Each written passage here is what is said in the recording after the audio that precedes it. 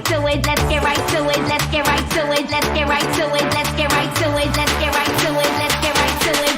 We keep on moving. Jumping up and on, let's get right to it. Jumping up and on, let's get right to it. Jumping up and on, let's get right to it. Jumping up and on, watch how we do it. Jumping up and on, let's get right to it. Jumping up and on, let's get right to it. Jumping up and on, let's get right to it. Jumping up and on, watch how we do it.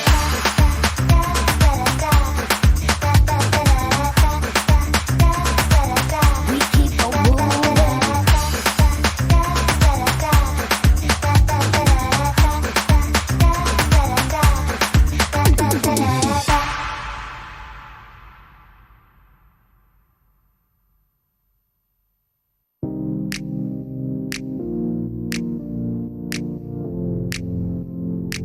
Oh my.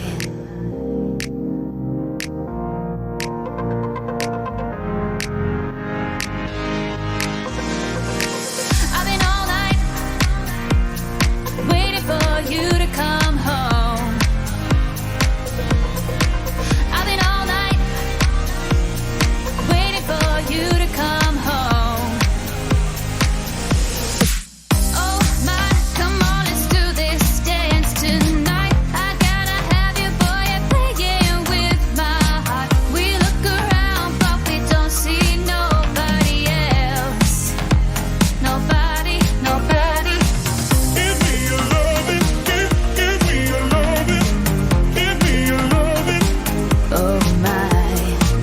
give me your loving, give me your loving, give me your loving. I couldn't find nobody else like you. Been let down each time that I've tried to find another, but I always come back to you. We're a perfect match made in the fire. You know you can't fulfill my desires. Many try, but I only got you in my eyes. In my eyes. Oh my, come on, let's do this dance tonight. I gotta have you, boy, you're playing with my heart. We look around, but we don't see nobody else. Nobody, nobody. Give me your loving, give me your loving, give me your loving, Oh my. give me your loving, give me your loving, give me your loving, your loving. Oh my, your loving. Oh my. I've been all night waiting for you to come home. I've been all night waiting for you to come home. Oh my, come on, let's do this dance tonight. I gotta have you, boy, you're playing with my heart. We look around, but we don't see nobody else. Nobody. Nobody. Give me your loving, give me your loving, give me your loving, Oh my. give me your loving, give me your loving, give me your loving, your loving.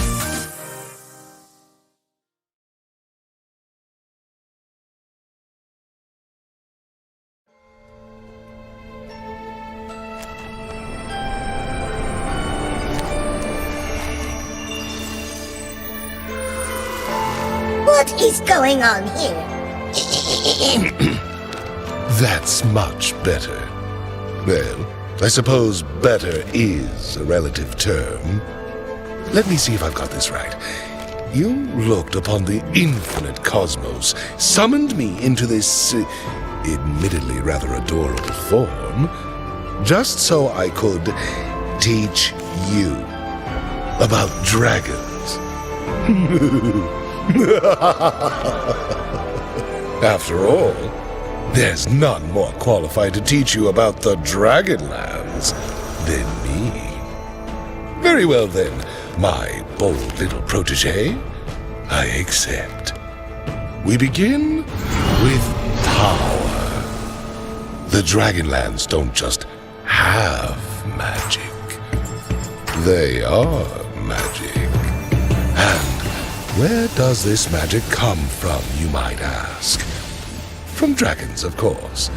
Each one powerful, each one an asset, if you are in the right place at the right time. The treasure dragon may offer you gold or ancient artifacts should you meet them. Just don't be greedy. One per lucky mortal customer. You understand? Of course, treasure isn't all that awaits as you traverse the Dragonlands. Make your way to the draconic shrines, and you shall be blessed with wondrous effects in battle, which you will no doubt need. Take Pandora's Bench, for example, which transforms champions into, well, other champions. Or Sacrificial Pact, which allows you to exchange experience for health and... well, yes. Visiting a draconic shrine indeed augments your abilities. But these are draconic augments, and thus are far more impressive than anything mere mortals could invent. And next time, raise your hand. Now then, where was I? Ah, yes. While some dragons roam the lands, others are tied directly to them. Astral, Ragewing, Whispers, Shimmer Scale, Jade, Mirage, Tempest. One dragon for each of the 7 major Dragonlands. Starting off strong, these rather imposing creatures can be convinced to fight on your behalf if you can afford their services. As I'm sure you can imagine, each dragon represents a powerful magic, so you would do well to commit their names to memory. Astral. There really is no place like home. I mean we, are as numerous as the stars in the sky. If the heavens align, you shall receive celestial favor in the form of an astral orb, increasing the chance that an astral unit falls into your shop. Better get wishing. I know, fire and dragons, such a cliche. But you're thinking too small and too slow. The dragons of Ragewing don't just feel the burn, they channel it, building their rage meters into a frenzy of fast-hitting power. Do you fear dragons that go bump in the night? Well, you should. After all, the Whispers will steal armor and magic resistance from their enemies. It's always those strong, silent types you have to watch out for. And who said all that glitters isn't gold, The magic of Shimmer Scale can make things downright blinding. What with unique items that scale with your gold? I don't look it, but I am practically green with envy. It is dangerous to go alone, so why not bring an army? That is the Jade strategy, after all. Jade statues protect even while asleep, but attack them, and they are bound to wake up. If that is not enough backup, these statues grow in power the more Jade units you possess. No, your eyes aren't deceiving you. Mirage is the most mercurial of the Dragonlands, taking shape only when called upon. The only certainty is that Mirage units will change their approach from battle to battle, allowing you to adapt and bring your victory into focus. Now, where have I seen him before? Our final stop on this tour of the Dragonlands is Tempest. For lesser creatures, lightning never strikes twice. But for Tempest, lightning is a constant current, damaging and stunning your opponents. Make them regret trying to weather your storms. So tell me, are you feeling educated, inspired? Because that is it. The lessons are over. What? Did you think I was going to tell you everything about the Dragonlands? Ha! Now, where would the fun be in that? Of course there is more to see and so much more to learn. Classifications of champions are the unique Dragonlands, discoveries both old and delightfully new. You're an enterprising little mortal creature, so figure it out. I am certain your exploits will be most delicious to observe.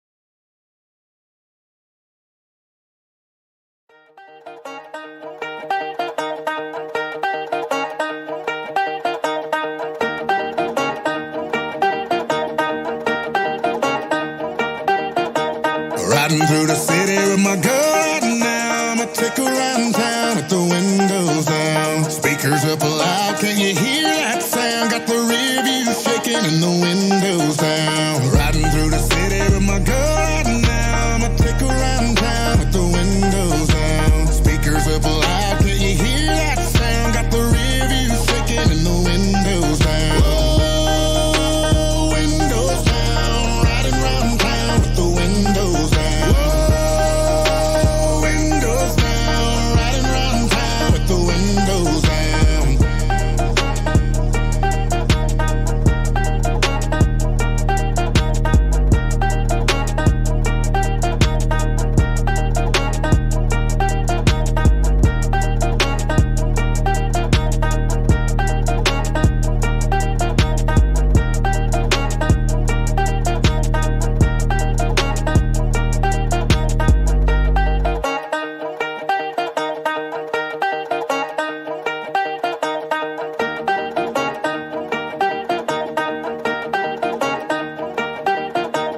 Riding through the city with my girl right now. I'ma take her around town with the windows down. Speakers up loud, can you hear that sound? Got the rear view shaking and the windows down. Riding through the city with my girl right now. I'ma take her around town with the windows down. Speakers up loud, can you hear that sound? Got the rear view shaking and the windows down. Whoa, windows down. Riding round town with the windows down.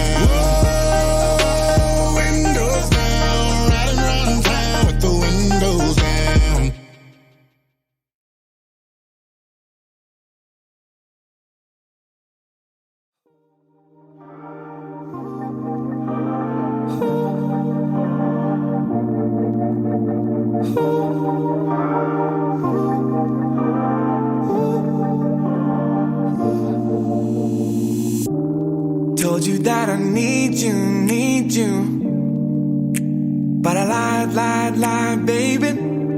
Can we make sure that it's understood? I just wanna be free to say goodbye, bye, baby. I just wanna be the one to make you feel good. Do you really wanna put in work? Already know you're gonna get hurt. Tell me, is it worth it? Whatever you want, is it perfect? Can we lay low right now? Say so if you're down. Don't need a name to come around.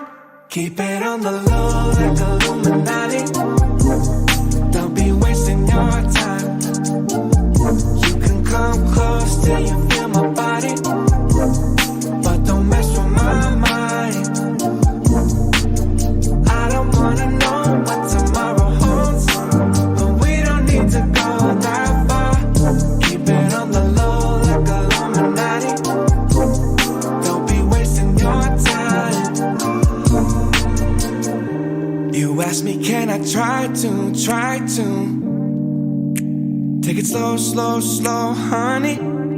Understand that I don't wanna take it at all. Don't think that I don't like you. But I know, no, sugar. Even if you miss me, you would be nothing but a missed call. Yeah. Do you really wanna put in work? Already know you're gonna get hurt. Tell me, is it worth it? Whatever you want, is it perfect? Can we lay low right now? Say so if you're down. Don't need a name to come around. Keep it on the low like Illuminati. Don't be wasting your time. You can come close till you feel my body, but don't mess with my mind. I don't wanna know what tomorrow holds, but we don't need to go that far. Keep it on the low like Illuminati. Don't be wasting your time.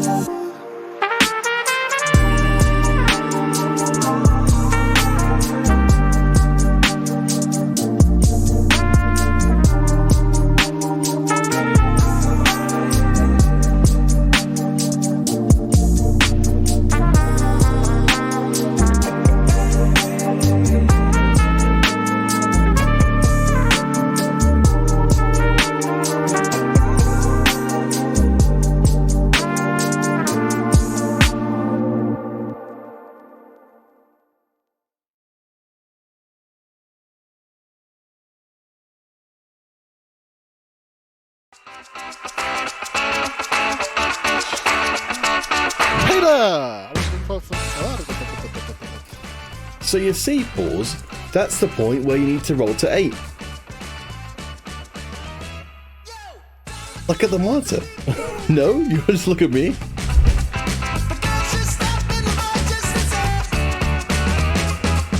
Hey everyone, welcome back. We're here with the Golden Spatula Cups. Finally, it's been an entire set. We're ready to see some dragons.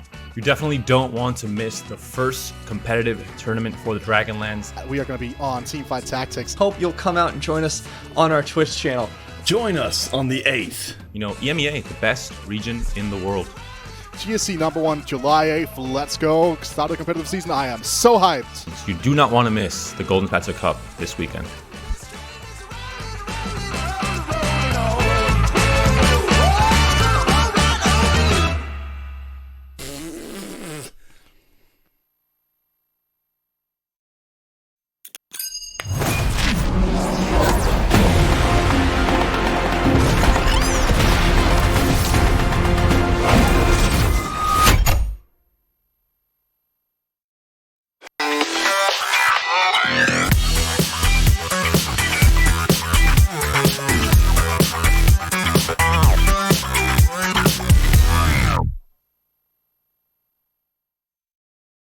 TFT Rising Legends is back, baby! Welcome back, everyone. We're here for our first Golden Spatula Cup of Set 7. My name's Niberia, and today I was actually able to get my sweatshirt on with no issue. Proud of myself. And I'm joined here by my much smarter compatriots, Counterfeit Cast and Weta. Peter, Ben, how are you guys doing today?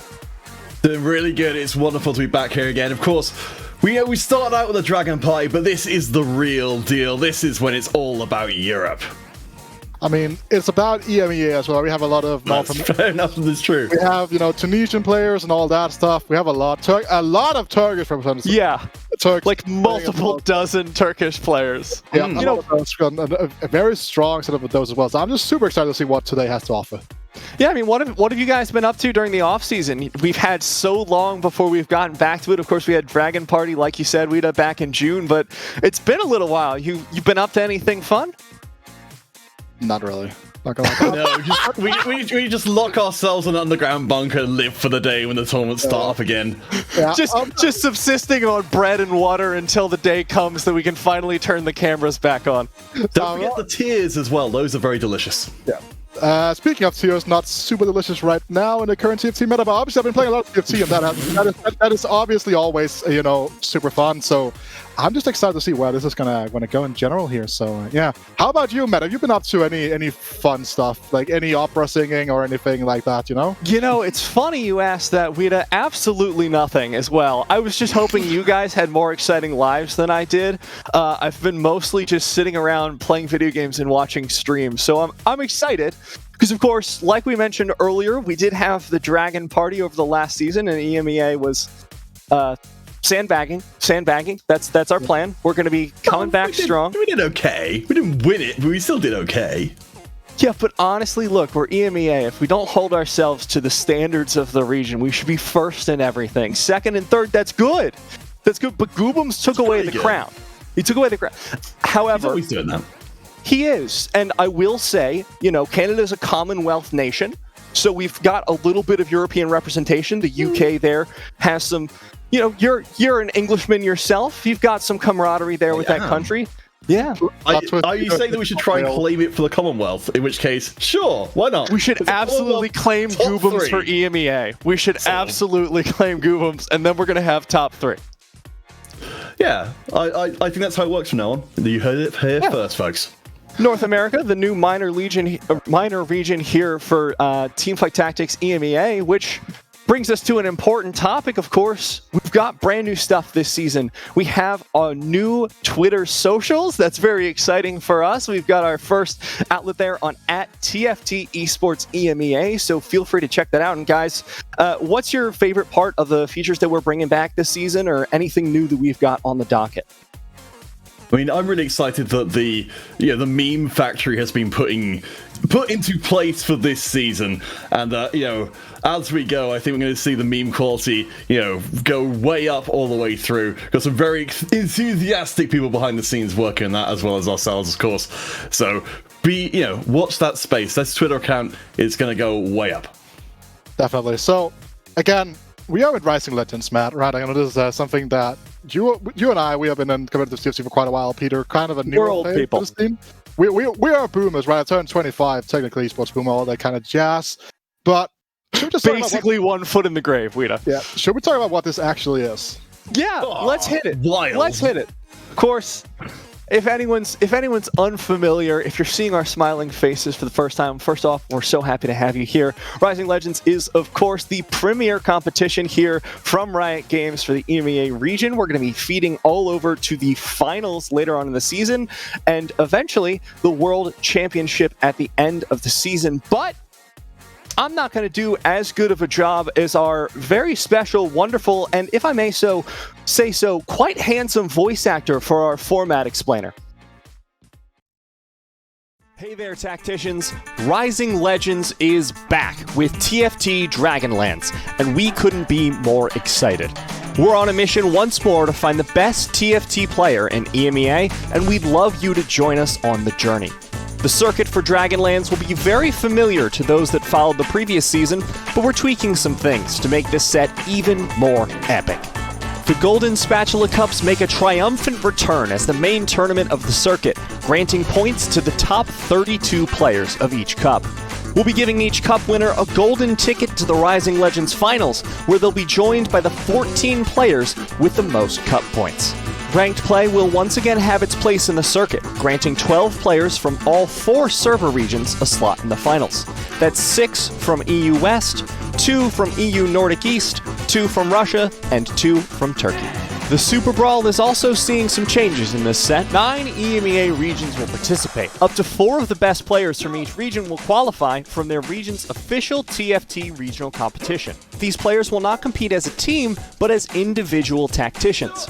After 3 days of competition, the top 3 players, regardless of region, will qualify for the Rising Legends Finals. The season will culminate with, you guessed it, the Rising Legends Finals, where the best 32 players from the Golden Spatula Cups, Ranked Ladder, and the Super Brawl will duke it out for the title of Rising Legends Champion and the bragging rights of being the best TFT player in EMEA. Many more details will be shared in the upcoming days, so don't miss any info on our Twitter, TFT Esports EMEA. Thanks for watching, and we'll see you in the Dragonlance. Welcome back, everyone. Hopefully that gave you a little bit more of an idea of how this circuit is going to work. And of course, I can never get tired of making the jokes about the mystery presenter when I do the voiceovers. You guys really next time need to stop me. That wasn't Frodan? No, unfortunately not. Next time we'll bring him on. Special guest once again, like we did earlier on with the Last Chance qualifier. But of course, this is back to Rising Legends, our favorite competition here. We had an open qualifier to get us to this point. We started with 512 players, but we introduced a new way to get those players into the lobbies. We heard your feedback, and we introduced a new lottery system to guarantee that the players who've been really grinding that ladder, making their way into the upper echelons of those ranks, made their way in with a higher rank. Wida, do you want to run us through the basics of how that one works? Yeah, so nothing in life is guaranteed. However, how this works is that if you were a diamond player, you had 1 ticket into the open qualifier. If you were master, you had 2 lottery tickets, and grandmaster had 3. And if you're challenged, you were guaranteed a spot. Right? That's how this went down. Then obviously there's a draw for all the good stuff there, and that is, compared to what was first come, first served before. I think this is probably a better way of doing stuff. So again, it also gives us that we have a stronger open qualifier field most of the time. We have better, again, to a certain extent. And should we take a look at those players that made it through? So we can talk a little bit more about what actually came through the open qualifier as well in terms of quality. We absolutely should, Weta. Of course, it was 3 days of competition, going from 512 players to just 32, and we've got some familiar names here on the page, but of course, we've got some new ones as well. Peter, anyone standing out here to you so far? I mean, you can't go past this page without having Zabroyson jumping out at you there from the right-hand side of your screen from Poland. Did an amazing job, the Golden Spatula Cup number 3, and we fully expect them to do very much the same here. I mean, to be fair, I think there's a lot of other stuff, like Odessa, who's been playing on the name Dystopion ladder, had a very strong start to the set here, going into the second list of players here.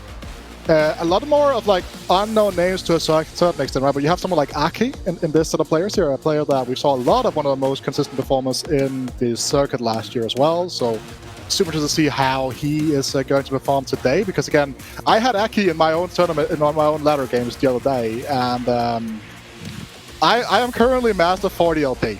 That is all I'm gonna say, right? Because we know Aki is he's a very, very good player, so I expect them to come out and perform well today as well.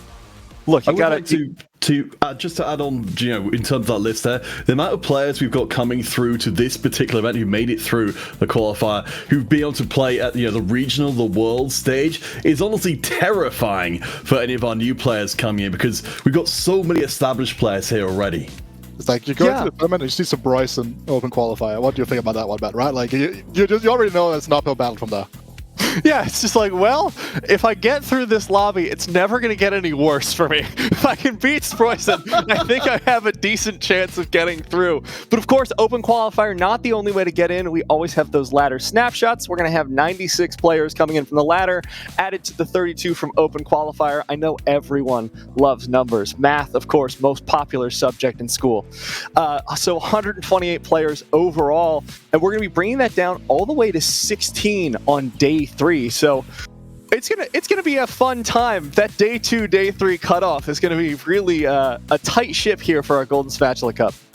Yeah, it's a real tight cutoff. It's fortunate there are 3 different Golden Spatula Cups, as well as other ways to qualify in, including the Super Brawl as well. So, yeah, while it seems brutal right now, we'll see a lot of returning players coming back from multiple Golden Spatula Cups, of course, assuming they can make it back in. Peter, I always appreciate when my co-casters set me up for the easy slam dunk transitions, so let me just catch that one and follow it up. Speaking of our players that we've seen returning, let's talk about some of our favorite players that we're looking forward to seeing today. And Counterfeit, as I understand it, you're going to be starting off with a friend of the show, someone near and dear to our hearts. Yes, so if you haven't come across this player from the UK in the previous set, Barry Bannon, you may have missed Barry's social media campaign to allow him to one-trick Fiora through the entire previous competition. But while Fiora is not in the set anymore, he's replaced her with Xayah, and you think, Xayah, she's super meta right now, there's no way you can one-trick her. I would say you're wrong, because Barry has played her in 98% of his games and gained over 2,100 LP with her. He is an absolute beast, and he is not to be trifled with. Absolutely, and of course, a lot of respect for Barry, the Xayah one trick himself, but like you said, little bit less standout than the Fiora when Xayah's so meta. But Brix, I think, is another one of those players that has been so prevalent in our Golden Spatula Cups. Of course, started out the set with a bang in set 6, first Golden Spatula Cup, finished 3rd. And then the following cups, he made it to either day 1 or day 2, and he's been such an impressive and consistent participant in the Golden Spatula Cups. I'm hoping that today we get to see him shine. He makes it all the way to day 3 again. He's been spamming that Siphon Varus composition, and he's just an absolute joy to watch. I can't wait to see how the rest of the Golden Spatula Cup goes for him. I mean, speaking of an experienced part of the EMEA tournament circuit. Oh yeah, Xerix. I don't think there's like 2 ways about it. This is one of the most experienced competitors in the scene in general, right? He's he's a big streamer in the French scene. Obviously, he has the whole boar thing going on for himself. Has some fairly doomed APM which is a pretty hot topic, whether that's a good player or not, right? I'm just saying that. I don't think that specific players will think the Volta is great with Stipium is very low, but he's a very, very good player. He's showed that he's a fantastic competitor and does not really get faced too much by, being on these bigger streams, being in these bigger events, the double, twice at Worlds. So, he's just a very, very good player. Looking forward to seeing all of those players, but of course, we have 128 participants here. We would be remiss if we only highlighted 3 of them. So our very own Impetuous Panda tossed together an interview with Double 61, former world champion and EMEA extraordinaire. We'll toss that off, and when we get back, we'll talk a little bit more about the Golden Spatula Cup, some predictions, a little bit of meta chat as well. See you soon.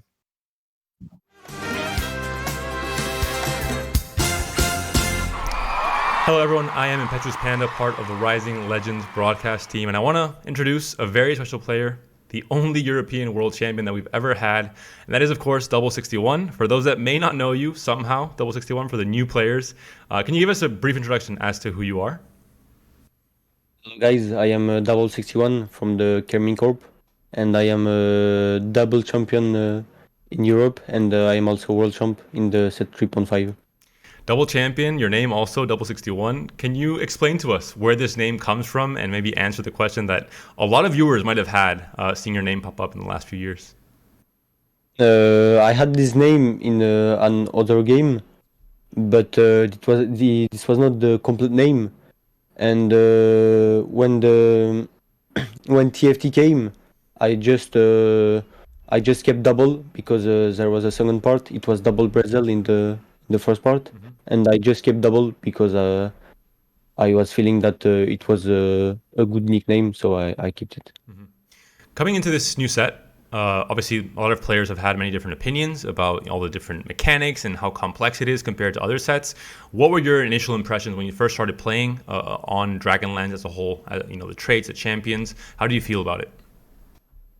Honestly, I feel like the set is very good. There is a lot of new mechanics, there is a lot of new champs that we never had in TFT. But the patch we had disappointed me a little bit. But I am very comfortable with the champs. I feel like there is a lot to do, there is a lot to learn also. So I very appreciate this set, but the patch I think we need better patch. I know that this is very hard to how to say. Yeah, to balance everything perfectly. Yeah, it's difficult. To balancing it perfectly is very hard. But if we have a good patch, I think it will be a very good set. Well, fingers crossed that will be the next patch will be something that Double 61 likes. And of course, we have tournaments coming up, so it's even more important, I think, for yourself and all their players. How do you feel going into Golden Spatula Cup #1, the first big tournament of the set? Do you feel prepared? Do you feel you're at your highest level? What are your general kind of feelings coming into this tournament? I don't think I'm prepared yet, but we have 2 weeks more. I will prepare a lot. I think I am like rank 10 actually, so I try out the ladder a lot. And when I enter a tournament, I don't feel any pressure because, as people know, I am world champ, and I think I did the most hard in the TFT scene. So when I play a GSC or the Super Bowl, I don't feel any pressure. I think this is very important. That I am not stressed, and also the fact that I'm young, I am never stressed when I play a tournament. As the last thing, I wanted to give you a chance to shout out maybe the players that you've worked with very closely. I know your cousin, of course, is probably one of them, but can you shout out anyone that you think deserves a mention and someone that really affected your career in TFT? I think I will shout out my cousin, of course.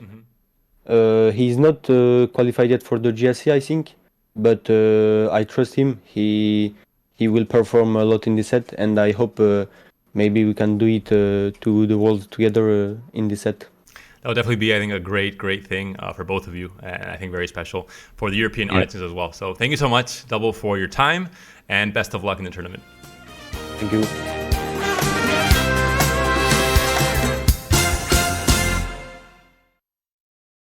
It's a family affair here for Double and his cousin, and I think I just have to give a shout out to our production team once again. The 90s sitcom vibes for that segment, just absolutely immaculate. It really is. I wasn't expecting that one coming in, but it's pretty amazing. We do have coming up, of course, we know that there's going to be some newer players. It's the first Golden Spatula Cup of the set, so some of our players might be coming in for the first time. We're so happy to have you here. And Peter, you've prepared a little segment to get them introduced, get them up to speed a little bit on the set and the meta. Do you want to start us off? Oh, sure. So we'll be going over a few different defensive traits here, and then talking a little bit about how they feature or will likely feature today.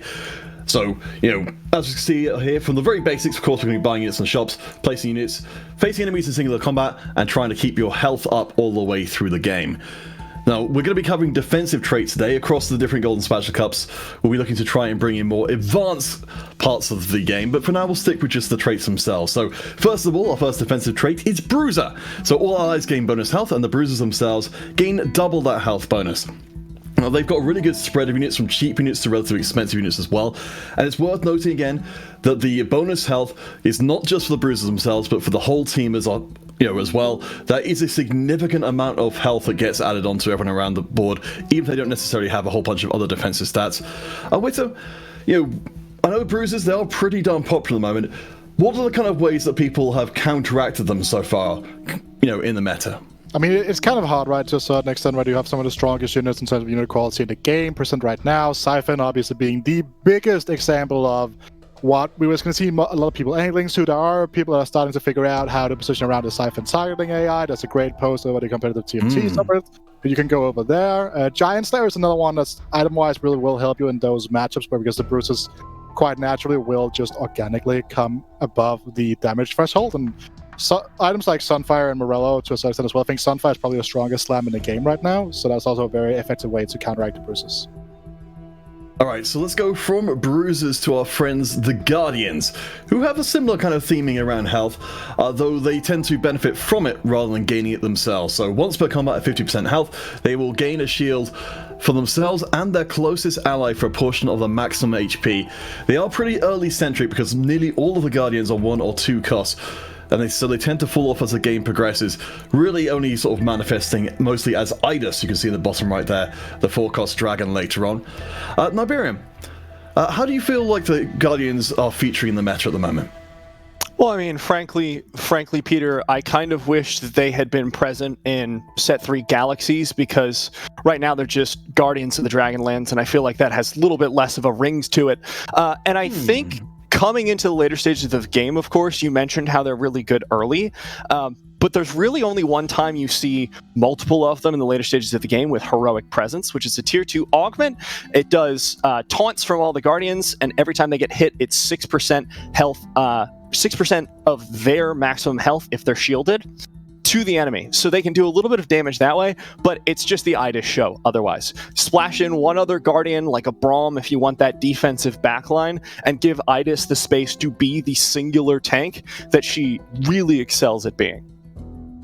Alright, so from all of the HP and shields, onto Cavaliers, our second to last defensive trait for today.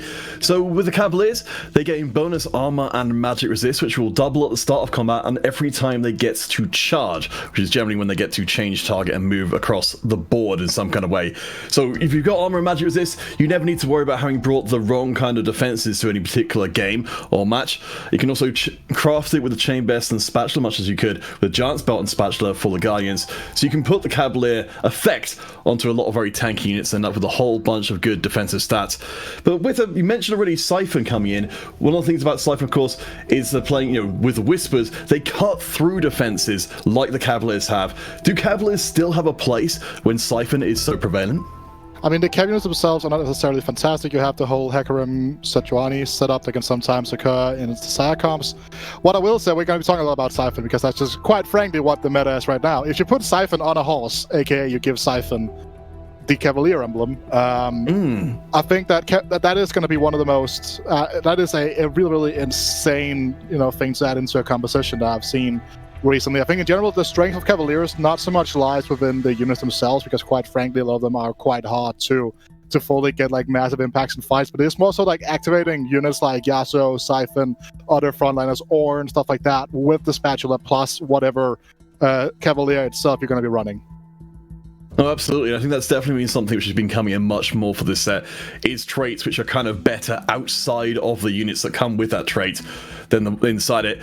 But our last defensive setup we're going for you here is Mystic. So this will allow you to put magic resist across the entirety of your team. It gives you quite a lot of magic resist, but Mystics are a little hard to come by in this set, and also AP compositions that are resisted by magic resist are not terribly prevalent as well. So Niberia, have you seen any signs that Mystic could play a significant role today? I mean, it feels like sort of a coincidental splash trade at this point. Like you said, the only compositions that really run against it are anytime you're into AP, they're going to be strong. But ironically, the compositions that run it the most are those AP compositions. Those mage comps are going to be running the Lulu and the Nami 99% of the time. But if you're going for one of those late game dragon focused compositions, Shio-Yu, like Siphon's really strong right now, you might end up with that Bard Shio-Yu combo, just splash in a little bit more for the defense. Lulu also has a really incredibly strong ult. So it's very inherently splashable, but I don't think is ever really going to be a focus of the meta as much. Yeah, there certainly are a lot of units, the Bard, of course, we see going through absolutely everywhere, in pretty much every composition you could ever ask for. But that will be it for TFT 101 for today. So we'll be coming back on the next Golden Spatula Cups in the future with some more in-depth ones. But for now, we hope that you've learned something good. We'll start with TFT 202 next time. Well, I think you guys have graduated 200 level classes, but let's bring it out into the doctorate level theses here. Of course, Wida, professor of teamfight tactics, what are the big swaths of the meta that you've been noticing coming into this patch that are really going to define our games today? I mean, it's Purple Dragon and Green Dragon, right? I think that is kind of where we're at right now, and if you look at what the players are saying about it, it's very often the traditional thing that you'll be seeing in a lot right now will be you will see 2 to 3 players playing Siphon, you'll see 2 to 3 players playing Shio-Yu, then you'll see someone hyper-rolling Nidalee on 3-1, and then you'll see someone play Saya. That is like the most average setup in general. Then you'll have some players that can play Corki with some specific setups and stuff like that, but I think that's worth noting here is just that the fact that AP is very hard to pull off if you go with a very traditional mage route. There are routes that people are exploring, but I think it's going to be, it's still kind of hard to fully know if that's going to be like prevalent at all in composition. I mean, one thing which I'm excited to look out for, which we saw a little bit of in the Dragon Party, is of course Mirage being one of those options that, if the situation presents itself, maybe you can slap an Assassin Spatula onto your Deja, pop them into the back line, and do a whole lot of work from there. But as I said, I think we'd have covered it pretty darn well. Corki and Zaya still riding high at the top. It still feels like we're in a very front to back kind of meta, where the fights are more standard. I do think, though, further to what Witz was saying, that Siphon does disrupt that kind of idea by being able to charge from the front line straight into the back line. I've spoken with a lot of challenger players that actually disagree with you. There's not a lot of traditional front to fight backs at the moment, because there's a unit we haven't talked about. His name is Talon. He gives your entire team AD. True. And he just like dive bombs your backline. And also Siphon, again, we talk about this, you say that disrupts it. Yes, it means that comps like Corki, for example, have harder times, excelling, because those front-to-back fights, they are harder and harder to come by. And yes, you might say, okay, traditionally speaking, it should be front-to-back, but with the fact that Siphon's dash range is as long as it is, it means that very often, if you don't position correctly, and if people do the fresh Siphon thing, where you opposite side pull it into the carry, stuff like same side sorry, pull it into the carry, pull it into the Siphon, then you just get the Siphon to guarantee dive into the backline very often. Like, a unit like Idas, which is one of my favorite units in the set, becomes quite obsolete a lot of the time because of the fact that it might tank every other unit on the board, but it doesn't have a way to retaunt the Siphon and pull it back to itself and away from the back line. So really quick, guys, before we toss it over to the casters, I want to hear some quick and dirty predictions of who you think is going to excel today. I'm looking forward to the Italian players coming back out. Of course, plenty of familiar names there. I'm sure I'll rant about them later in the show. Peter, Wida, what are you looking forward to? Who are you looking to take it? I'd like to say the United Kingdom and Barry Bannon, but I think most likely it's going to be France. I really want the UK to have its time in the sun, and I hope today will be it. I think actually a player that we should be looking out for here is Sinar, right? A familiar face to the two of us, because again, made it quite far back in FaZe regionals, a Turkish player that has taken to the European West ladder instead of playing on Turkey. Instead, again, you have to compete with Ging for ladder spots, so probably the better idea to go to US instead. But he's been doing quite well on ladder recently. He's been hovering that top 5, top 10 area quite consistently for snapshots and stuff like that. And I think that when you look at the stats, we're looking at like we're looking at 70% top fall rate of this patch itself, which when you play in top challenger is quite insane. So I'm looking forward to see where they're going to be taking it today. All right, we've got our predictions, but more importantly, we've got 2 other important people to us. We have a brand new face joining us here for Rising Legends. We have Cybear with our friend Impetuous Panda on the cast. Guys, take it away. Welcome in, Legends. I'm Cy. I'm on the desk joined by Impetuous Panda, and we're going to be seeing who today can turn that golden spatula into a tactician's crown and take a win. Carrying on to day 2, we got 128 players, Panda. This is going to get messy. What do these players need to carry on forward into this first lobby that we're going to be seeing momentarily? Well, day 1 is all about being consistent. You have to just be in the top 64 after today. We're going to half the number of participants for day 2. So really it's about not having those 8th place games, just trying to stay around the top 4, top 3, maybe a win here and there, but it's not necessary. There isn't necessarily a need to be among the top 8 or even to win it. That will be for day 3. So I think today is just playing it safe, trying to play top 4 comps especially. And if you high roll, if you get good combination of augments and items, go for that first place, but don't try and chase it too much. Don't risk too much in these first few games. Yeah, we're going to have to see who can roll their siphons the quickest, who can get them 2-star, and who can jump into the backline.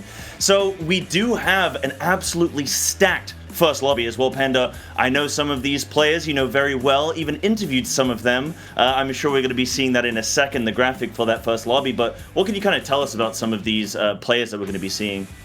Well, we do have 61 in this first lobby, the only world champion from EMEA. I interviewed him, and just a great player overall, had a great showing last set, and is going to try and repeat it in this one. We also have Snooty Boo, though, my favorite player in TFT right now, the player that I watch the most on stream, and pretty much the most consistent Spanish player, has been in the top 10 of the US, was first actually yesterday, so on top of his game in this set. And we have a few very familiar faces. Salvi from way back in the day, one of the OG veteran German players in TFT. Luque as well, who won the double up tournament in Madrid last set. And then some lesser known names, 2 Serbians, Dusk and Arrow, Sharimi from Portugal, and Silio from France, who's also now in the top 20 in the current standings on ladder. So a very strong lobby to start things off. You know, I'm looking at Dask, I'm seeing those glasses, that game face on. This guy is serious, and we'll see what he can really pull off today. But yeah, I know as well, Panda, that you're very much honing in on your Spanish players, as you mentioned, Snooty Boo there, doing very, very well. Going for this potential Nidalee reroll, we'll have to see if that makes its way into this first lobby, but yeah, an absolutely stacked lobby here, as you mentioned, 61, a previous winner, so this is a tough competition for this first lobby, and I'm really excited. I'm glad that we can bring this one to chat, and they're going to be able to have their eyes on a very exciting lobby. Yeah, the Spanish players is actually very curious for those that haven't kept up with maybe some of the top Spanish players. There is a pretty interesting pattern right now with a few of the top Spanish players, Revan and Dale Som and Gunmei as well, playing Nidalee about a week ago, forcing it quite often on ladder and having very, very good results. It is caught on to pretty much every single Spanish player, and now they're all kind of degenerately forcing Nidalee every game and still having very good results. Snooty Boo is not one of those players, though. Snooty Boo is a player that has been playing Flex the entire set, is a player that, right when a set starts, he just knows absolutely everything. He knows how to transition from any comp, basically, and can really play very flexibly, and I think that's really the key reason why he's been in the top 10 pretty much the entire set. Why would you play Flex? Why would you put yourself through that stress, that pressure? Just pick one comp and stick with it. No, I'm I'm sure that Snooty Boo is going to be pulling out some absolute blasters in this game. But yeah, what's really fascinating for me is getting so many different regions, or well, different countries that we're going to be seeing players from, because as we were talking about before the broadcast, Panda, a lot of these communities are very tight-knit, so a lot of these players know one another, they're in each other's Twitch channels and communities, so they're going to know each other's playstyles. But now when you bring everybody else into the mix from all these other countries around the region, suddenly who knows what about each opponent. It can definitely mix up these lobbies and might put a few players on their toes. They're going to have to be reactionary. With some of the top ladder players, they are going to be very familiar because they've played 300, 400 games already on this set. when you're in Challenger in top 20, top 50, you're playing very often with the same players that are in that MMR range. Whereas the Open Qualifier players are going to be maybe a bit more of a mystery. They haven't been maybe as high ranked. They haven't been in the same lobbies as these top players. And it can be more of a question mark in terms of what comps they prefer, what kind of playstyle they prefer. Despite this meta maybe being a bit more solved maybe with how the dragons are so oppressive, with how rolling at 7 is so prevalent right now, because you're trying to find that one dragon to stabilize you in stage 2 and 3. So it's going to be, you know, in some cases, yes, there are players that are going to full force certain comps, like maybe Revan, for example, one of the Spanish players with Italy, maybe Dalesom as well. But I think most other players here are going to try and play pretty flexibly, are going to try and play, you know, TFT as it should be played at the highest level, trying to adapt to what you're given in terms of augments and items and, you know, the shops you're given as well in the early stages. I mean, that's what you describe traditional TFT as. I describe traditional TFT as rolling and just hoping you hit. Just hit, bro. It's that simple. But here we are. We're going to be loading into our first game, and we're right on the screen with Double 61. And let's kick things off, Panda. Talking about playing flexibly, this is maybe the most flexible player in Set 6 regional finals. He really just surprised all of us with the boards he was playing and the boards he was winning with especially. And I think this same kind of play pattern and play style will happen as well in Set 7. I don't expect any difference from Double 61. Starts off with a belt, starts off with a Leona pair. Not as maybe appealing as it used to be with Ezreal Reroll being one of the top comps and Leona especially trying to 3-star her, but can still be a pretty good frontline if you're able to 2-star her alongside Taric and maybe a Jade start. Yeah, absolutely. And we've got, as you mentioned, that belt on Leona. That's going to be good, potentially playing off as a Sunfire later in. We know that's going to be very effective against some of these compositions with these bruises, with these high health front lines. Having that Sunfire is going to be very, very effective. So we will also have to find out what Mirage is. We will... Oh, I think it's top right for you, chat. It's right up there on the buzzer. Pirate's Greed. Now, Panda, I don't know about you, but I've had like one game where I've maxed out Mirage and I got those little loot chests coming through. I think it's the Admiral's chest. Have you had an 8 Mirage game yet? I haven't. I'm not much of a Mirage player in this set or Mutant player in the last set, to be honest. I just kind of ignore the trait altogether. And it's been going pretty well doing so. But with Pirate's Greed, going to be a good econ trait in the early game, but it pretty much locks you out of playing actual Mirage in the late game because you just don't have that power spike from having an actual benefit. So Deja probably not going to be very appealing for most players. I'd mention maybe Yone, but he's not really considered much of a playable comp right now in terms of 3-starring him. Yeah, and what do you think of the augment choice here from Double 61? Looks like he's going to go for a bit of a lottery, but does end up leveling to 4 here. Has 4 mages in as well. Mages, of course, a comp that really isn't very viable in the current meta. If you do high roll augments like Luden's Echo, for example, meditation especially, if you're only itemizing your tanks and have a lot of just extra cast from your backline, it can work well. But there's so many different things that have to be kind of lined up for mages to top 4, and getting first is pretty much unheard of with mages in the current patch. Yeah, and Cilio here looking like they have a Jade angle. Also the Dragomancer, the set carry here, which I found set to be quite effective in the early game, going up against a teeny bit of a mirror here. Another set kind of reroll here. And the Cav spat there is going to be very, very strong. A lot of versatility in where you can move that along later in the game. I know people are putting it on Yone and maybe even, as Yasuo late game. We'll see what develops there. But this Jade opener is also very, very strong. I'm seeing a lot of people on ladder, especially going for Jade. What do you think it is about Jade that's just so strong right now? The extra statue is big in the early game, the healing is big in the early game, and how flexible it is. You can play around Dragon Manager, you can play around Swift Shots, you have a good frontline unit with Taric, they can pair with Leona or Braum or Thresh. There's a lot of very cheap Guardians as well for the early game. It's just really very flexible, and it can lead you into playing Nidalee if you're going to reroll, or you can just play straight up Jade Flex with Xiaoyu carry, with a Nibia carry in some cases, and Yasuo in the late game. So overall, very good trait, just in a vacuum, and very flexible as well. Yeah, a lot of good potential flexi carries that you can be moving on to with this as well. And also, if we take a look at the augment here from Cilio, we got the Portable Forge, so we got the Omen there on Taric, so a very good defensive item. Now, Panda, again, we spoke before the broadcast, and I know that you're very much focusing on offensive items first because of these late game carries. You need so many offensive items in the set, it feels like, when we have the Siphon, for example, going more of an offensive build and those kinds of carries. We also have, I guess, like Deja as well, where we're going to be looking for that as a carry. So, Yeah, I mean, what do you think about this Portable Forge pick here? I think it's pretty much always going to be a good augment to pick. Very powerful option. Maybe this is not the most powerful. There are maybe better ones when you get Infinity Force, for example. You're playing certain comps like Italy. Quite get to see what the other options were as well, you know.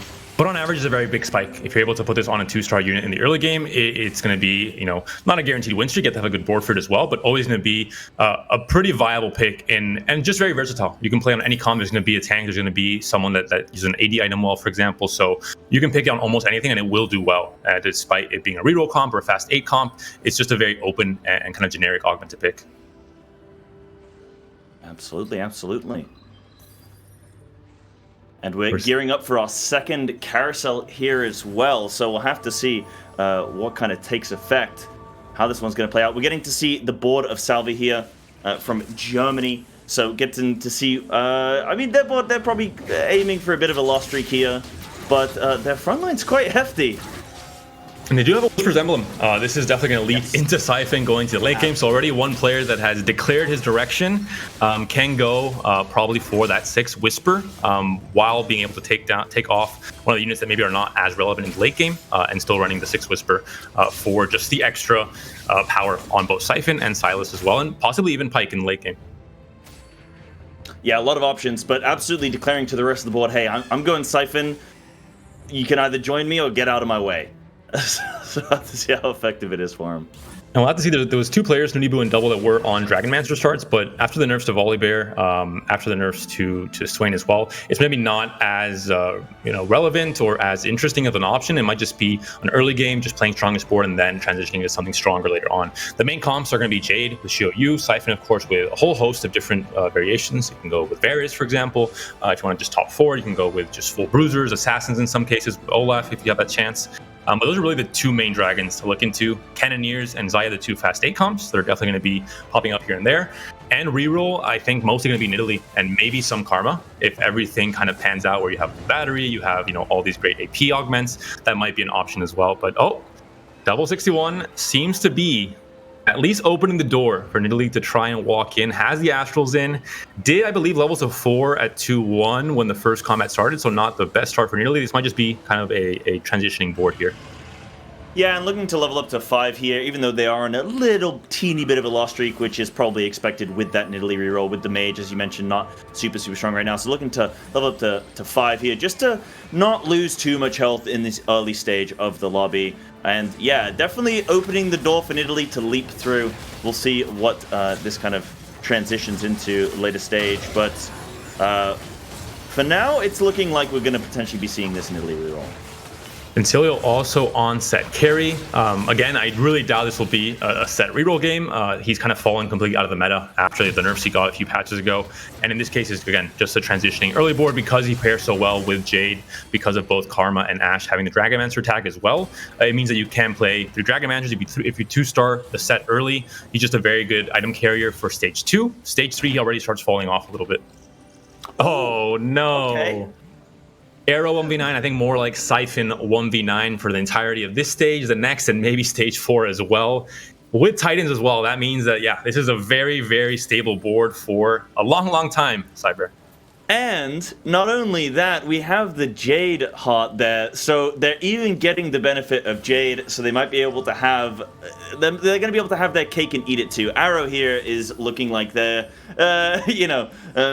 it looks like they're going to have the door open for Siphon on this one. Already getting that Titanic Resolve. I mean, this is a really good start. That's pretty lucky, I want to say. Or maybe it's all skill, Panda. And this could be Siphon all the way through. It can be a switch to Shio-Yu eventually, who also just uses Titans. I think both dragons use pretty much the same items at the same level. It could also just be a flex of Jade with that 1 extra Jade plus 2 shapeshifters like Nico and Gnar. And just play more of a Bruisers or Whispers game plan with a Siphon, depending on what you get in terms of your roll downs at 7 or 8. If you find more Shio-Yus, go into full Jade. You can play 9 Jade possibly. If you find more Siphons, you're able to Siphon 2-star, go into that Bruisers or Whispers angle. Yeah, so definitely showing a lot of flexibility. But here's the Silas. This is a great pick. We know that Silas and Siphon are a great combination with the Whisper, with the Bruiser there. So this is looking really good for Arrow to stay on board with the Whisper. But it's still very early in this lobby. Things can definitely flex around, or you can definitely keep your options open until normally a later stage, more of that 4-1 is really where people are going to have to start to commit to a composition. And I don't want to jinx it, but I mean, having Siphon this early on almost guarantees you top 4 in this current meta. It is just way too early to hit the spike of having both Siphon and the Silas for Whisper, the Bruiser as well, plus this extra Jade to get that lifesteal and the attack speed. She's just going to be very, very strong throughout the entirety of this stage 3, alongside any other players who also manage to find their early dragons. Leveling is so much more important in these stages. Players are going to be leveling at a much higher tempo just to have that extra chance of finding dragons in their shops naturally.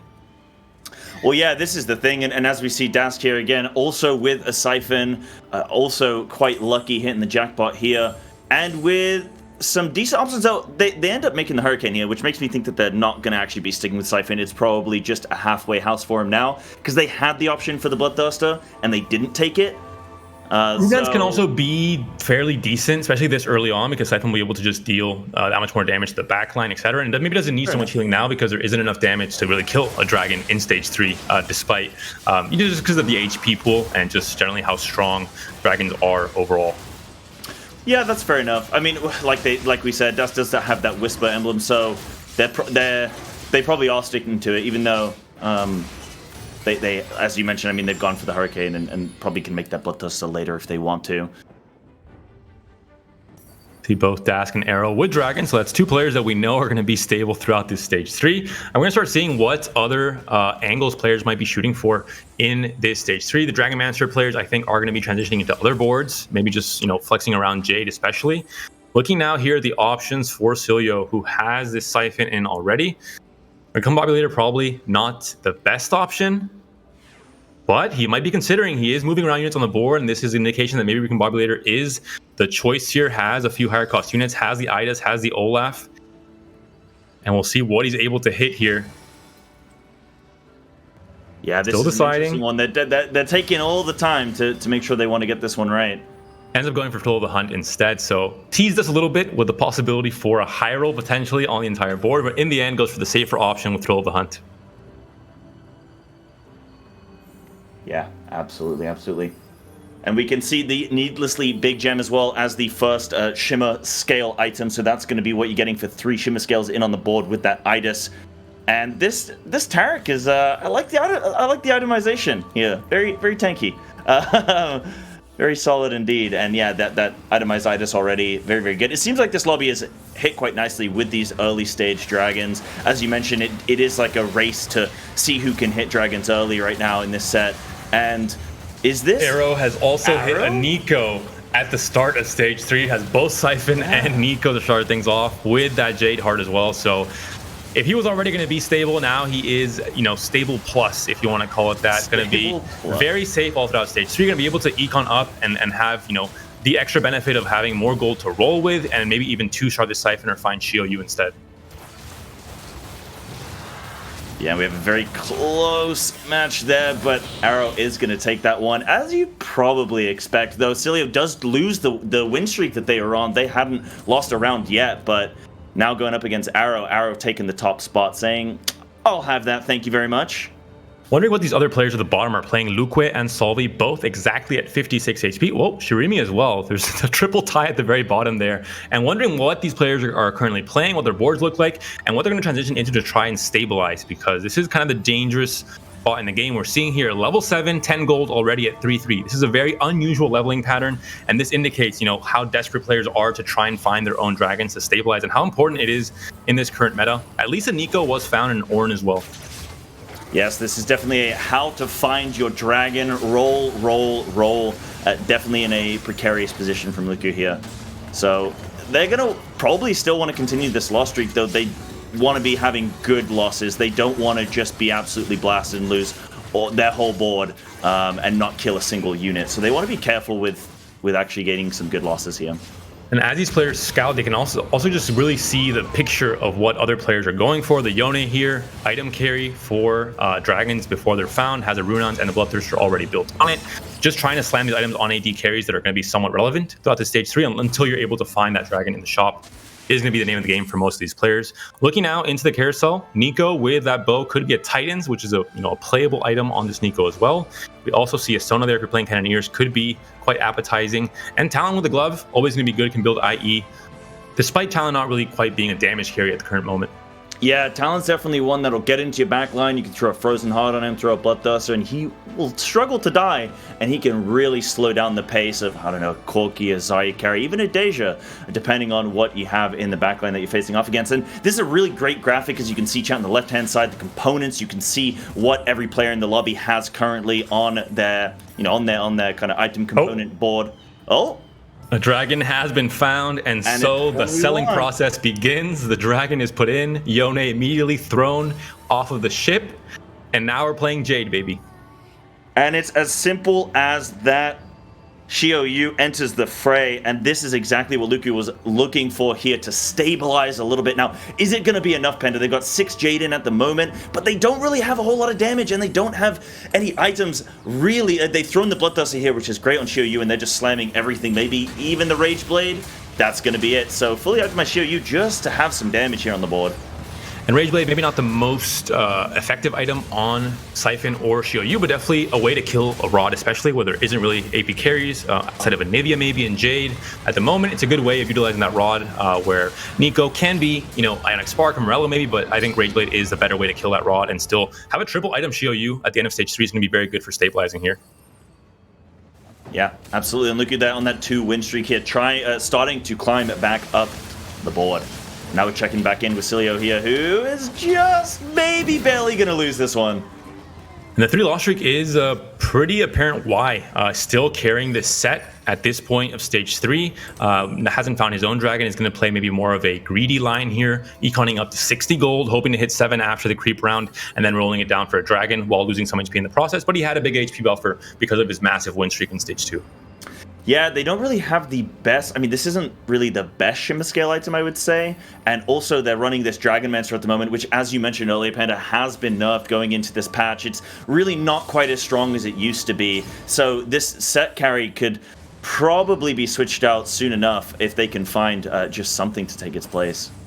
And Idas is a dragon, but she isn't really, the premier dragon in this current patch. Okay in Cannoneer as a standalone tank, but really here she's just a placeholder at the moment until a better dragon is hit. And you can see kind of this entire comp is just a strongest board without having rolled much, throwing in a Twitch for the attack speed, throwing in the Ash obviously for the Jade, but really just biding your time until you're able to really invert or invest your gold rather into really hitting a more stable board coming into stage 4. Yeah, this is where, as you mentioned, stage 4, Cilio is probably going to be looking to just econ here, try and build up some money here, so that then after this Wolf round, after this PvE round, they can go into 4-1 and just roll down and try and hit a dragon there. But really good loss, really good loss, only having 1 unit there left on the board to lose to, so maintaining that health quite effectively. And looks like a possibility for, Double Trouble Varus. Very, very strong. Double Trouble Nidalee is maybe the strongest Double Trouble comp to play in the current meta, but Varus also very good. Has become one of the most consistent top 4 comps in this current patch, especially with Siphon being included in the comp as well. It makes it that much stronger. And especially it's important to have kind of Siphon as maybe a main carry or kind of the tankier melee carry, but also having a backup plan with Varus also dealing damage from the backline and making sure that if your Siphon dies, gets CC'd for whatever reason, you have an alternative damage dealer in the comp as well. Yeah, how does a dragon play into Double Trouble here with this set? Like, do you put in 2 dragons? I would think surely not. You're trying to just have double Varus, maybe double Alawi, and then you have a dragon in there. How are they looking to flesh out this comp for the side of Shirami? Sorry. Because you're having to play double Varus and you have less the slots in the comp overall, maybe you cannot play Siphon in this comp. You just play the more traditional Bruiser comp with the Alawi 3, ideally with the Astral trait, and you just don't really go into the dragon whatsoever. It depends also if you have more traditional tank items like we're seeing here, or you have Sunfire and Gargoyle over more kind of pseudo tank items like Titans that work better on a dragon, for example. So that kind of it changes your decision process in terms of which route you want to take. Yeah, these are these solid traditional tank items. You wouldn't see them on a Siphon. You'd maybe see them on an Idas there, but maybe that traditional Bruiser comp. Maybe Silas is going to feature as well. You can see it on the bench still.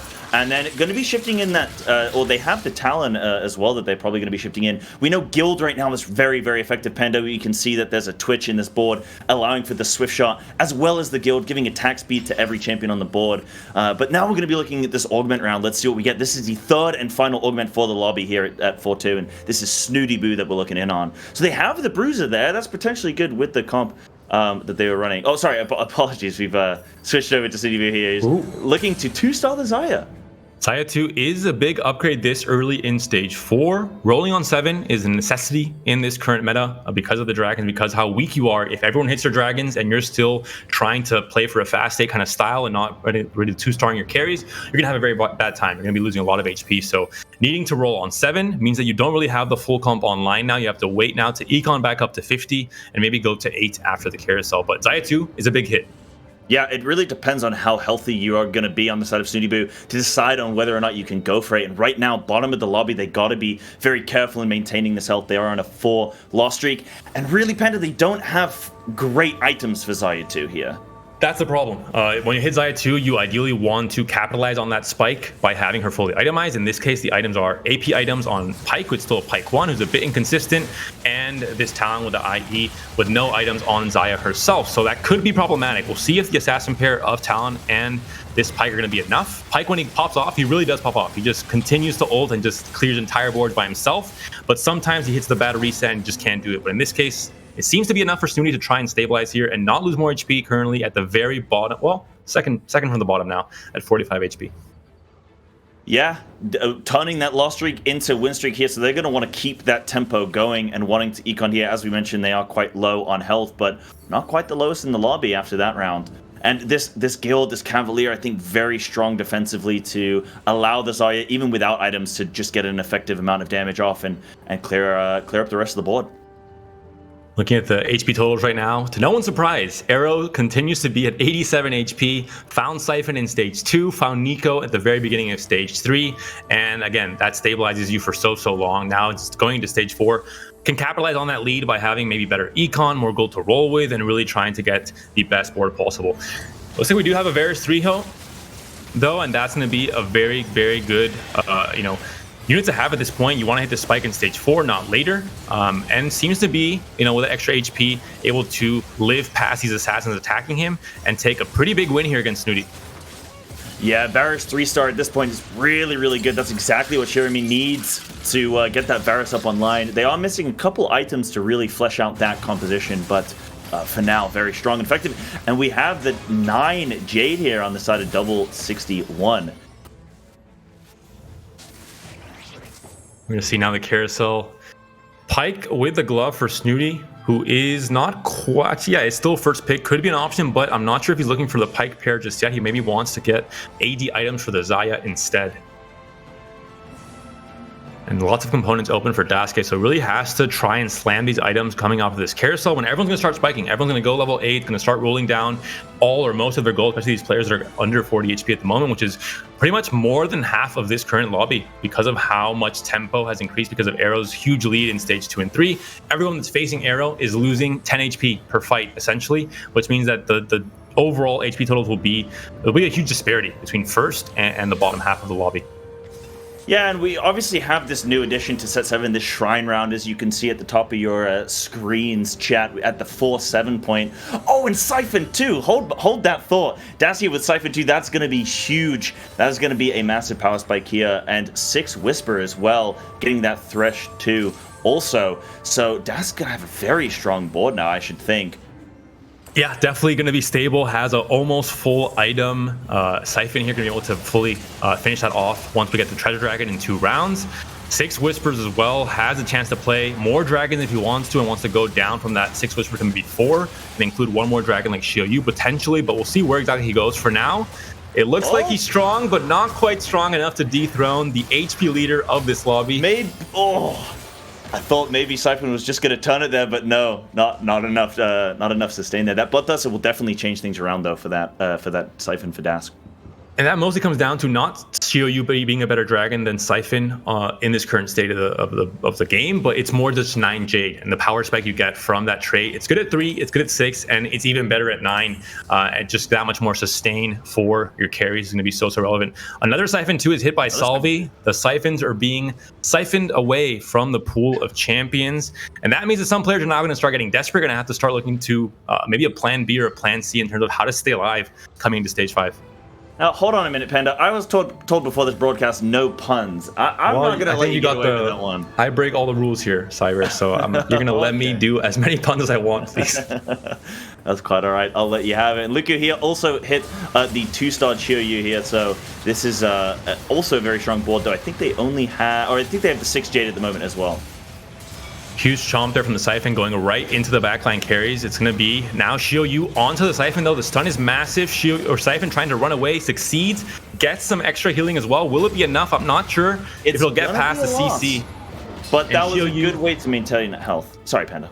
Siphon has maybe a little bit more, burst damage, especially when he gets the challenger AI going to the backline, killing off the right unit at the right time. But in a 1v1, Shiryu with the CC is usually going to come out ahead of Siphon, unless Siphon, at that exact moment is able to target the Shiryu with his own spell.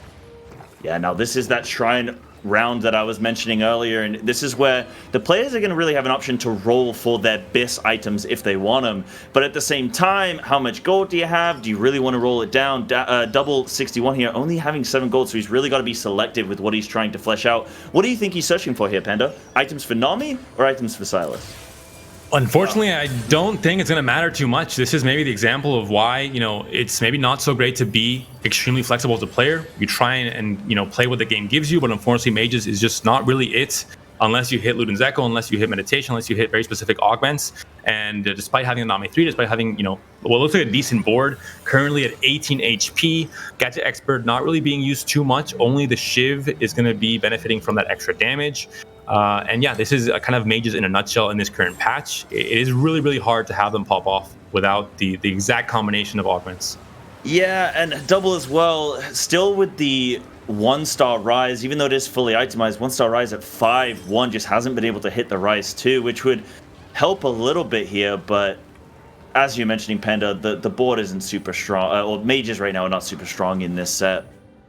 You can flex Mages with Cannoneers in some cases, with Sona as a carry, and playing Siphon instead of Idis alongside Silas, for example. There are some minor variations with Mage that can work, but overall, traditional 5 and 7 Mage comp is, again, like I said, it can work, but you have to have the very specific set of items and augments and just everything working at kind of the most high roll potential you possibly can. Yeah, speaking of very specific, we have Shirmi here who has a double Hurricane Deathblade Varus, so this thing is going to Glack. But is it enough to take down Dask? I think so. I don't think the Alawi has enough to take it down here, but Varus still alive, still pumping out damage onto the Siphon. Siphon doesn't ult towards the Varus, and that buys enough time for Varus to finish him off. Shirimi stays stable, 7 win streak now, showcasing why Varus is so good at top 4ing. Once you're able to hit that Varus 3-star, you're able to stay very, very stable, even against these very powerful dragons. Yeah, we mentioned about how strong dragons are this set. They don't even have one. Shirmi doesn't even have a dragon, says don't worry about it. I don't need to, He does have double trouble in Varus, though. That's maybe that is very true. That is very true. It is a very strong combination. I was trying to push us away from the dragon meta. I was trying to, help us out here. Look at that 3-star Skarner that we have here as well. With that double trouble, going to get a 2-star as well. So their board is looking pretty strong. A mix and match of units here, making the most use possible out of Double Trouble. Alawi, Skarner, and Varus all benefiting from the augment. We'll see now Double 61 maybe fighting for his life, 9 HP and up against the 7 win streak player Shirimi. Portugal versus France, and I think Varus will have more than enough damage to take down the entirety of Double 61's team and unfortunately eliminates our only European World Champion in this very first game of Golden Spatula Cup, #1. Wow, would you have expected that going into the first lobby? Double 61 here, gonna be our first 8th of the day, but I'm sure there will be many 8ths left to come. Hopefully not for Double, and they can turn it around next game. That's gonna be so long to them in this first game. And now Dask is under pressure as well. I think they're gonna be also eliminated. Just barely, -2 health on that one. Liquid Snooty Boo here holding on for another round, but they're in the firing line.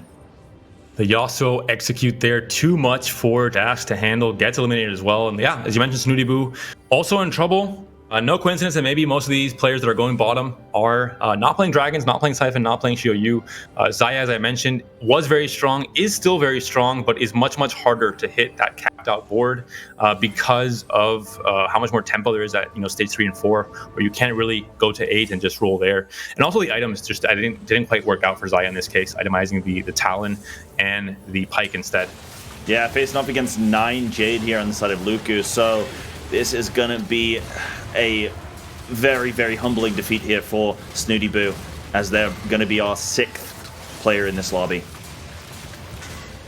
The Talon invulnerability a bit closer than it looked, but still going to be a loss here for Snooty. -9 goes down in that 6th place position, and now it comes down to these 5 last players to see who can get guaranteed top 4. As we mentioned today, top 64 makes it to day 2. You don't need to be 1st or 2nd or top 8 or top 16. So top 4 is really all these players are hoping to get. And I think every single one of them will be very happy to be in the top 4 for this game. Maybe Arrow not so happy. He wants to get 1st considering how well off he started this game. Yeah, and we have another carousel here, this time fully itemized or full complete items on this carousel. Anyone opting for the Zephyrs? Yeah, Shermie's going to say, all right, I'm going to lock somebody down. I'm going to see if I can get that on a dragon. Not any Cannoneer players in this lobby, as far as I remember, so this Sona with the Morello could be a pretty relevant pickup here in most cases. In this case, maybe not so much.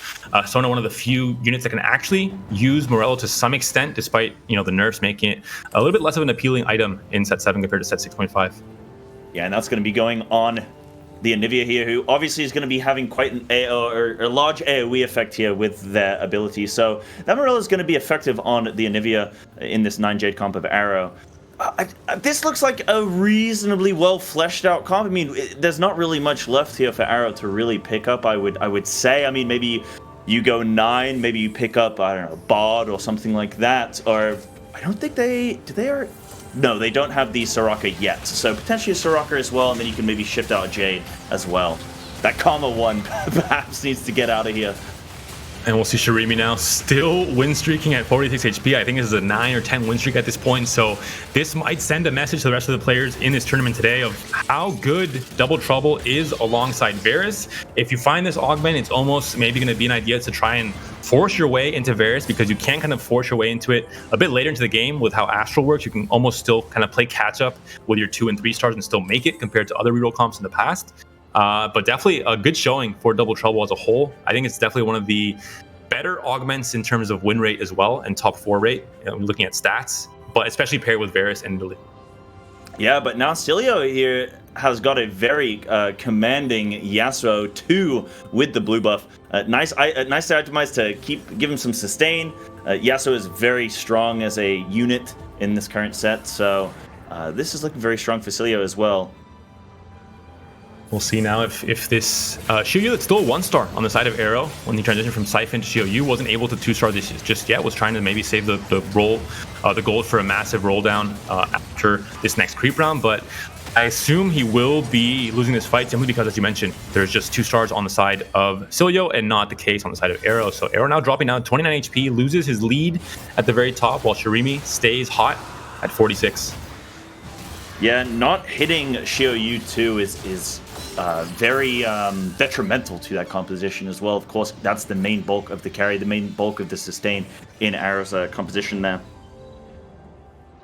Triple item PvE round as well. So anyone that was looking, I think this is especially going to be great for Shirimi, able to itemize a second Varus if he has good items for it. Seems to not be the case, more AP leaning in this case, and we'll see what other kind of main carries don't have items coming into this PvE round, and maybe that'll have a bit more of a spike for some of the players that have those slots open. Yeah, absolutely. We're going to have to see how these players look to divvy up these items across their boards. A triple item PvE round is quite. I always love like triple item PvE rounds, or like prismatic opening augment. It just really spices things up, and kind of it's like a kid in a candy shop. You get overwhelmed with all of the goodies. And it works especially well when you are playing a dragon yourself, because then you usually have 3 units you want to itemize: your main tank, your dragon pseudo tank, and in most cases a secondary AP or AD carry. So for players that aren't playing a dragon comp, that only have maybe the more traditional main carry and main tank to itemize, it's going to be a little bit less appealing to have these 3 items in the PvE round. Yeah, absolutely. We're going to see here now, Salvi. Who are they going to be facing off against? It's going to be Arrow. Zephyr's available here for Salvi. Throws the Shiou up into the air, buys some more time to try and go right into that backline. Anivia being taken down here by the Siphon. But Siphon lets her live. Lets her do a little bit more damage. Runs away from her. Unfortunately, doesn't get that kill before. And that might end up changing the outcome of this fight. Siphon's going dangerously low. Goes the wrong way again. But still, I think is going to be able to chomp down on this Anivia before she can kill him off. That means the Arrow takes another hit. Was first a little while ago, but now down to 17 HP. But Luque in even more of a dangerous spot at only 1 HP, trying to fight for a top 4. Yeah, this is going to be that last-ditch attempt. We have seen people in the past have 1 HP, 1 life, and still be able to win a lobby. But, I mean, what do you think they really need to do here for Luque to win? They got the 9 Jade. You'd feel like it would be strong enough. They got the Nico 2, decently well itemized. Nivea 2, again, decent items. Got Soraka in. How can they really shore up that comp here? It's just a pretty high roll lobby with the Varus Double Trouble, with everyone else having their 2-star dragons as well, with 2 9 Jade players, I think, as well, with Arrow and Luque. So overall, just a very strong lobby as a whole. And the one downside of Jade, it is harder to position in the late game. You're going to be more susceptible to Shrouds, for example, to Zephyrs as well, because it's much harder to move around the statues and the units into relevant positions. Siphon still alive, but almost taken down here. Takes a huge bite out of Shiou, but is finally taken down. And that should be a win for Luque, who manages to stay alive and knocks Salvi down to his own level.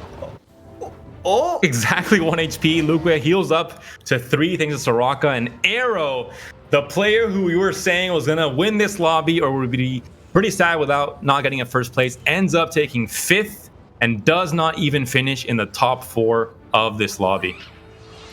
It was quite a close one.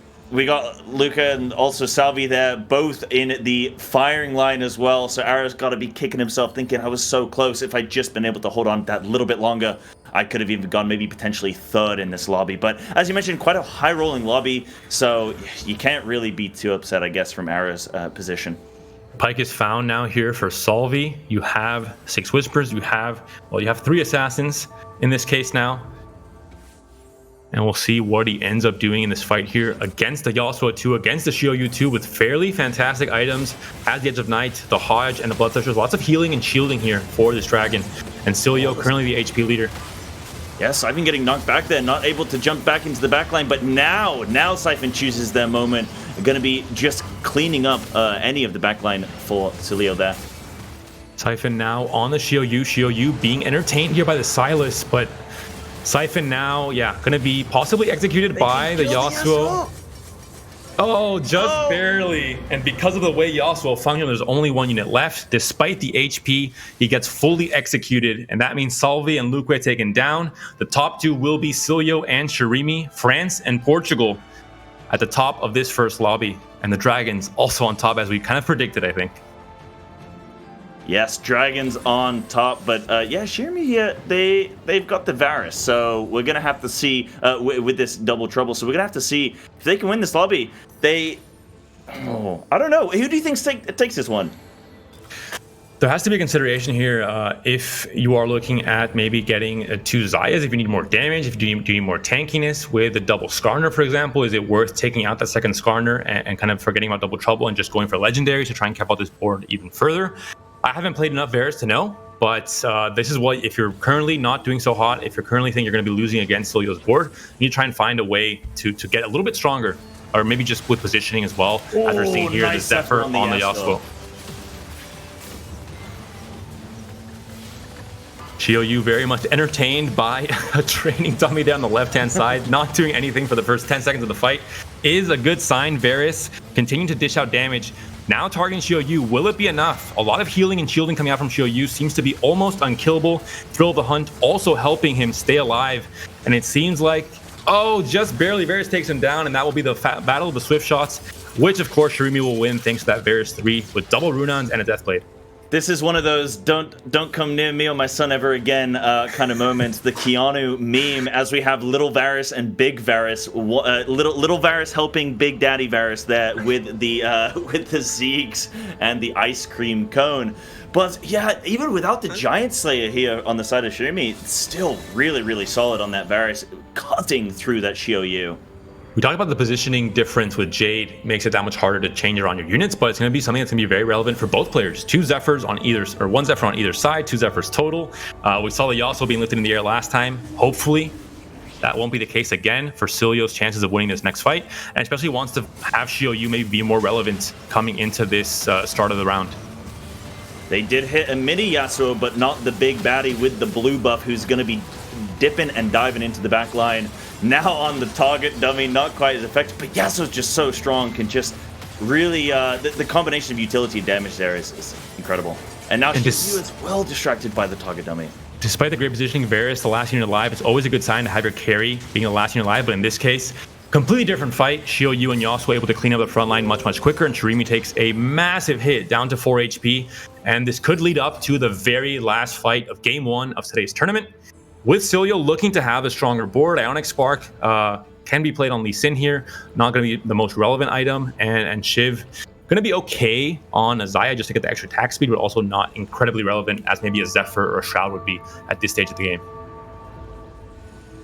Yeah, not really incredible items from either side here, but at least this gives Shirumi an extra round just to kind of think, can they really do anything? But at this stage, it's probably all she wrote, really. Around 20 gold for either of these players, both already level 9, can't level up to spike even harder, can't really roll for much of anything unless, as I mentioned before, there wants maybe the Skarner being taken out for legendary 2-star. If it's found, like a Yasuo could be fantastic, but doesn't seem to be the case just yet here. Yeah, you can see Shirumi there just desperately trying to roll down, see what they can find. It looks like they're aiming for a Xayah 3, but they're not going to have the gold to be able to do that.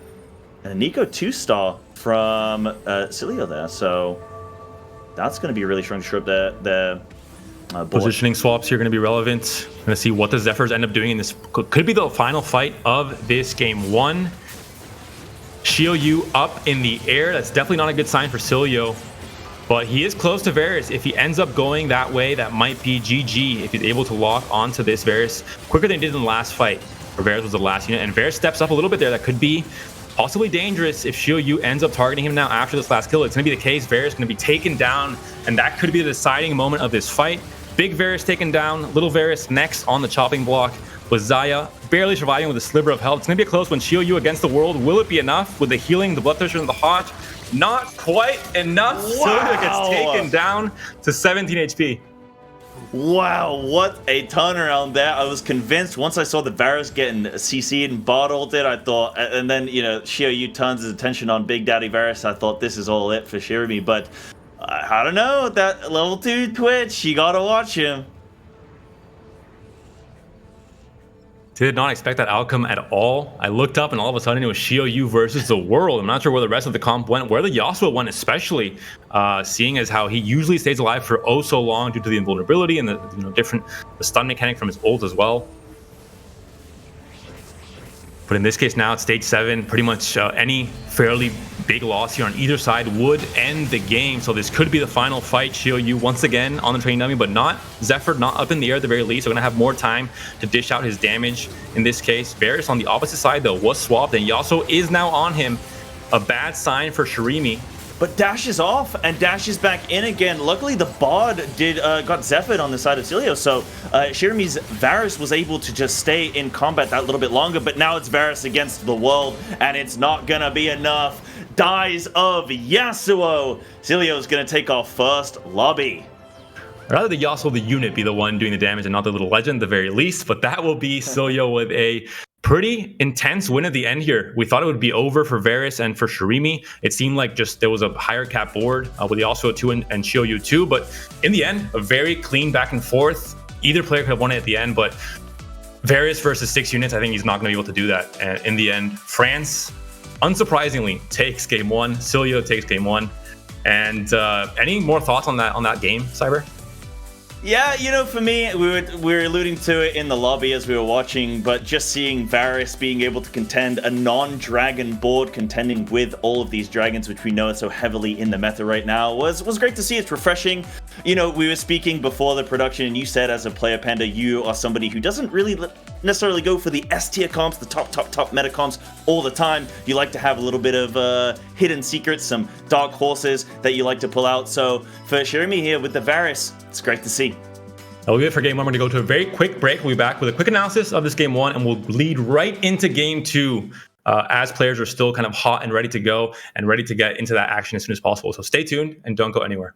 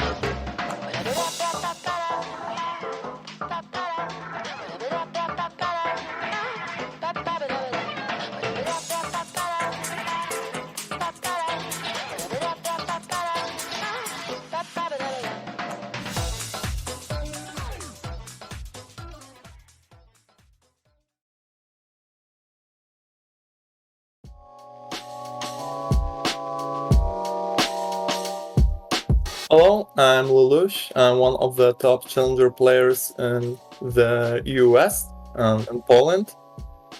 Started playing since set 1 and achieving more successes and being the top of the ladder, hitting rank 1 consecutively in set 5, 6 and 7, and of course the house of the set. Origin is pretty simple. I'm a weeb, I won't hide it. And this comes from my previous favorite anime, Code Geass. The main character's name is Lelouch, and it's one of my top characters, so I just thought about it first time I thought about my nick. Pretty positive. Of course, I don't like designs of some units, some traits. I think there's some fixing to be done, some reworks, as we talked with other players. I think the most important thing is to have urge to click play again. So I want to play more, and I'm having fun even if I'm tilted or having bad impression on some traits like mages, for example. I think of course Travis, which I mentioned before, Bryson. We talk a lot. And Simply Wojtek, and probably now we play a lot with TSW also. So those 4 players I would think of.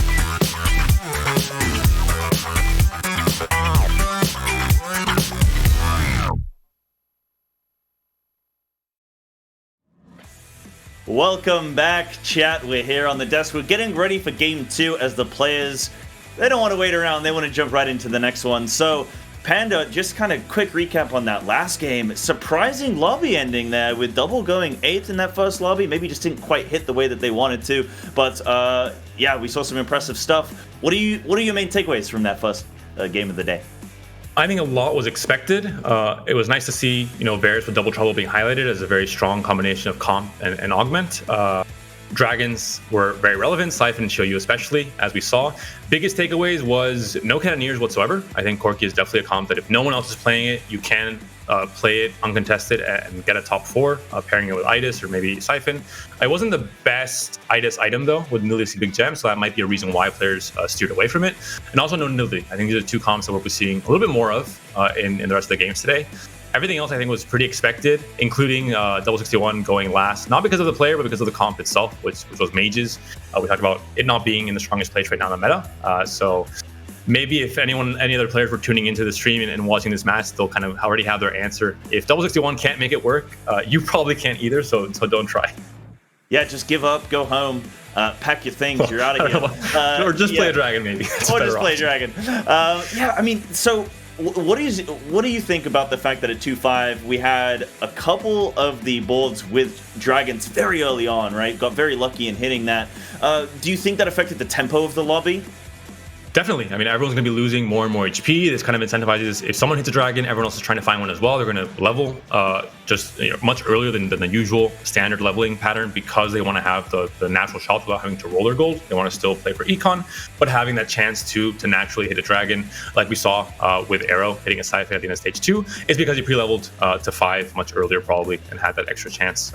So we'll see that much more often. As long as you're not playing like Nidalee reroll or a comp that wants to stay at lower levels for longer, we're going to have players that aren't necessarily defending a win streak, going to 6 at 3-1 maybe, going to 5 before the first carousel, because they want to have a chance, and even pre-leveling after the second or third PvP round, to have a chance for those natural shots that can have a Siphon, can have a Shou, even other epics like Corki, for example, if you're in Cannoneers, could be a really good hit. Nico especially, we saw Arrow hitting both Siphon and Nico. They're just units that if you hit them early on, they're going to stabilize you for so long that they almost guarantee a top 4. I say almost because Arrow ended up going 5th, but it's still a pretty good chance you're going to be very healthy throughout most of the early stages. Yeah, let's see if the players can keep their rolls low and their APM high. We'll see what happens going into game 2. So yeah, you mentioned, I guess, briefly about what you think some of these players need to do going into this lobby, but let's just remind chat, right? We have 128 players in day 1. We have a couple more days left, but only the top 64 players are going to be progressing through to tomorrow. So these players don't really have a whole lot of time to get into the groove of things. What do you think about the high importance of this day 1? I mean, you're gonna have to aim for around 27 to 28 points if you want to make it into day 2.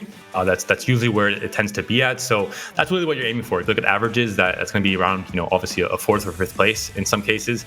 And just being consistent is the way to do that. You want to not go 8th, especially. You can play this kind of high roller strategy. And if you're in a day 3 and you have to win, or you're not going to be first, you're not going to get those top spots, maybe that prize money, you can play much more riskily. We saw it with Mercenaries in the last set. In this case, it's just playing much more consistent, just trying your best to preserve HP, to slam items, to stabilize early on, and to be among those players fighting for the top 4 spots in each of these lobbies. Yeah, and chat, if you're just tuning in, you missed game 1, well, don't worry, we're going to be jumping into game 2 soon enough, but just a reminder of the players that we're going to be watching in this second lobby in this round 2. So some really big names, some really big characters. I mentioned Das there with the game face on. Only went 7th last game, so let's see if they can turn things around. Maybe they just have the sun in their eyes, who knows. But yeah, let's see what's going to happen in this game too. I would like to see maybe some more of those quick reroll comps, maybe some Nidalee carries and whatnot. Again, as you mentioned, Panda, seeing that Corki, I do want to see him make an appearance, because Corki's, for some players, I feel like he's fallen out of, I don't want to say fallen out of meta, but fallen out of favor, I guess, a little bit with some players as they're opting for more of these dragon carriers. And it's not because the Cannoneers comp got any massive nerfs, quite the opposite. There was actually a buff to Cannoneers as a trait. It's more because of the meta itself, with Siphon being able to just ult your backline, and if you have a little bit of the wrong positioning, Corki gets immediately deleted, or Sona gets immediately deleted, and you're in big trouble, for example. And also especially the case that you want to be at level 8. The comp really, comes together at level 8. And to get to level 8 without dying is not an easy task in the current, path we're playing on, which is why both Saya and Corki are a little bit less relevant. Double sword start here for Cilio. Is going to have a chance at playing some AD, which is, of course, the preferred tree to go into in not just this patch, but this entire set. with there not really being that many relevant AP carries. Yeah, if you do want to slam the Deathblade early on, then that can definitely go on the Corki or the Varus. You know, they're gonna know that the Cilio here just played against it, so maybe they could opt to now take the Varus for a spin themselves. We'll have to see what their first augment shapes up to be. You have the Ezreal pair to start things off. There was a chance for maybe a Jade Swift Shot start. I say start because Ezreal has kind of fallen off entirely as a reroll comp due to the double nerfs he got recently, but can still be a very relevant carry until you hit a Nivea, for example, you're building AP items. Well, you know what Ezreal always says, you belong in a museum. I didn't know he said that, but thank you, Sai. I will now remember it for the rest of my life. I got you. In exactly that voice as well. Yeah, that's how he talks. That's probably why he's fallen off. People got tired of listening to him. I think that's a very, very appropriate reason. We are seeing a bit of a Cannoneers tease here from Snooty Boo. We'll see if he goes down that route entirely. Has an early trainer start, which is always going to be very good. And has a cybernetic augment here, so always going to be a pretty good generic augment to choose, especially when you're trying to itemize a lot of different units. But a lot of options here to choose from. Has the Bruiser Olaf start, which was very scary last patch. Not so much in this case, especially without an Assassin Spats available at the very start here. Yeah, we saw a lot of people going, as you mentioned, the Assassin Olaf, which was very scary. It did, Assassins got nerfed a little bit. Now they're jumping earlier into the back line, or, well, into the front line, I guess, at this stage. So, Olaf, they indirectly nerfed Olaf by nerfing other assassins. They nerfed Diana and whatnot to affect the scale scorn and just the assassins in general. So, Olaf, I guess, as a champion is still decent, but not so much a main carry as he used to be. And you can see as well, Snooty Boo slamming a couple items here. Has got the cybernetic, so that's going to give him the extra health and armor. So that's what they're aiming for. Are they looking to win streak here, do you think? I would imagine so, based on this augment and the fact that they have slammed a couple items. The only problem is you start off with only 2 item components, so that already puts you a little bit further behind in terms of the chance to win streak, having a little bit less power on the board compared to other players with a little bit more econ. So I do like the kind of the decision making that Snooty Boo has at the very start of the game. Doesn't have a slammable item, can't really slam Zephyr at 2-1, and instead picks Cyber to get value out of those item components instead by just putting each of those item components on their units. So can be a win streak depending on who he ends up facing and what pairs he's able to hit. We're seeing here the chance for Kane, the chance for Aatrox 2-star maybe as well. But it really does depend on what his shops look like. Tahm Kench 2 going to be relevant as well. Okay. Yeah, we can definitely grab that volley as well very early on. So Shimmer Scale here. Gonna be Mogul's Mail, so a good tank item. Not Draven's Axe, which would be definitely a reason to play Shimmer Skill 3 all throughout Stage 2. And despite having Tahm Kench 2, I think you do have to buy it. You do have to try and find a way to put him in, ideally. But Cannoneers have been sold to Tristana, no longer path that Snooty Boo seems to want to take in this Game 1, or Game 2 rather. Yeah, Snooty Boo definitely keeping his options open here with, you can see his bench holding on to quite a lot of gold here just to figure out which direction he wants to swing. But with this Cybernetic Shimmer Scale combo, I kind of like it. It's quite a good option here, especially seeing as he did win the first round. So probably wants to continue that win streak, though. That Aatrox, even though he's not a grand unit to have, he's doing okay here in the early stage of the game, especially with that second win augment and the Hodge. Yeah, any amount of healing on Aatrox, you're able to 2-star him. He's not the most relevant unit going to late game, of course. I sometimes forget he exists in this set. But in the early game, because of the lifesteal mechanic, it allows him to kind of 1v3, 1v4 very easily. At least in Stage 2. Stage 3, he immediately starts dropping, falling off of a cliff, really, in terms of his power level. But in Stage 2, he can be a very relevant unit to kind of build around, just to win streak and try and stay healthy. Yeah, and speaking of win streaking and economy, we have on the right-hand side of your screen, chat, an incredibly beautiful graphic here. You can see all the players, their health, their win streaks, all loss streaks, and their current gold. So, thank you, production, for that. That's beautiful.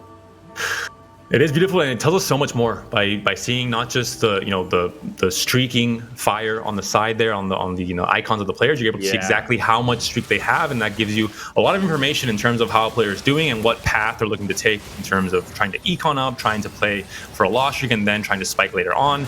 Like we're seeing with Double 61, who has already 20 gold before this first carousel.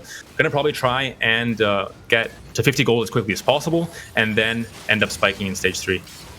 Yeah, we have Arrow here as well with this Cannoneer Rebel Bruiser. Very solid beginning here as well. Holding on to that Sejuani, which Sejuani, I feel like, is a very good champion here today. I think, or in this set, sorry. I think it was Sojo I was watching, and he was saying about how he thinks that Sejuani is the most busted unit in the set right now because of that guild, the extra health that he gives to the whole board. So really nice to kind of just strengthen up the whole board and secure them. And again, looking here as we go into this second carousel of the game, we can see on the left-hand side of the screen, provided by Blitz.gg, you can see all the components. So Dask here holding quite a few items. Sure, he not really got too much to go with a couple gloves and a spat, but see all the components of all the lobby.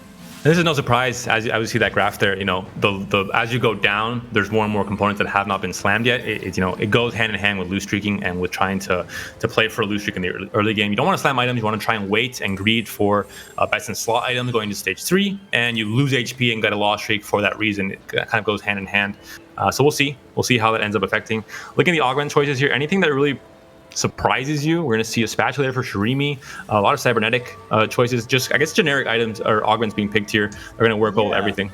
Yeah, I mean, in general, like, nothing really surprised me there. I think those all look like quite strong, solid early game augments. I think the Rage Wing, I think it was Dask that, maybe it was Dask, I think that picked that up. No, I think it was. Yeah, I think it was.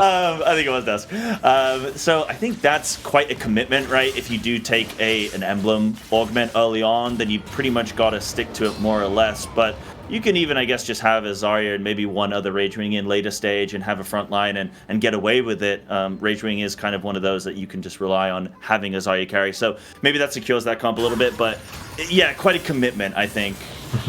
Would you agree with that? Or do you think that's quite a reasonable kind of... No, I think that does make sense. We're seeing here a Twitch 2 possibility for Arrow, who is leaning more into Cannoneers, but now has an option to lean into Guild. Isn't usually a comp you build around right away. It's usually more to support Xayah coming into the late game. But Twitch 2, Sejuani 2 is maybe a good reason to try and pivot into just trying to play your strongest board and forget about Cannoneers altogether. And the augment is a generic one, so you're not really locked into a specific tree.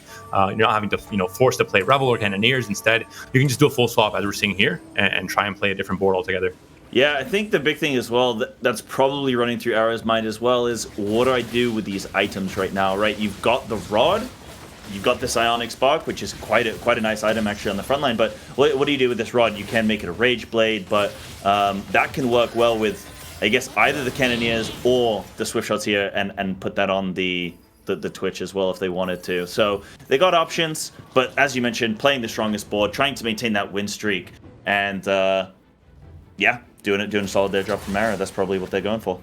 And double the exact opposite. We saw him at 30 gold coming off of Carousel, 40 gold now in this fight, 60 HP, so took a massive hit, dropped to stage 2, has guaranteed the 5 loss streak, has guaranteed 50 gold coming into Krugs, has a lot of gold to work with. What will he do with this gold is the question we have to ask ourselves. I hope it's not going to be playing mages. I think at this point, he's learned his lesson. We'll see if he does try maybe going to 6 at 3-2 and trying to find one of those early dragons to stabilize. Yeah, we'll have to see what items they're going to grab now from Krugs here. See what they get. I don't know about you, Panda, but I'm just addicted to playing TFT because of all the PvE rounds. They're the only rounds I can win. But also, like I said, I'm just a kid in a candy shop. Oh, well, okay. I mean, it's not bad. Panda, what are we thinking here? If that was a Siphon, though, it would be a little bit better, considering there is a bit of a bruiser start currently on the board here for Luque. Yeah, Luque here. Getting the Idis. I mean, Idis works well, I guess, with I guess, Corky carry. And you have this Guardian frontline with the Idis. But... it's Gambler's Blade. So maybe not one of the spicier Shimmer Skill items for putting in Shimmer Skill 5 here alongside the Aatrox and the Kayn. Still, can be a pretty good power spike here. Of course, Idis isn't maybe as relevant as Shio-Yu and Siphon, but this early on, when there isn't maybe that much damage and players haven't really 2-starred their carries just yet, he's going to be able to tank quite a bit, and also has, of course, the Mogul's Mail and the Frozen Heart slammed right away. Will make this Idis a little bit tanky, and looks like it's going to be a bit of a showdown here between these two Idises and between the two Frozen Hearts as well. So what do you think about the slamming of the Frozen Heart on Idis as opposed to throwing it on the Kayn for Kayn to jump in the backline? Do you think that was a good call to put it on the Idis? It's going to depend if you're going to really stick to 5 Shimmer Skill the whole game, considering that Gambler's Blade is a second Shimmer Skill item and not something maybe more relevant. as maybe a Diamond Hands could be getting it this early, or Draven's Axe, of course. So it might just be a temporary thing, and might pivot into a completely different comp later on, with maybe putting this Frozen Heart on like a Talon, for example. Yeah. And I mean, it worked out well, though. This seems like, can somebody just have a censure or something here, please? Because this fight is not ending. This Aatrox stayed in that thing for so long, but didn't have enough damage. I mean, as you mentioned, Aatrox not really the greatest carry in the world. So, Prismatic, second augment, and we'll see what these players pick. Electric Charge, pretty fantastic augment across all tiers, and that's going to be an almost insta-pick here for Luke Wei. It just does so well in so many different comps. If you have a good tank, especially like we have here with Idas. Yeah, I mean, what do you think about those other choices as well? I know you're saying Electric Charge is so solid, but I do like High Roll. It can really, I mean, it's good, I guess, maybe later stage when you're trying to figure out what comp you want to go, and you can more or less, I don't want to say guarantee it, but it definitely helps shift the comp that you want.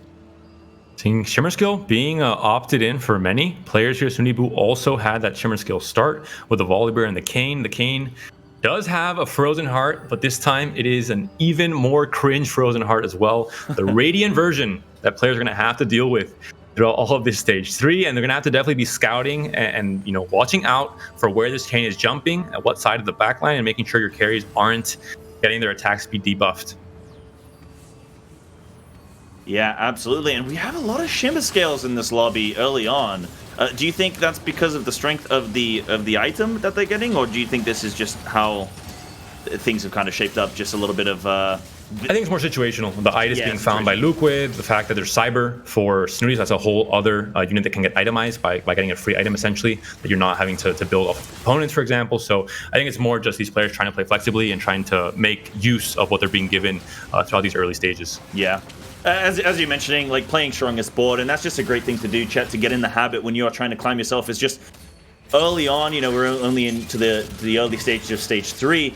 You just got to play the strongest board, and then eventually later on, normally around that 4-1 point is where you can then shift into your more endgame comp. But we're looking here for Sunibu. They've got 2 legends right now. They got the Anivia access. They've got the Volley.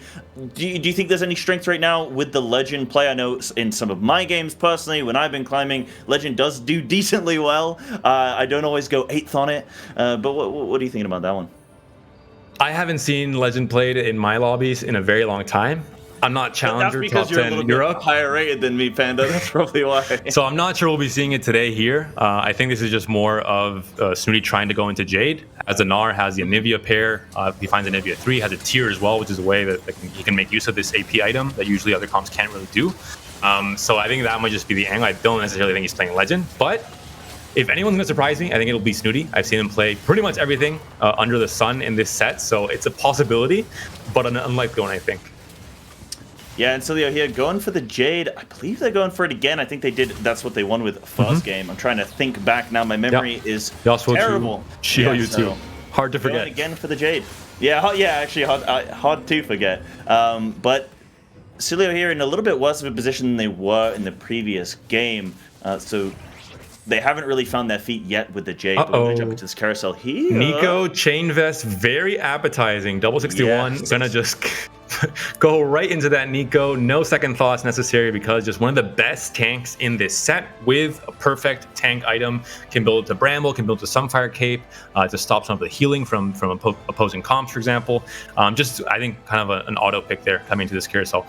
One player we have not looked at yet is Salvi.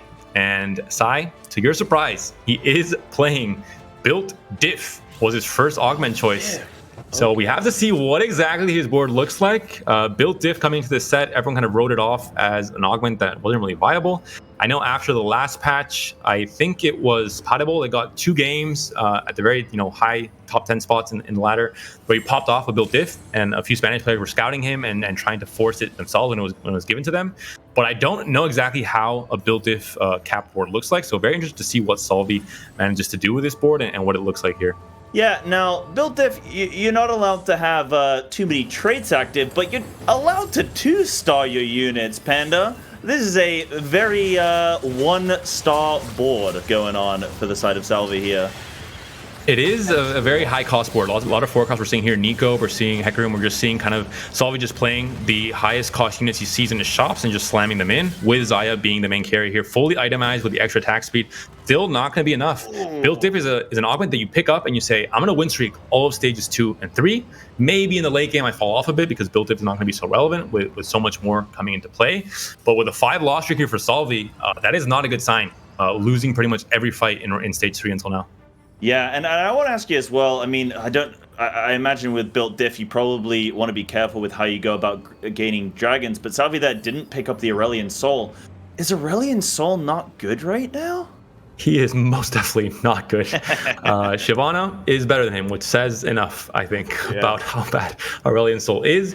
Had his time in the spotlight with the Mage Spat, but unfortunately, even that will not save him in his current state.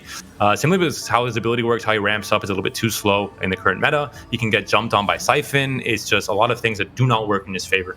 Yeah, and I'm thinking here now what Salvi's actually going to be opting for. They are at a decent economy here, with gearing up for that full 1 point. Are they going to be rolling, I would imagine? I mean, they're probably going to roll level to 7 and then roll down, I would imagine, at that point, trying to grab Xayah, but again, they probably want to get to 8 before they're looking for Xayah, for Nico, for Hecarim. They have some high-cost, high-value units on their board. It feels like 8 has got to be where they go. The massive Lulu ult buys just enough time, it looks like, for Xayah to do her thing. Olaf is on her, but isn't able to kill her off. The Siphon as well didn't do it. Snooty Boo, we saw there, is off of Shimmer skill, found the Siphon, has Bloodthirster on it, and now is going to try and build around this dragon instead. Second Aurelion Soul teased, but cannot be played with Built Diff anyway, and just is not maybe the best option in this case anyway. But just, again, playing just high cost units here and a Taric 2-star. For Salvi, we'll see if you can get the 2-star Xayah, which will be the biggest spike you can get on this current board. Yeah, see it in the chat. Missed ASOL 3. Yeah, I mean, I don't know about ASOL 3, but missing ASOL 2, not the worst thing in the world. Let me see what items they can pick up here. Chance for the Lulu too if he finds another one now. A lot of items to work with here. We'll see what exactly ends up building. Goes for the immediate reforge on the Spat, knowing that obviously Spatula gives you extra traits. You kind of do not want that with Built Diff unless you find a second Spatula or the Hitchin's Crown. You definitely do not need a Spatula in this comp at all. It's Yasuo here, and they did level to 7, though they've not hit really anything too great. Haven't really managed to 2-star anything at all here. So Salvi in a delicate position, does find another Xayah. They need one more, and that is that Lulu 2-star. So they've shot up their comp a little bit, but I feel like they're still in a bit of trouble here, Panda. Gonna have to slam these items, possibly a Gargoyles on the Nico, but nothing slammed just yet. It looks like a little bit late here to slam, but finally ends up putting a few of those items on the board. And I just have to question, is Built Diff really a viable choice now with how relevant dragons are and you not having the chance to play them? It means you're automatically at a huge disadvantage. There are going to be more dragons in the pool for other players if you're not contesting them. And I'm not sure how highly a gold tier Built Diff will cap out in a meta like this one. Yeah, we're going to have to keep eyes on Salvi, but we are switching eyes. Cilio here is having a rough game this time around. They've got the Assassin Aatrox, who's going to take on... That explains everything, no? Yeah, I think that explains everything, but I think they could... No, I was wrong. Their Siphon charges, and then takes... If Aatrox is still itemized at the start of stage 4, well, the results probably are not going to be fantastic, and you're going to have to try and find a way to change that as soon as possible. Yes. Cilio here has a chance to reroll, has his reroll saved, didn't use it in the first 2 augment picks. Axiom Arc, a bit of an odd one for the most part. Makeshift Armor may be okay, depends on how the items are distributed for now. It looks like it's okay. Only slammed items for now, Nico and the Siphon.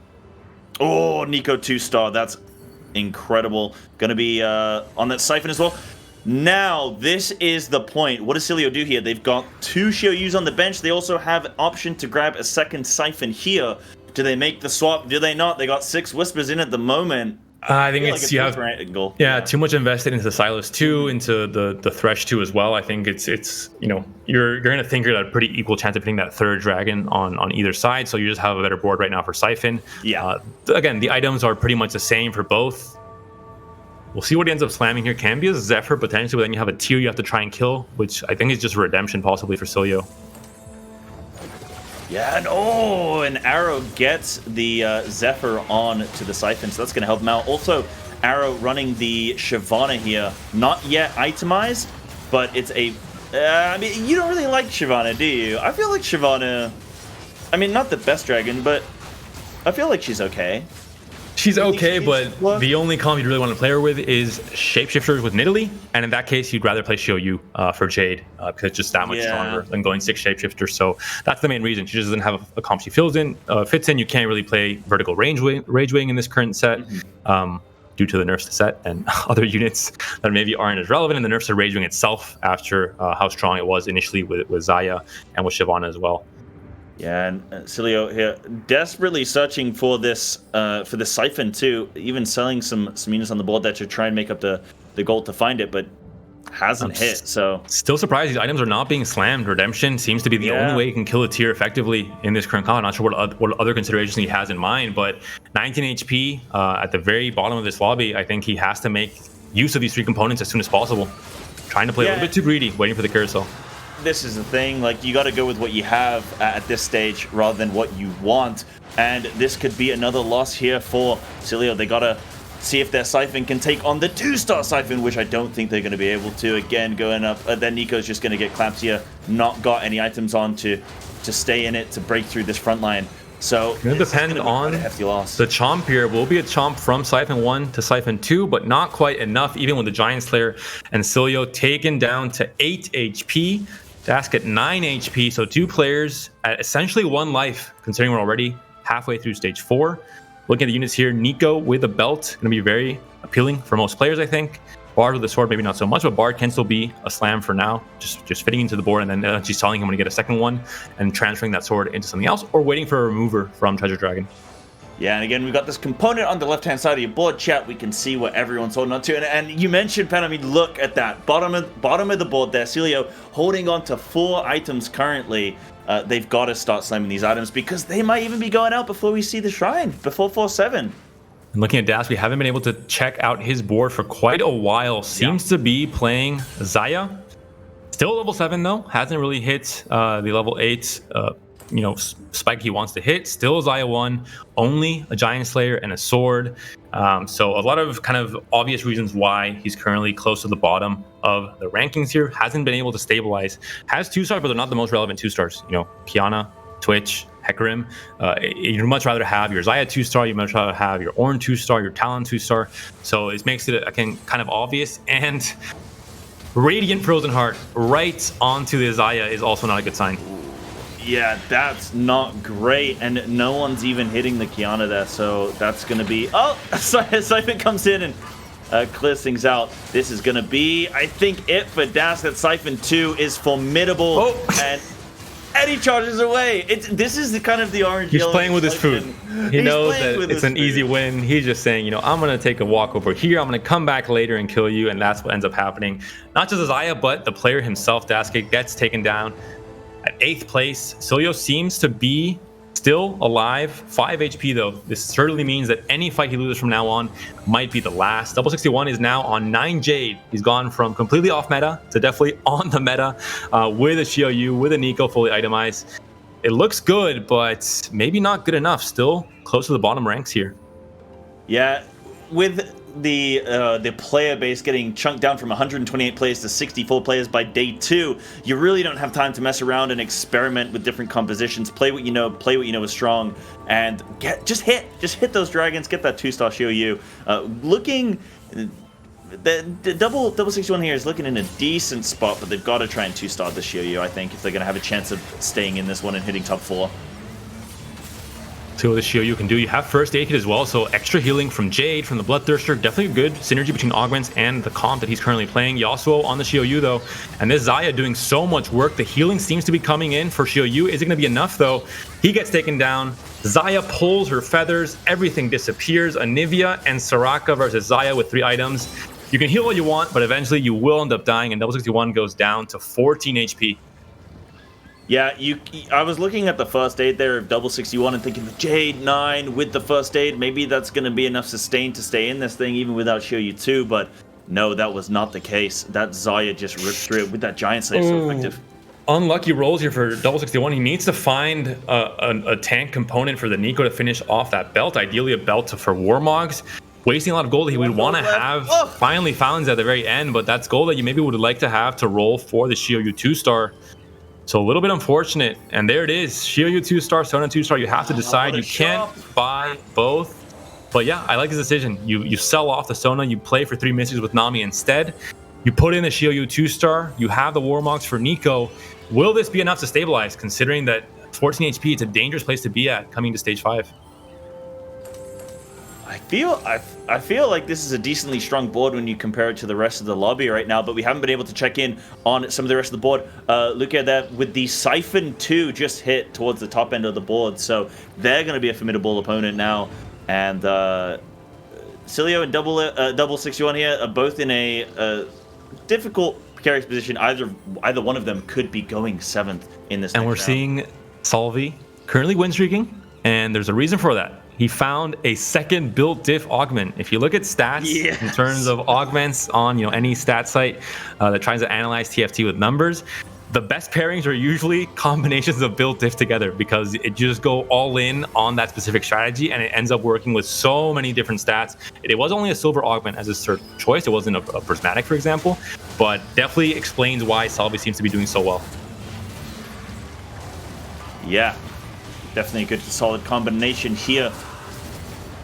Siphon goes the wrong way and Nivea stays alive. A little bit more damage dealing, but will it be enough? The Pike gets Lulu'd for a little bit. Siphon now on the right target, but Shioyu is able to clean up on this Siphon here, and possibly on the Pike as well. And I think that will be enough for Double 61. 9 Jade and First Aid Kit, a very, very strong combination, especially when you 2-star your units. Yeah, I do feel like the First Aid Kit 9 Jade Shioyu definitely takes Siphon in a 1v1, and that's what happened there. We saw that for the side of Double 61. Luque has a pretty strong combination here as well. The Assassin Spat on the Siphon, even more backline access. In some cases, it can be even a bad thing, though, because Siphon goes into the backline, does some damage to the unit, but when he ults, he maybe ults to the front line, so kind of does the opposite of what he would usually do. It's very important to scout and to know exactly where Siphon will go and try and manipulate his movement a little bit. Yeah, this could just come down to placement with Siphon and trying to draw that backline out. Double 61 here, gonna be in trouble. Got the Nico 2-star with the Shioyu shapeshift, as well as the 2-star Shioyu, as we just saw. But going up against this Assassin Siphon, maybe they've met their match. It's Shioyu and Nico versus the rest. Nozzle in this thing as well, actually. It might be enough. I think Frozen it's enough, Heart, I mean, full items on both of these with First Aid Kit with 9 Jade. It's just such a strong combination to deal with. The Nivea got deleted very quickly. The Siphon AI did very well for Luque here, but not enough to take down the Shioyu or the Nico. Yeah, and close to perfect items as well on the Shioyu, I think, with the current augments. Yeah, these aren't, I would say, like the best items on Siphon, as we mentioned, with the Assassin emblem on him as well. Even with 4 Assassins, I think Luque, there's... I don't know, I think they're both still strong, but I just think going up against Double 61, that they're not quite enough. Nico 2-star now as well for Salvi. This is the built different player we were talking about, and we're seeing why this might be working well. Xayah now 2-star with full items, a blue buff Yasuo, always an extremely strong unit to splash into any comp, especially with extra attack speed here. And we'll see the test of time here against the Siphon. If the Xayah can dodge, the Siphon ult especially is going to be the most relevant thing in this fight. Yeah, we see the Orns rampaging through the Xayah against the Siphon. The Siphon charges away from the Xayah. That's going to be enough for the Xayah to take the win on this one. Manages to dispatch of the talent before that Frozen Heart can take effect. So that's what we're talking about with the Siphon, where you can just charge away because of the Assassin, I guess, when he gets to the back line.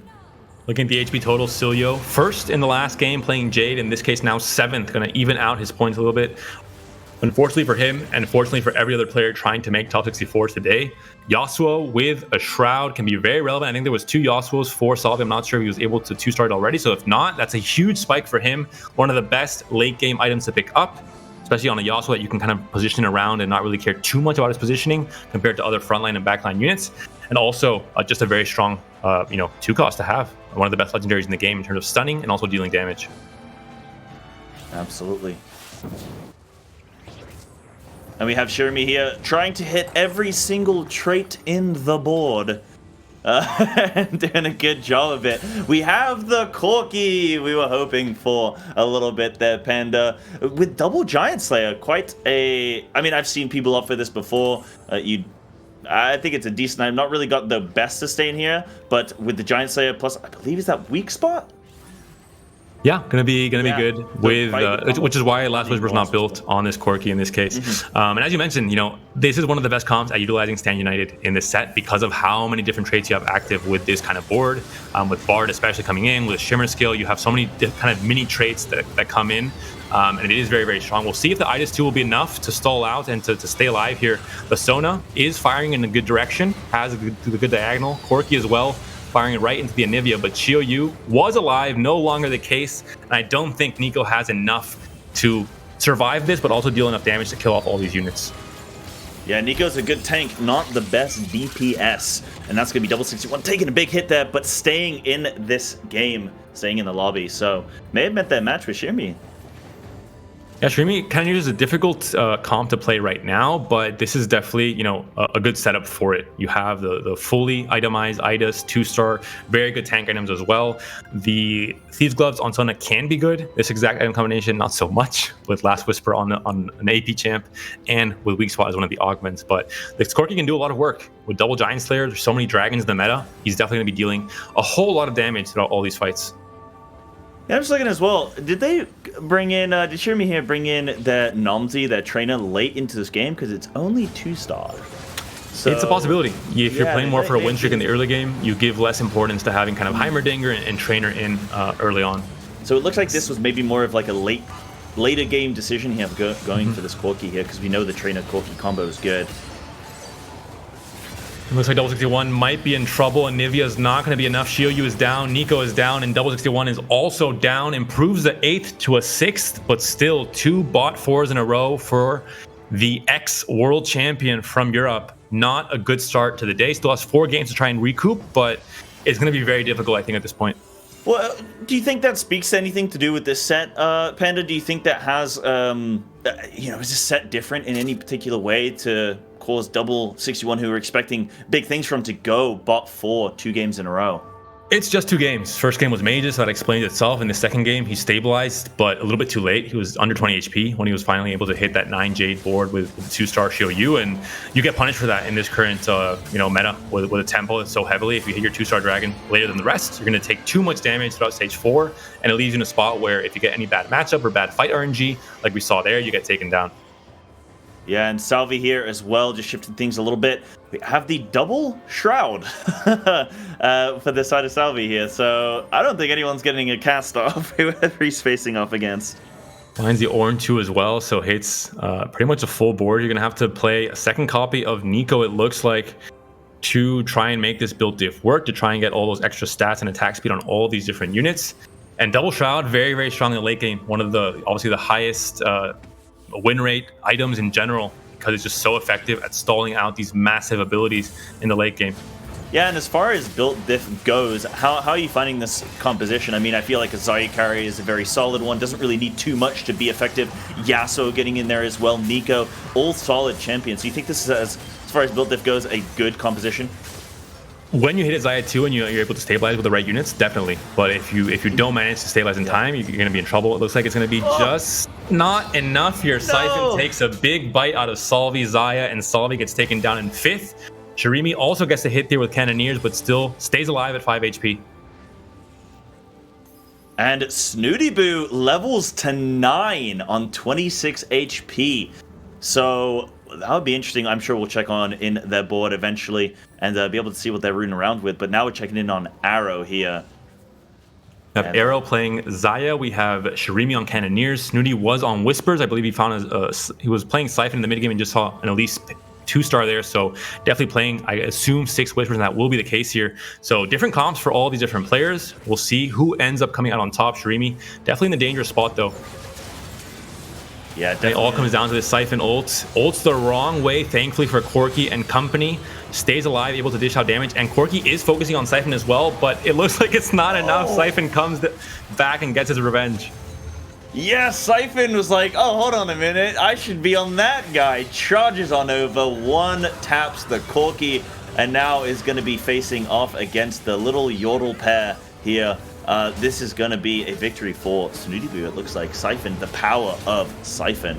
And this is why Cannoneers is in a pretty troublesome spot in the current meta. Can be very strong. We saw a really good setup there from Shirimi, a setup that I would say, I mean, he did top 4, so I guess that does make sense, but it is just so vulnerable to, if Siphon gets his challenger AI online at the start of the fight and he goes in Corki's direction, you can try and do a few positioning mind games to try and avoid that, but it's very difficult to not have either your Corki or your Sona instantly deleted, and then you're just left without any damage. Idis by himself can't do much to keep you alive. Yeah, and when we speak about kind of the health of the lobby now at this stage and the placements that we've had so far going into, this is our second lobby of the day, right, chat? And I think Luqua and Shirmi are both in the strongest position when we review after these game 2s. Shirmi going, I believe it was 2nd, then 4th, and Luqua going, well, top 3 so far in this game, and then also last game went 4th. So they, so far in the whole of the lobby across these 2 games, are in the strongest commanding positions and have the most points. We'll see the Siphon. If my math is correct. Is running towards Xayah, but a little bit too far to chomp on her, which is a big deal here. It means that I think this fight is going to be won in favor of Arrow in this case, and he stays alive at 9 HP. Snooty Boo, though, 30 HP, my Spanish bias, shining through here. Very happy to see him doing well in this game, too. Considering he had a 6th place in game 1, so not the best start for him. Yeah, we're going to be seeing a Zephyr come into play for Arrow. We've seen how effective it was last lobby, being able to just control Yasuo and Bards and Dragons, and just allowing Arrow to choose who he wants to fight when, if he can be effective with it. And I think that's almost going to be the highlight of this top 4. We see so many Shrouds and Zephyrs across every single one of these players' comps. We're seeing here units being sold to make sure you have a chance to really impact what could be the last fight of the game for you. It could be a 2nd place instead of a 3rd in the case of some of these players. Having double Zephyr to just immediately put your opponent's tank and carry in the air is a pretty big deal. Triple Zephyr, rather. Yeah, triple Zephyr right now. I don't know if Arrow and a built Frozen any Heart. of those. This is next level stuff. Yeah, I don't know if they built any of those specifically, or if they just got lucky with shops and whatnot. The Siphon was not put up in the air, though, so that gives Snooty Boo a chance to really run rampage here, depending on where the Siphon goes. Looks like he's going to chomp down on the Twitch, and now the Xayah is the target, and that could be the damage getting deleted here from Arrow's comp, and that could mean Arrow being deleted as well. We'll see if Siphon can do it by himself, though still quite a few units he has to deal with. But one by one, they're being taken down. Yasuo is the next unit in the line of fire, and that's going to be it. The Talon, I think, won't be able to do enough against a Dragon and a Pike, and that will be it for Arrow, taken down in 3rd place. So 5th place last game, 3rd place now. Overall, going to be averaging a 4th place, and that's definitely not a bad place to be after 2 games. And Snooty Boo, I think that Pike and Siphon holding hands and just tearing across the board. We had Pike with the cringe Frozen Heart that was able to just shut down any offense there and allow Siphon to do his thing. Was able, finally able to get onto the Xayah there, and that was the difference.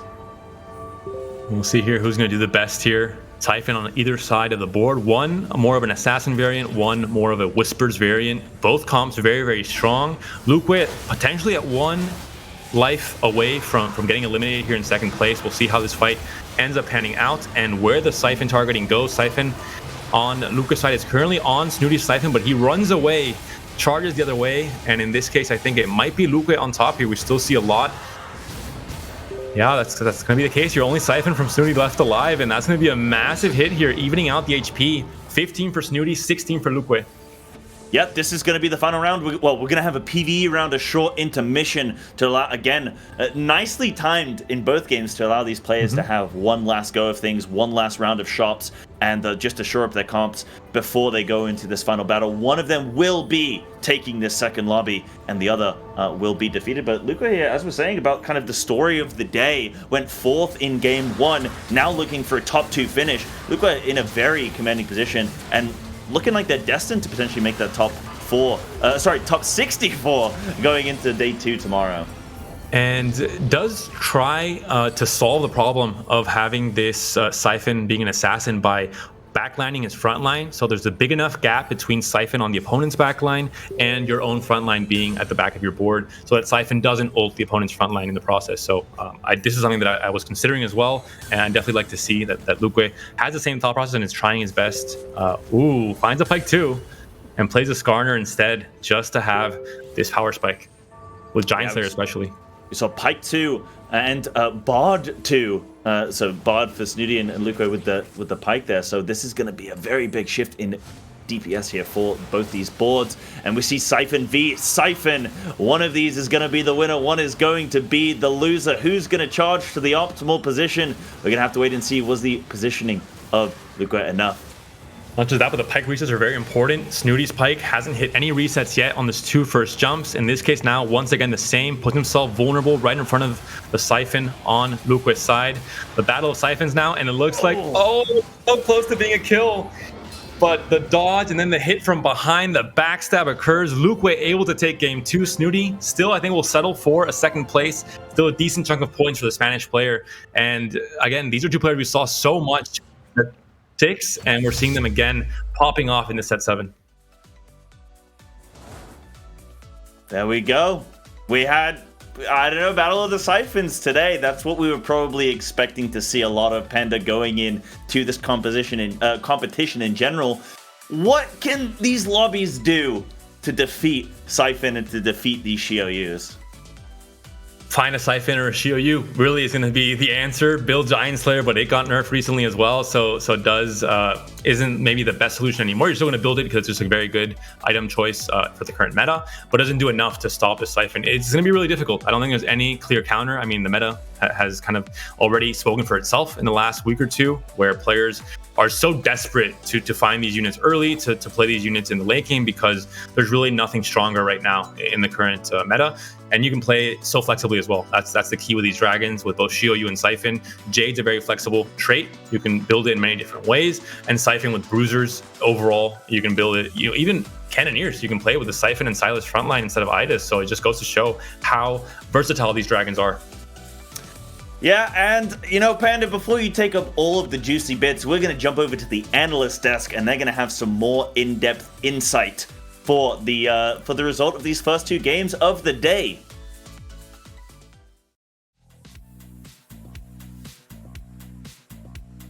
All right, guys, so here's the thing.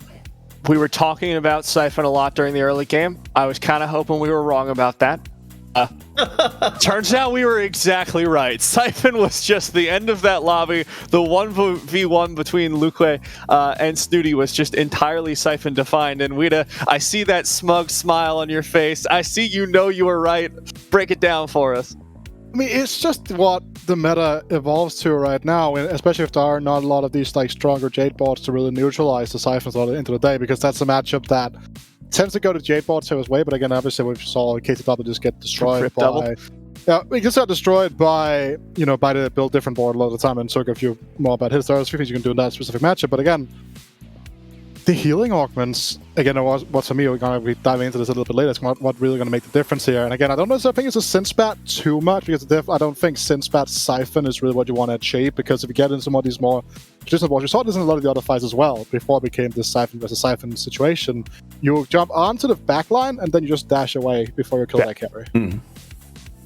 Yeah, it felt like it wasn't, as essential as we talked about in the pre-show. Having some units you actually physically definitely want to get into the opposing backline to actually keep them safe, like we saw with Daedra and the Dragon Party. But I suppose it's a testament to how strong Siphon is that you can run it a whole bunch of different ways and not have that seriously affect your board strength.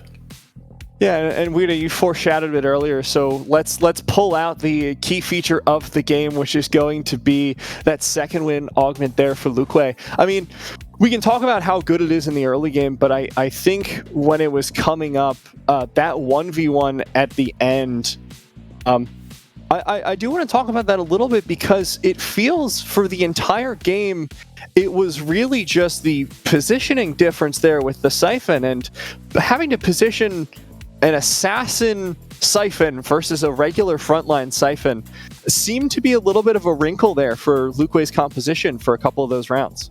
I mean, it's probably one of the few matchups where having Sin Siphon can be better. You are going to give up a lot of combat power in terms of just not having the Titans resolve, for example, which again could have caused some fights here and there.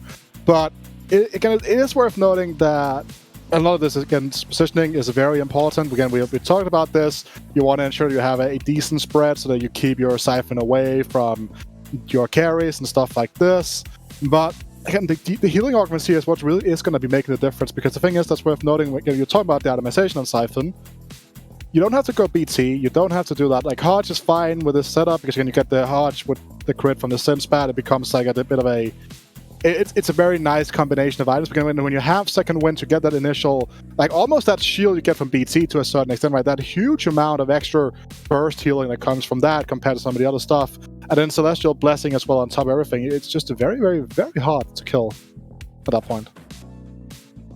It was funny to me earlier on in the fight, because I was watching Luque's Siphon the entire time, and I was just like, he's just full health. He's just full health for the first like 20 seconds of this round. The second wind does nothing for him because he's not dying. But I do want to, before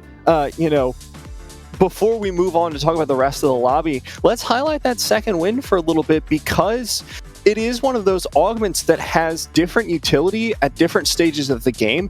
It's so good at stalling in the earlier rounds if you have even a decent frontline. Because if they last to that 10-second mark, suddenly you might as well have just had double the tank units.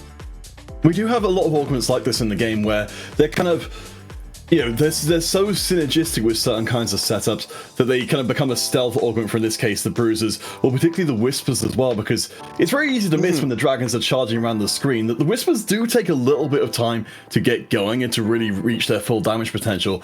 So having that kind of 10-second reset into a fight gives just enough time for the Siphon to, if they're being focused, ideally to charge away from whatever is focusing them, recover their health, and come back to win the round for you. I think one of the things I'd like to talk about as well, we've had plenty of focus on the top two players, but look, not everyone can get top two, not everyone can make it to that 1v1, but we had like a lot of weird compositions coming in here. Vita, I guarantee you will have thoughts on this, because the entire time I was in that game, I was just like, is Build Different good or does it suck?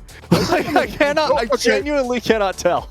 Build Different is insane. And this is not assessments. I think Sally played it out correctly, because he had a very interesting line with it being prismatic middle and having to take high-end shopping, which meant that you could go for more of a difference, that you're more likely to hit your forecast, and then up to a stock on Sire 1 for a while, got that Yasuo 2, and couldn't fully stabilize. And as Panda called out on... Getting the Idis, I mean, Idis works well, I guess, with a build difference are so strong. You do see some of the highlights again. I think this play from Luque was also very much correct here, really laying the foundation. I think I would have liked to see maybe trying to test what the second one was before you went to the pre-level. I think actually a very funny thing that we're going to be missing here around this specific fight, actually, was that both of the 100 streaking players here, Arrow and Luque, lost their streaks because they tied due to both of them having Idis. I have not seen that before, and I found that incredibly funny, because the ramification that could have had on the game was, very, very interesting, because 2 streaks just fully broken, just made like the top 2 players in the lobby much, much poorer than they should be. Just mutually assured destruction. And this is one of the things that I actually found fascinating. I was doing a little bit of prep. We all know that I have a little bit of an Italian bias ever since my interview with Balotelli. I really do a good job of hiding it. And I was looking at the tier list, and they all seem to universally agree that like Shimmer Scale is an S+ composition. It's actually listed in Ice Loom's tier list as S++. Because it has such variance, though, it's always worth testing to see just like, okay, are we going to get Diamond Hands, and is it going to be a free win? And I've been fascinated watching how heavy they're willing to commit just to test it, so that they can go for those later game compositions that have so much power. And that was one of the things, during this game I was kind of really curious about. The thing that we maybe be bringing up Shimmer Scale later on, in this post section here, is just how much people, as you say, were pushing towards there and allowing it to carry them through their middle game. It's a very strange idea to think that you can be kind of picking up your economy by playing an early Idis, but it's working really well for our players, and I certainly expect to be seeing a lot more of it in the games to come.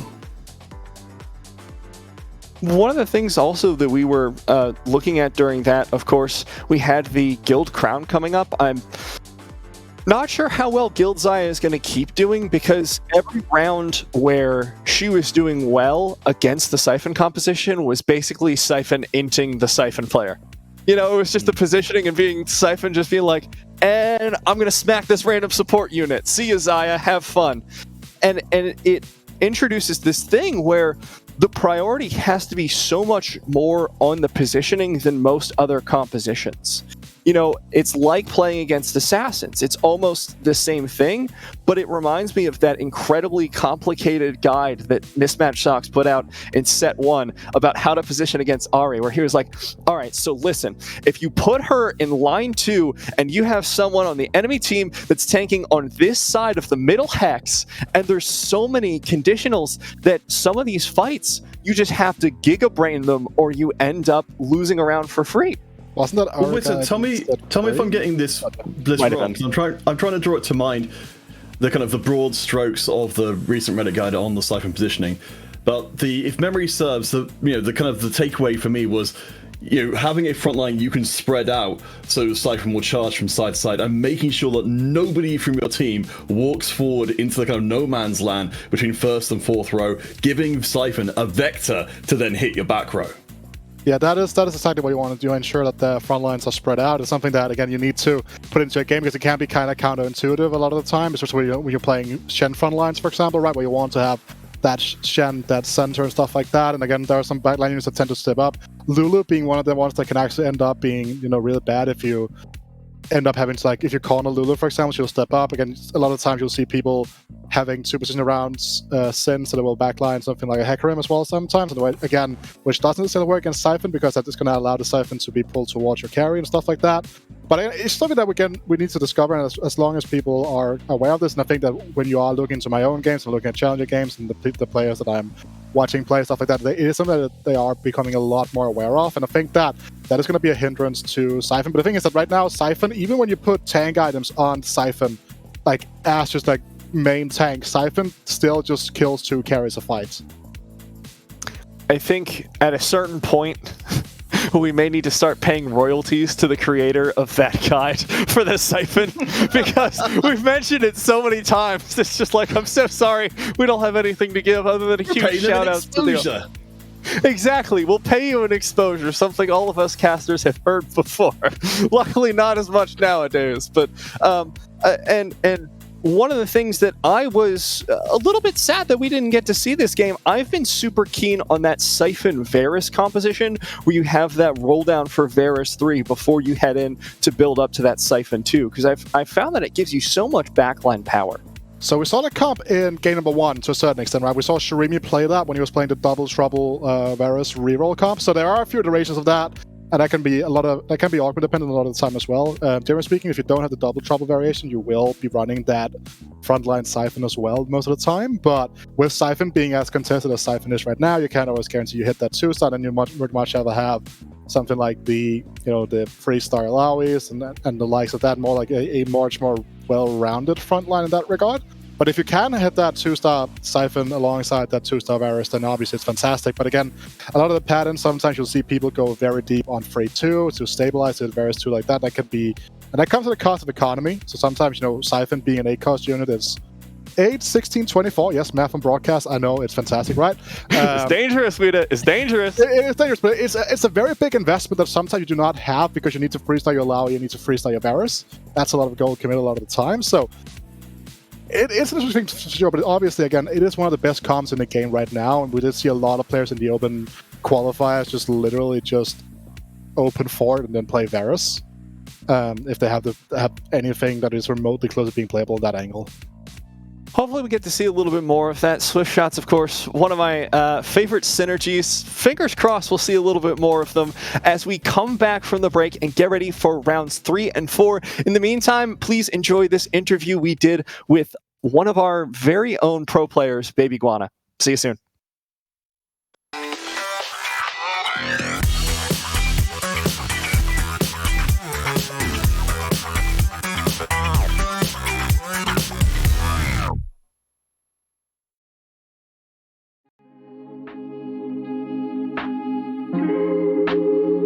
Hello, I'm Baby Guana. Also, I'm Arnau Chilet. I'm from Valencia and I love Spain, and I know that you also love Spain and you also love the Spanish people and the TFT player more. I think Dragonlance is one of the best sets in that we can play, that we played, because it's new. It's very new. All it's new. The things that were good before now are good also. Then and there is the dragons are the people like dragons, and that's awesome. The TFT in Spain is like in his peak form, because a few weeks ago we did a bootcamp. Manute did a bootcamp, and 10 of the best of all the time players in TFT Spain went there, and we learn a lot, but a lot of TFT. And I think this kind of events are really important for clean the situation and the level of Spanish people. But I think that we were in a bad situation in Spain, but now with the level up league and these kinds of tournaments, I think we are gonna clean our level. Bueno, simplemente decirle a mi peña, a la peña reptiliana de mi chat, que gracias por todo ese apoyo, que vamos a reventarla este set 7. Yo por supuesto y mil gracias a toda la gente que me ha apoyado y que ha estado ahí detrás, Manute, Snuddy, toda la Snipe y toda la gente que siempre está ahí, mi familia por supuesto, y que un besito a todos, mil gracias y un besito para ti, Panda.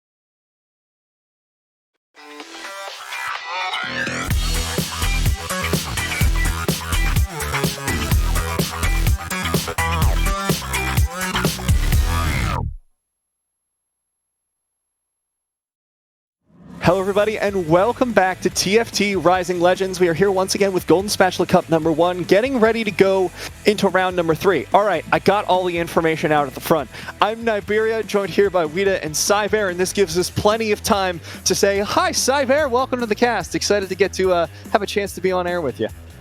Yeah, it's amazing. This is only my second time casting for TFT. Last time was the University Esports Masters. I had the pleasure of casting with Counterfeit, who was actually just a hard carry. So great seeing him again on the desk, and of course meeting yourselves and getting to speak with Panda and stuff as well in the first 2 games. So really enjoying myself. I'm learning a lot. I'm having a good time. Hopefully chat's enjoying me being here as well.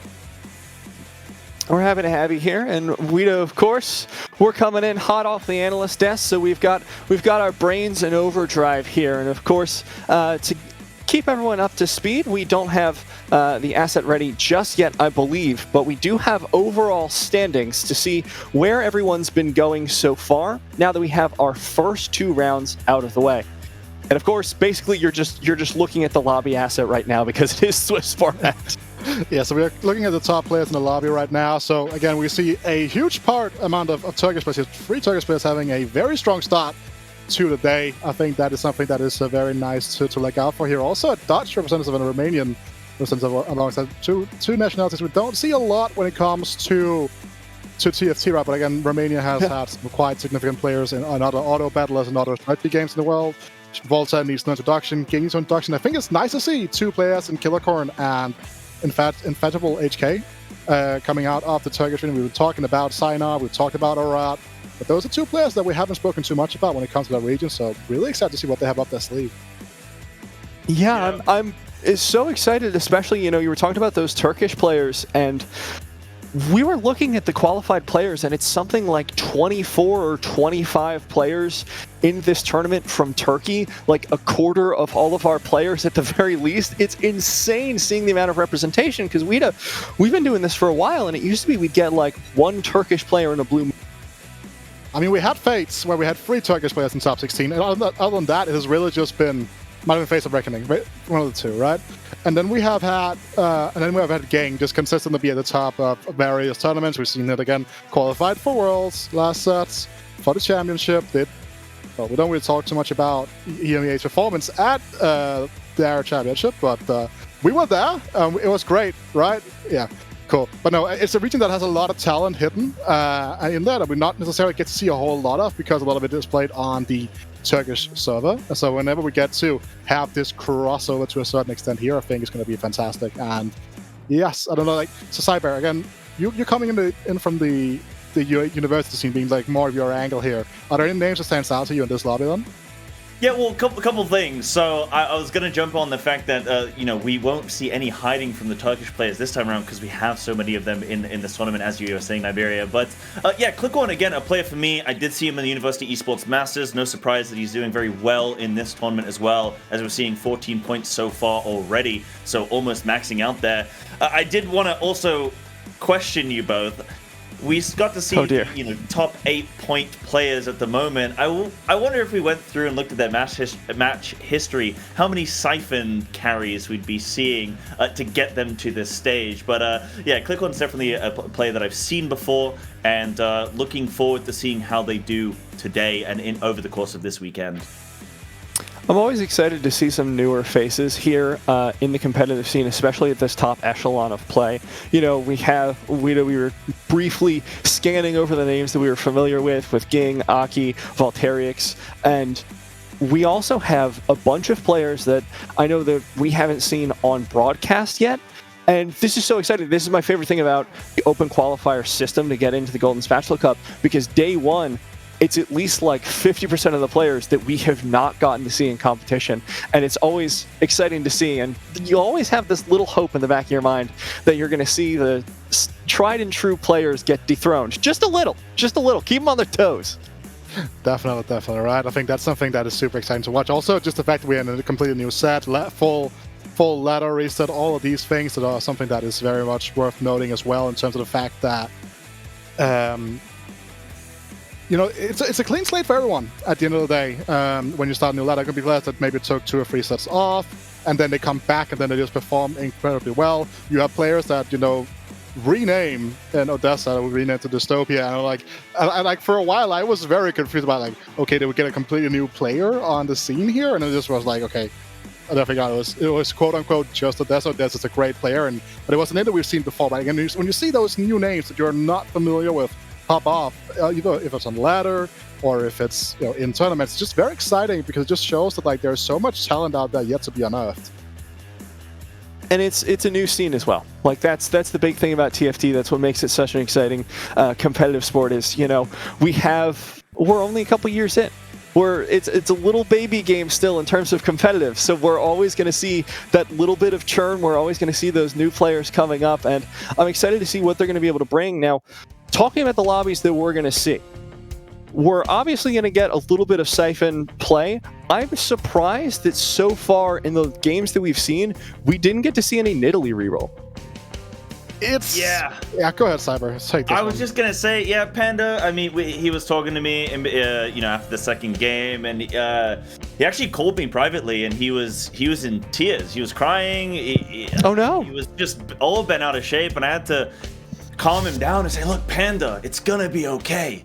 We still have 4 more matches today. We're gonna see a Nidalee reroll. Don't you worry." So, hopefully, in this game, we can restore a little bit of his confidence in the Nidalee reroll. Interesting things to note here about the opening carousel. No defensive components here, so lots of bows to go around. People can't go for the belt or the chain vest starts, that there also are people that prefer right now.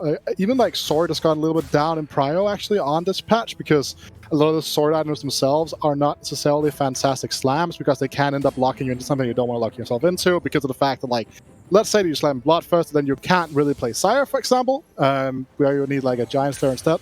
Hitting Aatrox 2, very, very good omen for the early game.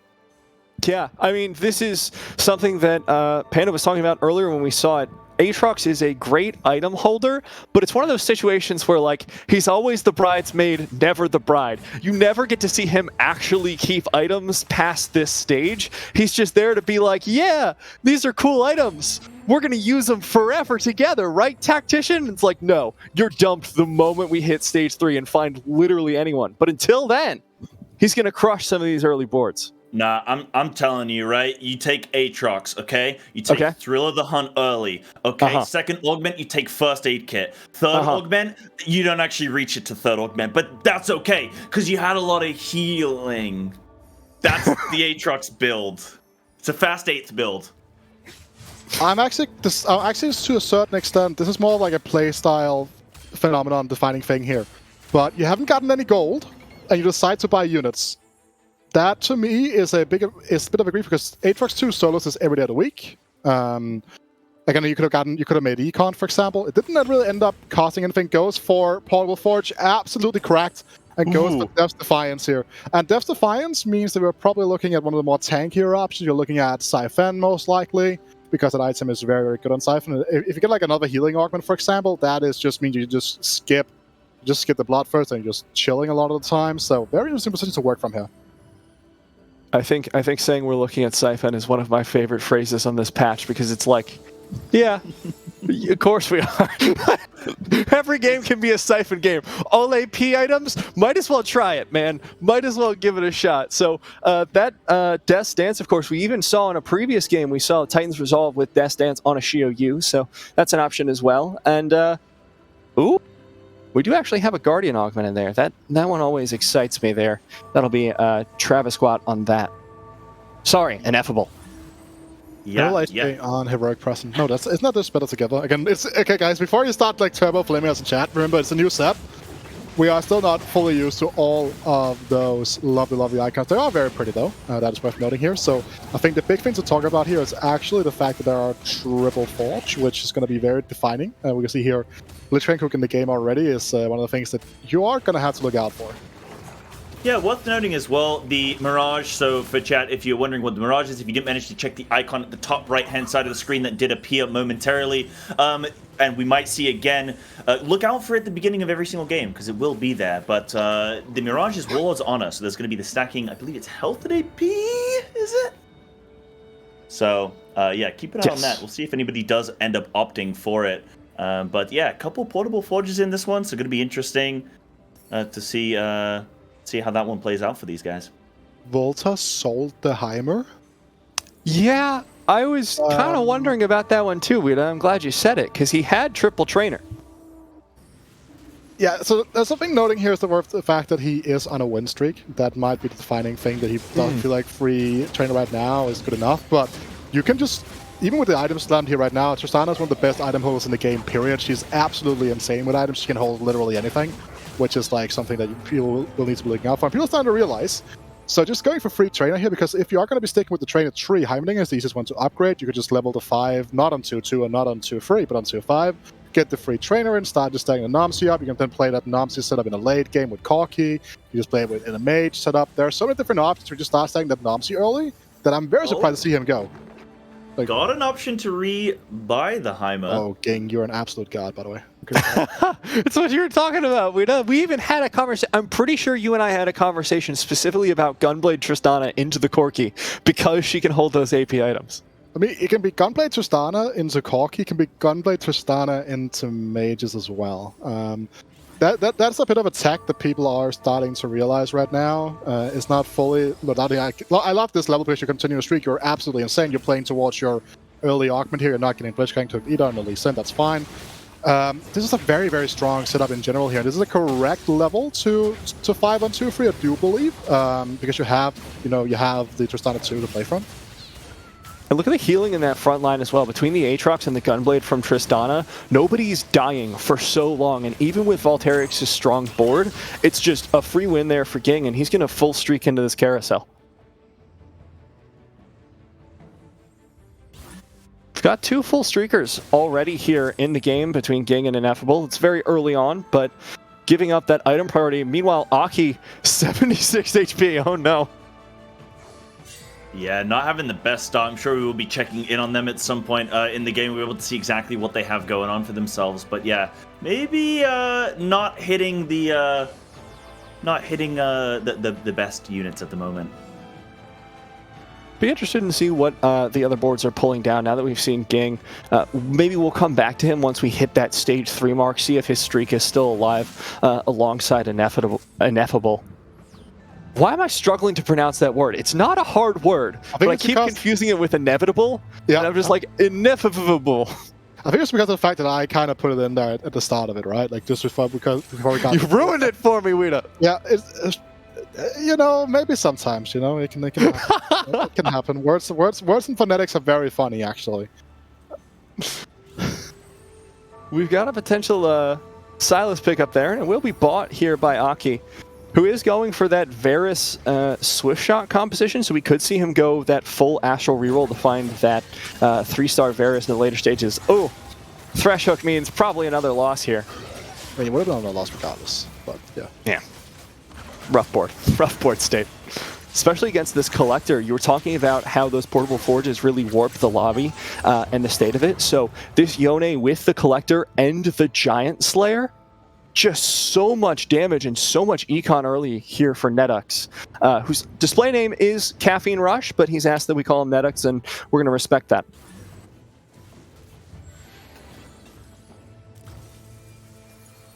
Maybe another Varus.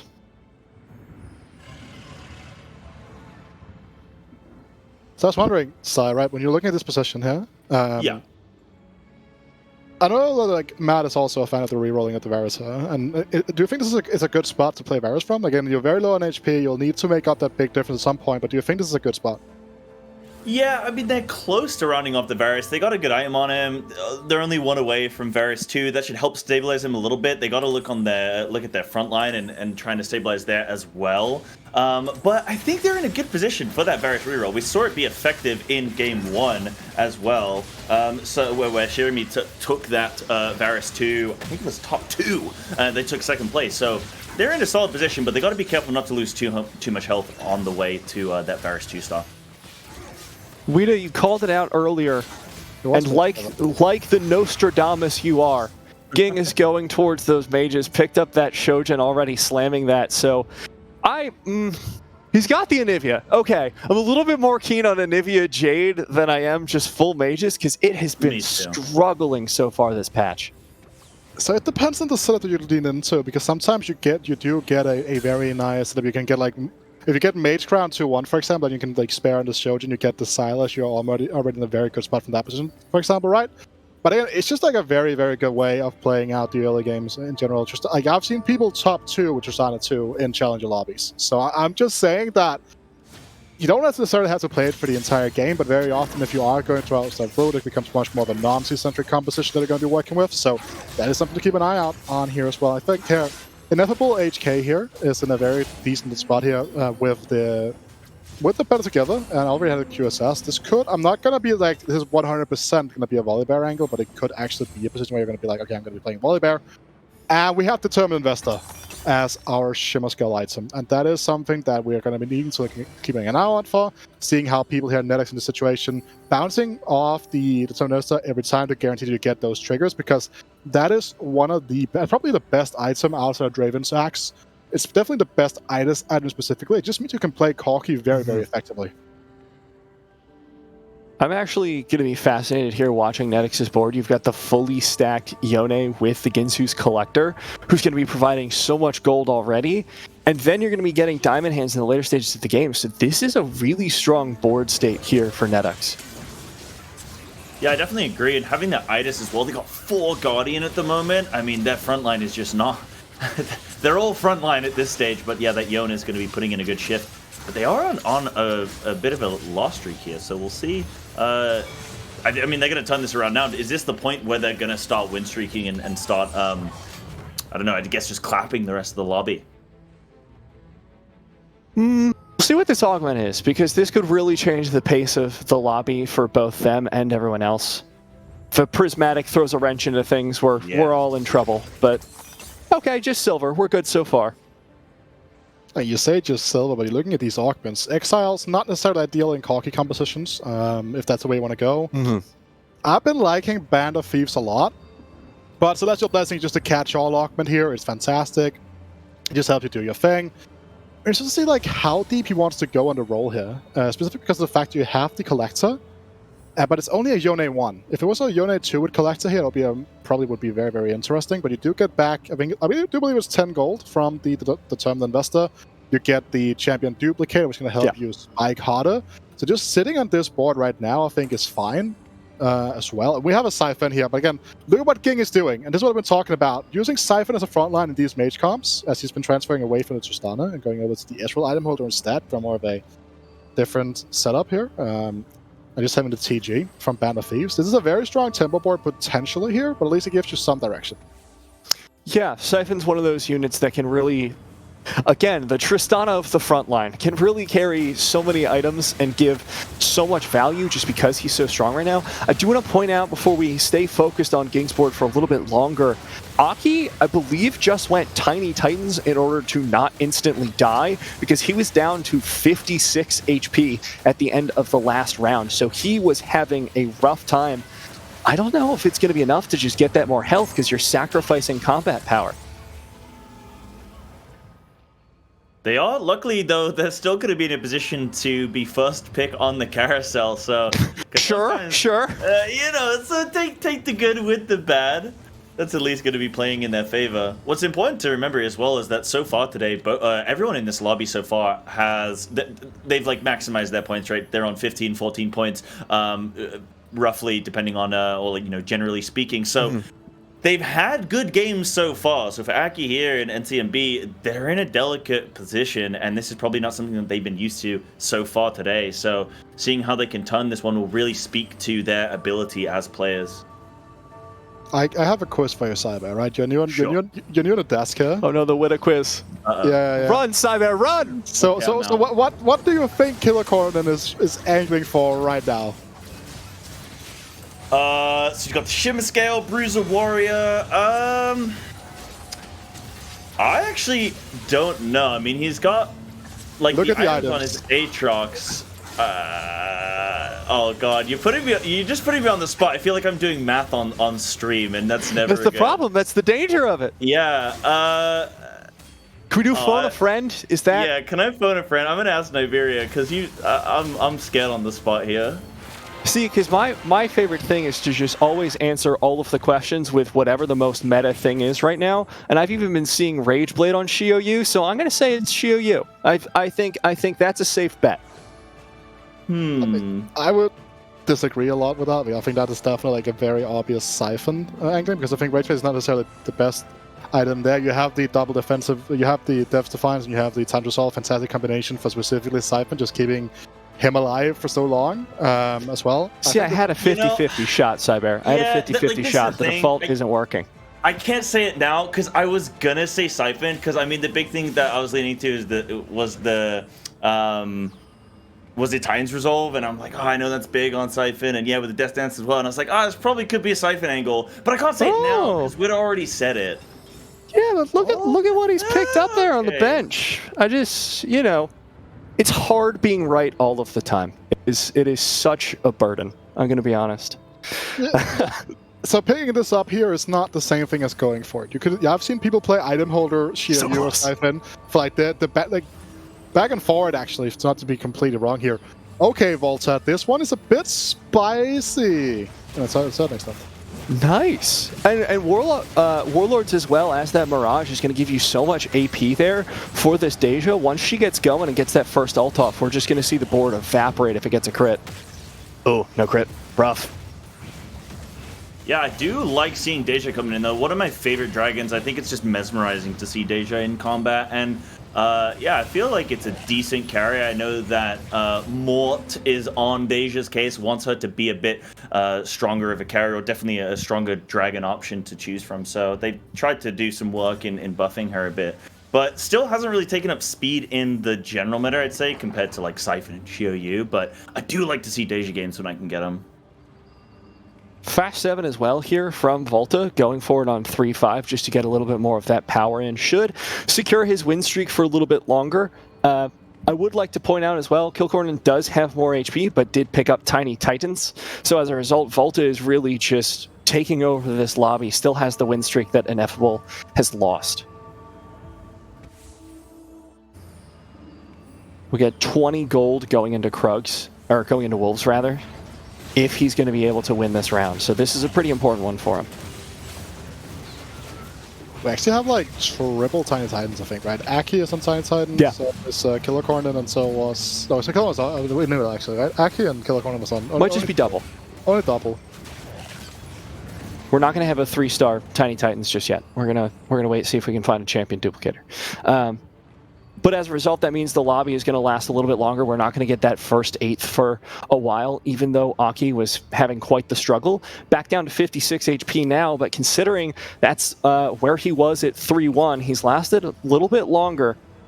Hopefully he can salvage his game at this point. Now, Wida, this is a Xiaoyu board. This is a Xiaoyu board because of all right. Because of the fact that the Edge of Night. Edge of Night is not necessarily fantastic on Siphon. So that's one thing I was talking about sword items and slamming as well previously in the game. If you end up slamming Edge of Night, you are very clearly leaning into specifically Xiaoyu, which can be pretty big investment to make very on. So I think this is definitely a much closer angle. You have the early upgraded Jades, you have a lot of stuff to work with here, and this now can kind of become what we call like a bit of a lottery stage. We know it from the previous set with the Kaiser roll downs, right, coming through, and so it's going to be going for it, because I've seen some people just go down to 0. I know a lot of people disagree with this way of playing the game, but again, NC here is at 46 HP, does not have the goal to work with in terms of being able to go up to level 8 and have those better odds. Has to beat the curve here just for a singular upgrade, and does really end up angling for it, so it'll be a bit of a harder position to play from there. They have such good Xiaoyu items, as you're touching on the with it, like with the Bloodthirst, so with the Edge Knight. I think that's really solid. Also have the bow. They can even reforge the tier as well if they want, but no, they're going to be throwing it onto the Anivia mid combat here, just trying desperately to get some wins in to continue this win streak and not bleed out any more health. But it's not going to be enough. Aki here just going to be taking this win here with this two-star Varus with some decent items on. So Aki here managed to turn this one around a little bit, but again, they were playing against the weakest board so far in the lobby. It's our favorite time of the game, guys. It's the final augment. of the game. And Volto, of course, here on this massive win streak. I believe he's on 7 rounds. Be interested to see what he's going to pick up as we swap over to Ging's board, who is running that Shio Yu composition as well. We called it out earlier. This is either going to be a Mage or a Jade board. Oh, nope, dropping the Siphon. Yeah, I thought they were going to switch it out, but no, they didn't. They end up selling it again. There's always a chance. It feels a little bit like a lightning strike, you know? Like, there's always a chance of it happening. You can never be 100% sure. Sorry, no, you said that, like, enthusiastically, like, oh, there's always a chance of being struck by lightning. Hopefully not. Look, all right, I grew up in rural America. Seeing a tree that got hit by lightning was the most exciting part of my year. All right, not a whole lot happens out there. I've seen your front lawn. I know it's you live in a fairy tale town. It's beautiful. But I want to jump as well to Aki. Though we did see a 3-star Varus, so Aki's now going to be in a very strong position with their carry. If they can kind of shore things up with their front line as well, they're going to be should start win streaking pretty heavily. So keep eyes on Aki and whether the flames start firing up there. But now we have Travis versus Ging here. Oh, we're going to switch things over for you. Oh, that's a Yasuo with Diamond Hands and Hodge. It's a Yasuo 2. That's a Yasuo 2? That's a Yasuo 2 with Diamond Hands. I think Netix just might have won the lobby. So Yasuo 2 by itself. Yeah, go for it, Wida. So Yasuo 2 by itself is not necessarily an automatic win. We saw that in the previous game with Salvi's built different wall, right? But the thing is that there are 2 excellent holders of, Diamond Hands in this specific setup. You have Idas, fantastic holder of it. But Yasuo, being able to go invulnerable in those types of situations, then coming with the healing from the Hand of Justice, BT, whatever you name it, and then having, the Saya here on the back end just doing a lot of damage as well, just slowly, making the targets easy to kill. I don't know the reason why I can't figure out the correct word for that for a second here, right? Like, just, doing that. Okay, NT actually finds the Saya too at the bottom of the screen there, so it has to go for a bit of a pivot there, but again, interested to follow that unfold here. But just watch how much work this Yasuo 2 is going to do here. I have a question as well with this. So next year is level 8 at 4-3, has no gold really, but they have this Yasuo 2. Is it going to be enough for them to stabilize now for the next few rounds so they can econ up again? So this Yasuo buys so much time for the collector on the Saya here to just pull out a lot of work. Because obviously the amount of gold that are already generated here, there's going to be 6 gold generated alone in this fight. And once Side 2 becomes a thing here, this is going to be in a very... again, look at these fights. This is a 2-star Shio Yu, fully upgraded Jade board with decent combat augments, just being completely torn apart here for a second. So that is definitely something that we aren't going to be expecting to see more of coming through here. Ging, there's an option for Bard, never really a bad option. There's also Yasuo on Carousel, though, with a tier open. So if you have a tier you haven't killed yet, that's blue buff Yasuo. Incredibly strong thing to play around. I wonder if Netix is going to take it just to deny it from someone else. Not going to.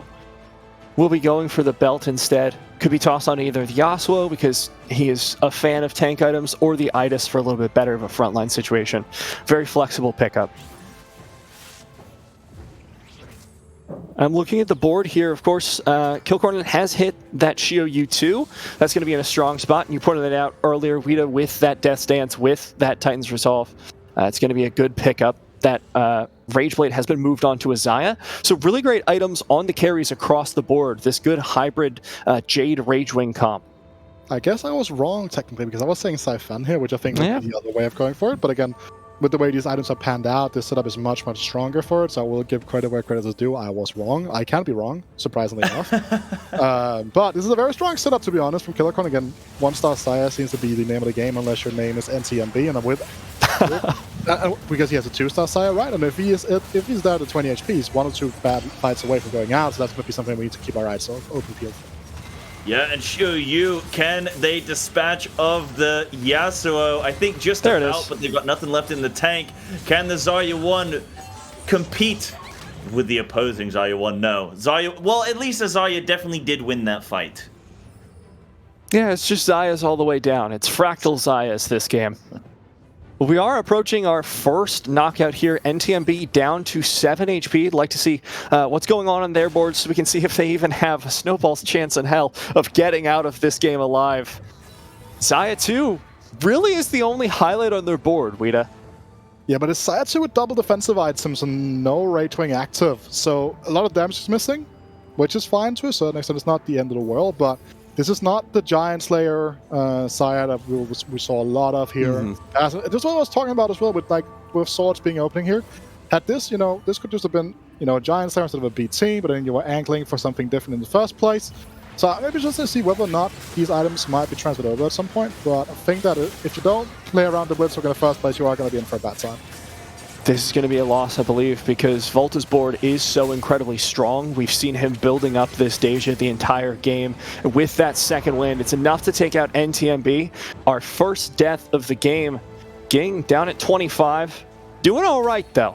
Going to be able to take a win there. Yeah, I have a question, actually. Do you think if NT there had used the Reforger on the Anivia to try and get maybe some tankier, well, not tankier items, but items for the Siphon to itemize with, like try and get a Bloodthirst or try and get a Time Control, something like that, for the Siphon carry, do you think that could have maybe helped them stay in the game, or were they kind of just doomed? Oh, Siphon. I actually don't know really because I didn't fully see the damage play, but I feel like not like rerolling. There was like an Archangel or stuff like that could be worth rerolling, but again, even then, very often you will see Anivia act as like a secondary carry. But this setup is the one we're talking about, right?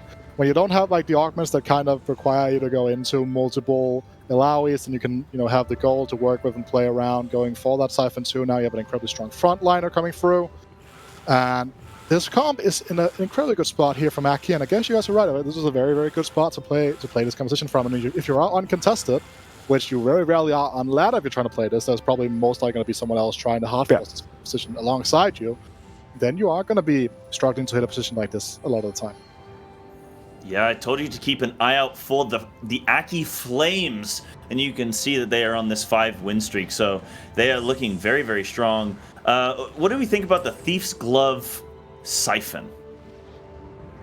It's good. I mean, it's not optimal, but Siphon is really good at carrying both tank and AD items. So, like, if you're just playing the odds, it's going to give you something that you want most of the time. It's never going to be as good as an optimally itemized Siphon, but considering that you've got that Varus in the back with that incredible amount of damage between the Giant Slayer, Rageblade, and Deathblade, I think you can afford to have suboptimal items on the Siphon just to get that streak going, just to get Aki, who's been on a 5-win streak ever since the start of Stage 4, I believe, was when his board really started to get built.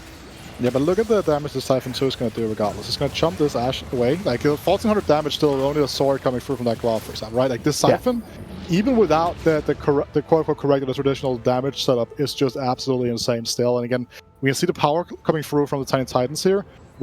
If you subtract the Tiny Titans HP here from Aki, he's going to be 2 lives instead of being, like, at 4 or 5 lives even right now. So, just a lot of space to work with here. And Killer Corner is going to be taking another loss coming through here from his Turkish compatriot Gingen. So interesting to see what this is going to go fully. He's going to lock for the... Yeah, so this is another approach to take this, right? Because you've seen someone like NT now who is holding a lot of the Anivias from the pool being gone now. So it's just going to be going for that Anivia free just to get that additional level of damage. You have the Gunblade, which just adds another layer of healing to the composition. It already has a ton of healing, but we've seen this before where it's just going to be incredibly hard to kill, especially alongside that cybernetic shell, which I think is something else we need to touch on a little bit here, is also very, very strong. Yeah, that extra armor is going to do a whole lot, especially against the other AD compositions, with AD being so dominant both within the meta and this lobby. And these Shiou items feel like they were pulled out of the ether to find best in slot. It really... Ging has really hit here. You could argue that the IE could be better served by being a Giant Slayer, but these are such fantastic items on both the carries. This is going to carry him all the way to taking down Travis Squad, and already top 6. 25 HP, but a strong board to back it up. It feels like Travis there, they had Karma with holding all of their items, and Karma being a 1-cost carry, I have seen it done, but I feel like you need very specific augments for it to work, and Travis there, I guess they weren't able to switch over to a different carry away from the Karma, something with a little bit more DPS. Yeah, Karma is kind of taking the place that we saw from Ezreal a couple of patches ago, where she has kind of turned into the primary item holder in those early Jade setups. We also have seen some like 6 or even 9 Dragonmancer setups where you restart a set as well, just to get that extra amount of stats onto the Karma, but generally speaking tends to require, blue battery just to keep that DPS incredibly high. This fight here I'm interested to see because, like, again, look at this. Volta is, this is ineffable actually, so we have Volta and Ineffable also both playing on this this Deja board, which for me is a surprising one. I think Wallace obviously is one of the better ones to play Deja from, but it's just a board that a lot of people are not finding success with at the moment. Yeah, and Ineffable hasn't hit the Deja 2 yet, and we're at 5-3, so they gotta, I mean, if they don't hit that Deja 2, that's where they're putting all of their investment into. This is, as you mentioned, Warlord's Honor, so they invested in that vertical Mirage, and not hitting the Deja there is crippling. Caffeine Rush picking up that Frozen Heart. I really like this item in the current meta just because of how many AD carries there are, and I feel like QS has fallen off a little bit. Xayah still runs it almost always as her single defensive item, but we used to be seeing it on like every single carry last patch, but this patch, people have been willing to risk not having that CC immunity, so Frozen Heart's value has relatively gone up. And oh, Falta with the IEJG Deja. This is best in slot Deja. I think a lot of people would make the argument. Again, with Deja being tuned back into having a lot of her power in her ability rather than her auto attacks, which for a brief moment in time before she was hotfixed 2 weeks ago or something like that, she was much more of an auto attack carry. So like there were positions where it was almost incorrect to shroud a Deja because the auto attacks are just that much more important, and I'm not even joking. But that's just like kind of some of the fun things to work with. And another thing that's also really worth noting here, we saw this combination here as well. The Blitzcrank, the Rugged Propel Grab Fist here, coming through from the Portable Forge in the early game. If your opponent's corner carriers do not have that QSS, they are being hooked directly into the Deja. So look out for the positioning from Volta here, because we saw like how it just means that they're going to be killed. They're going to be killed off by the first one of those. Coming through. I think that's a really good point to raise, right? Like, this is the stage of the game where we really have to be looking at positioning. And speaking of which, Gingde going out in 6th in this round, weren't able to hold on that much longer. And we even have a great graphic as well. We can see on the right-hand side of the board chat, we can see the state of the economy and the win streaks right now. Aki with a 9 win streak so far, and that's the Varus 3-star that we were talking about. You were talking about Netex's goal here, Netex being Caffeine Rush, right? You're talking about their goal being, could they recover from that financially? And I was talking about the Collector. And yeah, look at it. Just look at it go, quite frankly. We're looking at it right now. 50 gold already, ready to look for that level 9 to add that final piece of board that's going to help you propel yourself into a very, very strong position here.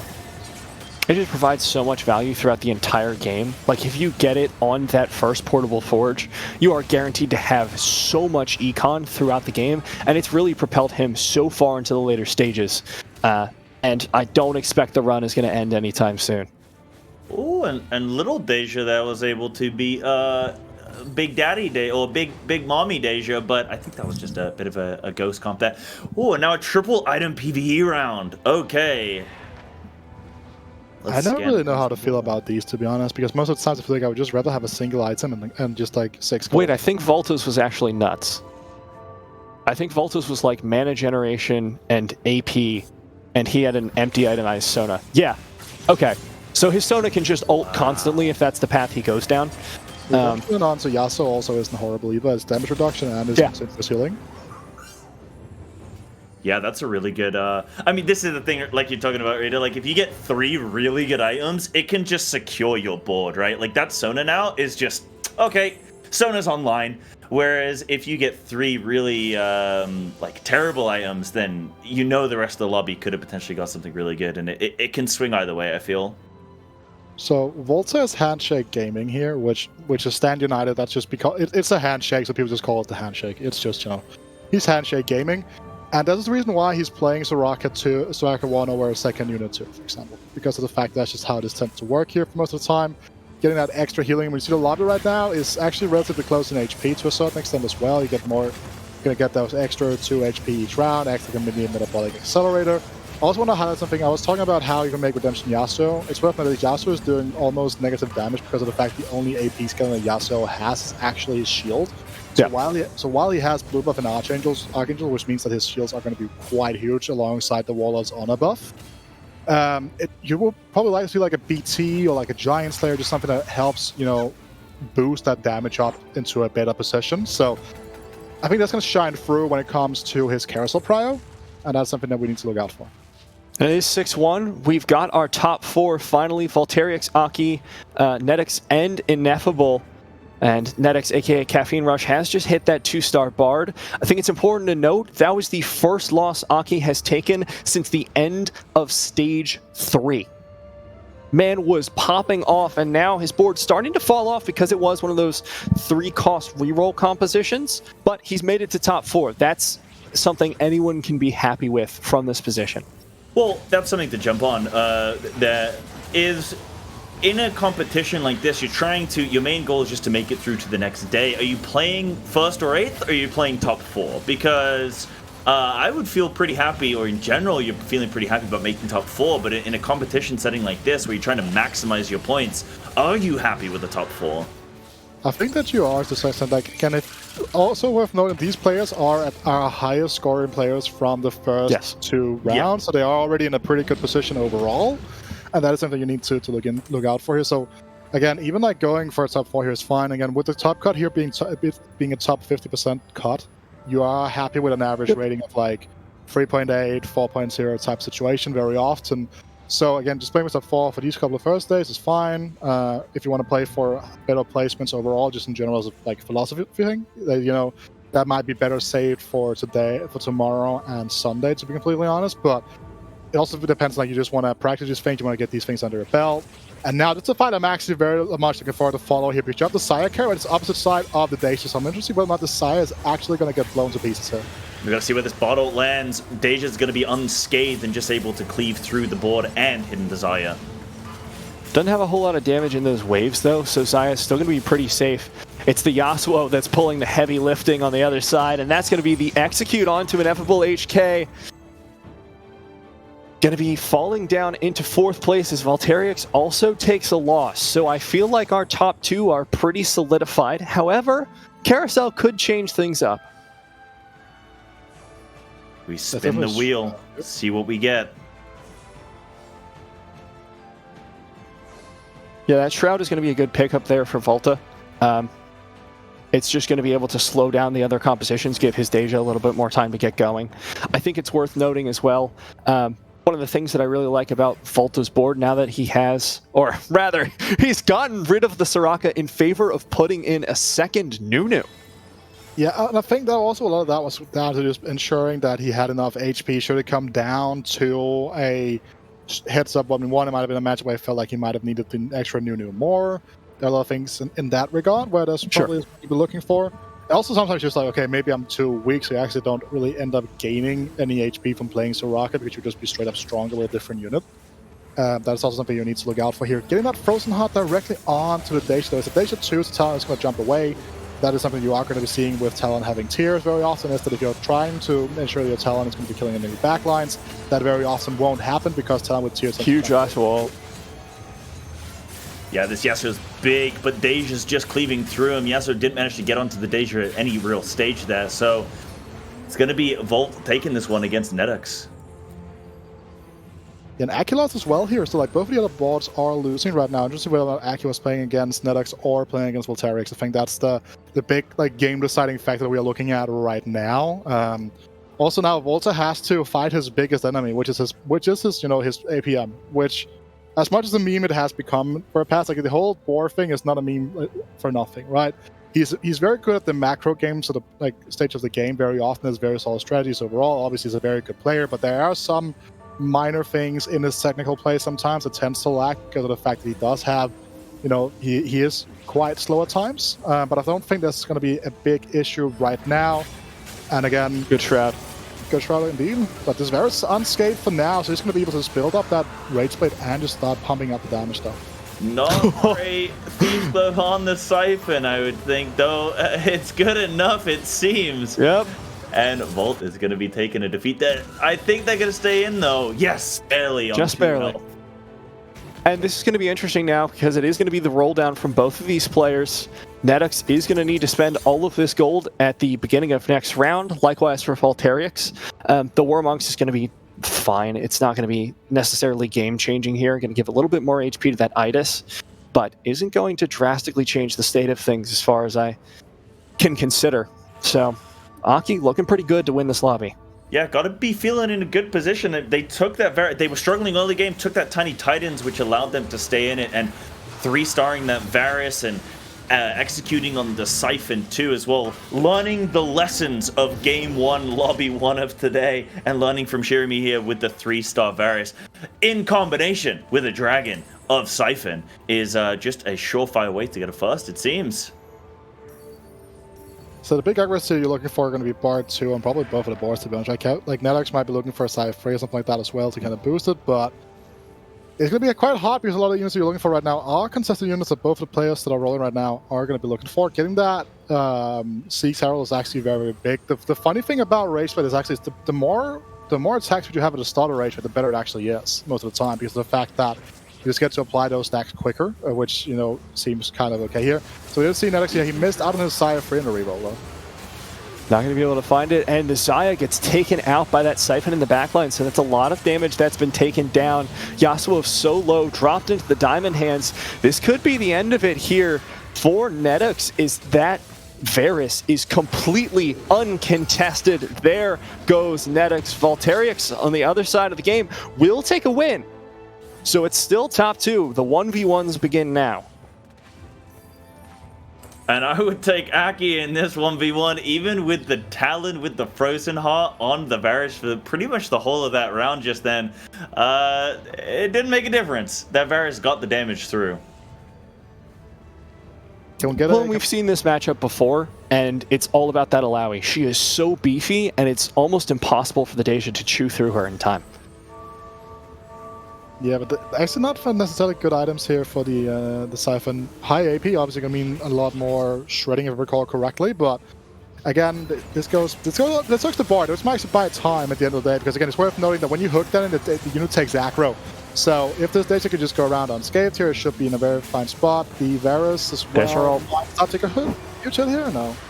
Deja is still alive for the time being. Siphon's not going to be able to find it, but Varus uncontested in the backline means that Aki is going to take the victory in round number 3.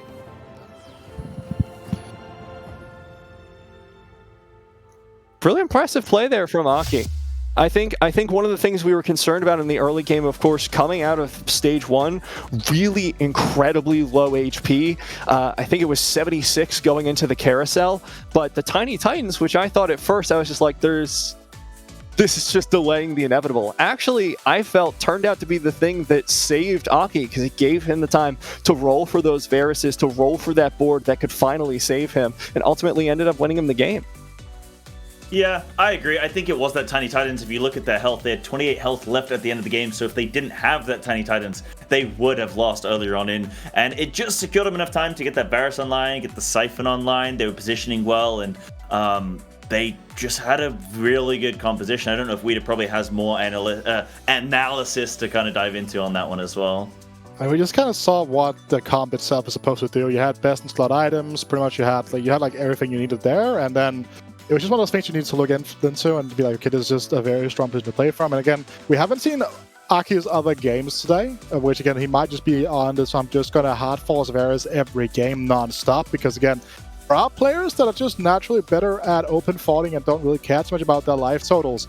And right now, I think I've spoken to a couple of players that didn't qualify and didn't play or whatever today, and not in here for a variety of reasons. Some missed day 3, some didn't have the time to put into ladder, stuff like that. And I think a lot of them was like, if I was going to play today, I think I might actually just open for it and force Varus, because the composition is just that good right now. I was really impressed watching it. Of course, I was following along Bricks during the qualifiers just to get an eye on him as one of the mainstays in our Golden Spatula Cups. And I would say about 60% of the games, he was just saying, okay, this is going to be a Varus game. I've gotten something vaguely Swift Shot. I've gotten something vaguely helpful for a Siphon. It's going to be a full send. We're going to go for the Varus. And it works out so well because he's such a great backline unit to support that Siphon. It is just incredible how strong it can be into the current meta. We are going to be heading over to a quick break. We're going to have an interview with Salvi coming up. And after that, we're going to be going on to round number 4. We are halfway through day 1 of the Golden Spatula Cup. Don't miss the next couple.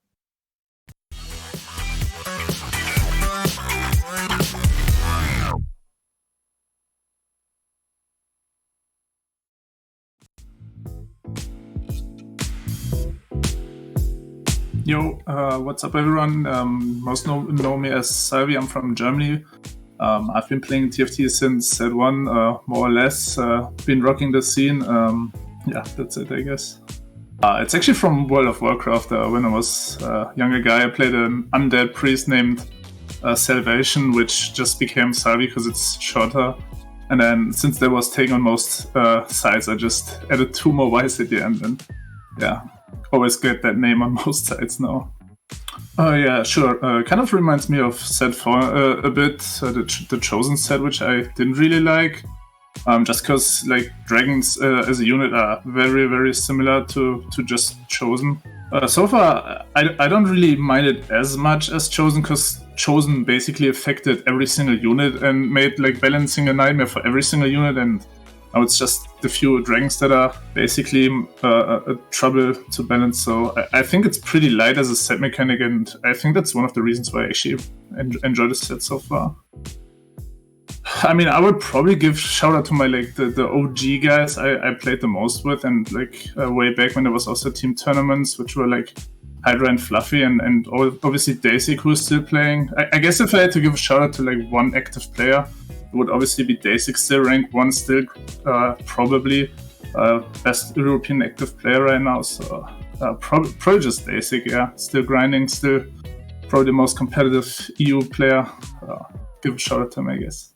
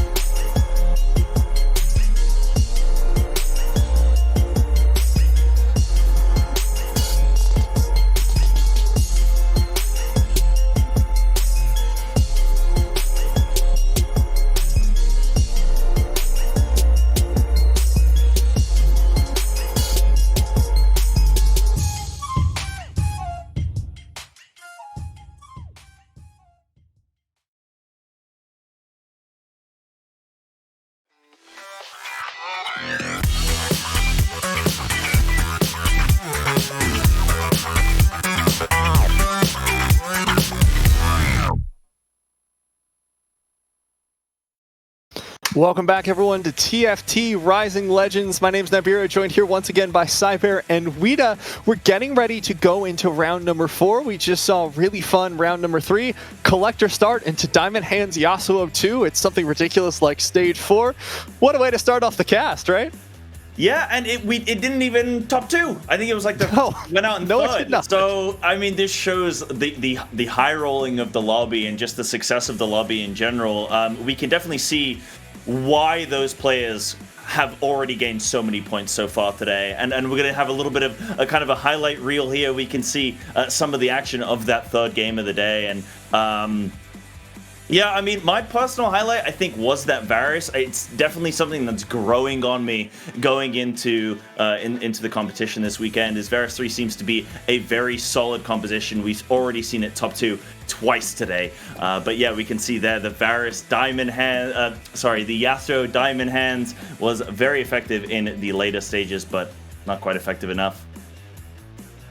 And yeah, the Zaya's as well weren't quite that strong in this lobby. We didn't really see them take shape, take form. I think we're seeing a bit of a meta shift, I'd say, in general when it comes to set 7 right now, where Zarya's and Cannoneers are potentially falling off a little bit in favor of more of these stronger. Cannoneers in general. They're falling off in favor of more of these like Siphon and Shiryu Dragon comps, and seeing the Deja coming in was great as well. These are always fun, these tournaments, because of how much variance you get to see in the meta within lobby to lobby, because the players are so highly specialized, they're such a high level. Obviously, you're not going to see like everyone go for Siphon every game. There's some players that specialize, there's some players that generalize, and from lobby to lobby, you get to see these things where it's just like, oh, this lobby really loves Deja for some reason, and then we might never see Deja for the rest of the day. This is something that happens, and it's always so fun watching the tournament meta develop. That's the first Varus we've seen. I'll remind everyone we still haven't seen Nidalee, which is featured in so many of our lobbies across the tournament. Yeah, and Nidalee is also one of those compositions that are very much the same thing.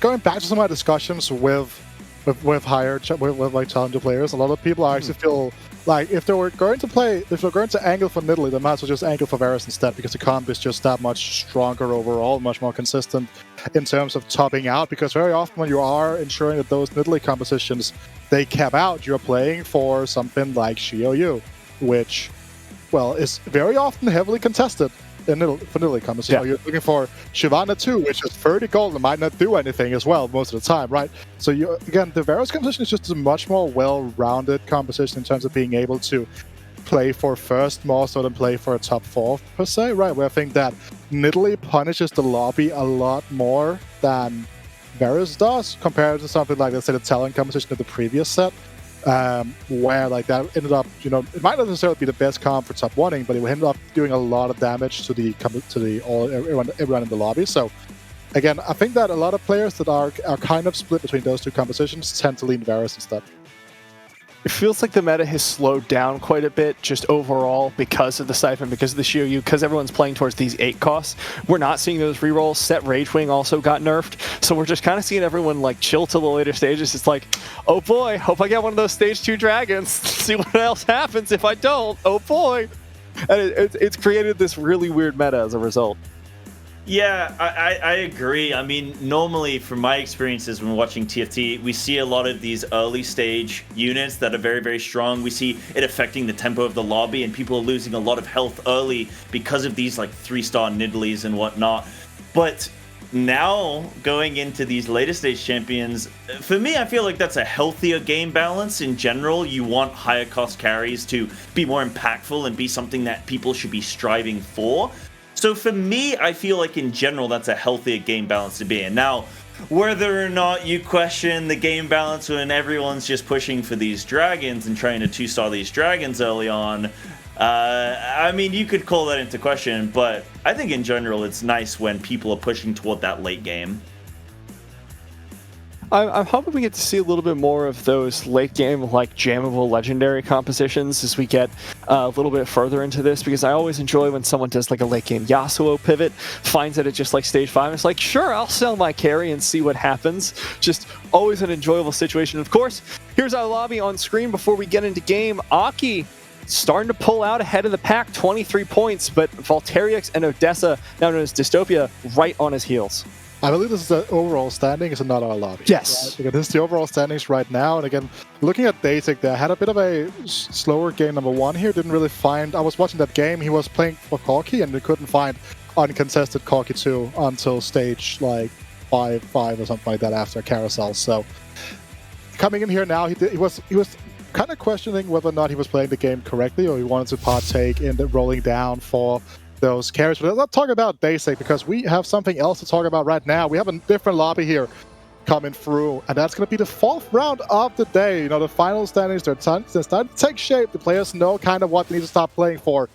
And again, well, wakey Dragon, because we do indeed have defensive components this time around on the carousel here. Aki starting with the belt.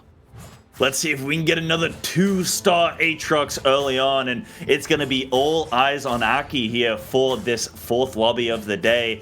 Top of the leaderboard currently. They're in a pretty commanding position, Niberia, and they can afford to drop a few points here. Not that they're going to, of course. Sai, I love that you have the enthusiasm for a 2-star Aatrox that most people have for a 2-star Yasuo. It's truly inspiring. mean, it's one of the best early game units, right? Like Aatrox 2 can just help you carry you through so much of the game because it can hold like Siphon items, it can hold generic tank items. So there's just a lot of it that it's just a very, very potent unit here. I can also like the fact that we haven't committed to buying any of the things in the shop here. Again, we could get a lot of gold we decide to work with instead. Recurve bow, again, no gold until the final round here is a bit rough because you aren't able to hold, let's say, the Sun Up here, for example. Aatrox 2 is found with and Shannon shop here. So you're looking at a very strong potential board here without being forced to level to 4, depending on how this is going to be going. I don't think this Escher is something we're going to be keeping, but again, you could get dropped, let's say, a Lee Sin from a box here. You know you're going to get gold, most like 100% of the time here. The absolute lowest of rolls here would be to get a free gold, like a 2 gold Nico opener here. That would be disastrous because while you're still going to be able to buy Timekins and Shen, you are going to be so poor and so behind on the economy game for the outside of the game so far. You're going to be Swain Silas box instead here. I expect this Shen and this Timekins to be picked up, yes. Electric Overload is going to be the Mirage. Oh boy. Oh, we're talking about Prismatic as well, so let's talk about that instead. Yeah, Electrocharge I know is really, really solid right now. A great choice, especially with some of these tankier front lines. So definitely an option. I also like the Cybernetic Shell. We've been seeing it being picked up quite a bit in these lobbies so far today. Not so convinced on the Warrior Crown. I know Yon carry hasn't been as solid. Olaf is better, I guess, in an assassin comp. It isn't really played as much. But yeah, what do you guys make of this? With these choices, Shell or reroll for me, I think. Shell's going to give you so much early strength, and that is going to be the pick here, because with the Warrior there on Aatrox, with the item on Aatrox, he's going to get 40 AD plus the Sunfire, or 40 armor rather, plus the Sunfire armor, plus the health from Sunfire. This is an incredibly strong early board. I think I would play the Senna over the Ezreal here. I think that on average, also I would sell both and play Twitch if we're going to be playing one of these units, but that is just me. If you're going to be playing for 100% win streak here, Ging went for the grab back here, so he has 2 reforgers on the bench. Found a Hodge and a QSS. So this is actually a very, very solid item setup right now. And that is 4 free components. You don't really have to reforge anything here. You can play Cypher from this, you can play Sire from this.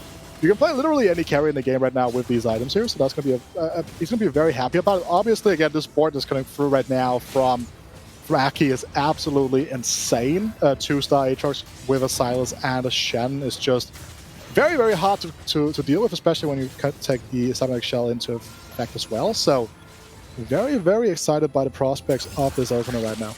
Yeah, we're seeing the struggle. I do like that Twitch pick as well, as you were mentioning, and Aki here must be listening to broadcast because they did end up picking it up as well. I think that's a good call. Twitch there giving attack speed to everyone in the group with that guild is just so effective there. And we do see the Shimmer Scale of the day and the Whisper Prismatic. So, Siphon Angle? I feel like this is such an unfortunate spot because you have to now choose between going for a Siphon comp and getting Diamond Hands this early. Because Diamond Hands is like objectively the best Shimmer Scale item. You could argue Draven's Axe, but it is so incredibly strong. But you can't run an Idis with a Siphon unless you just really pray for that Dragon Horde. Or Dragon Alliance, there are 2, there you go. Summers, it's just a great. It's the same thing. It's the same argument, right? But at the end of the day, here, I think this is fine.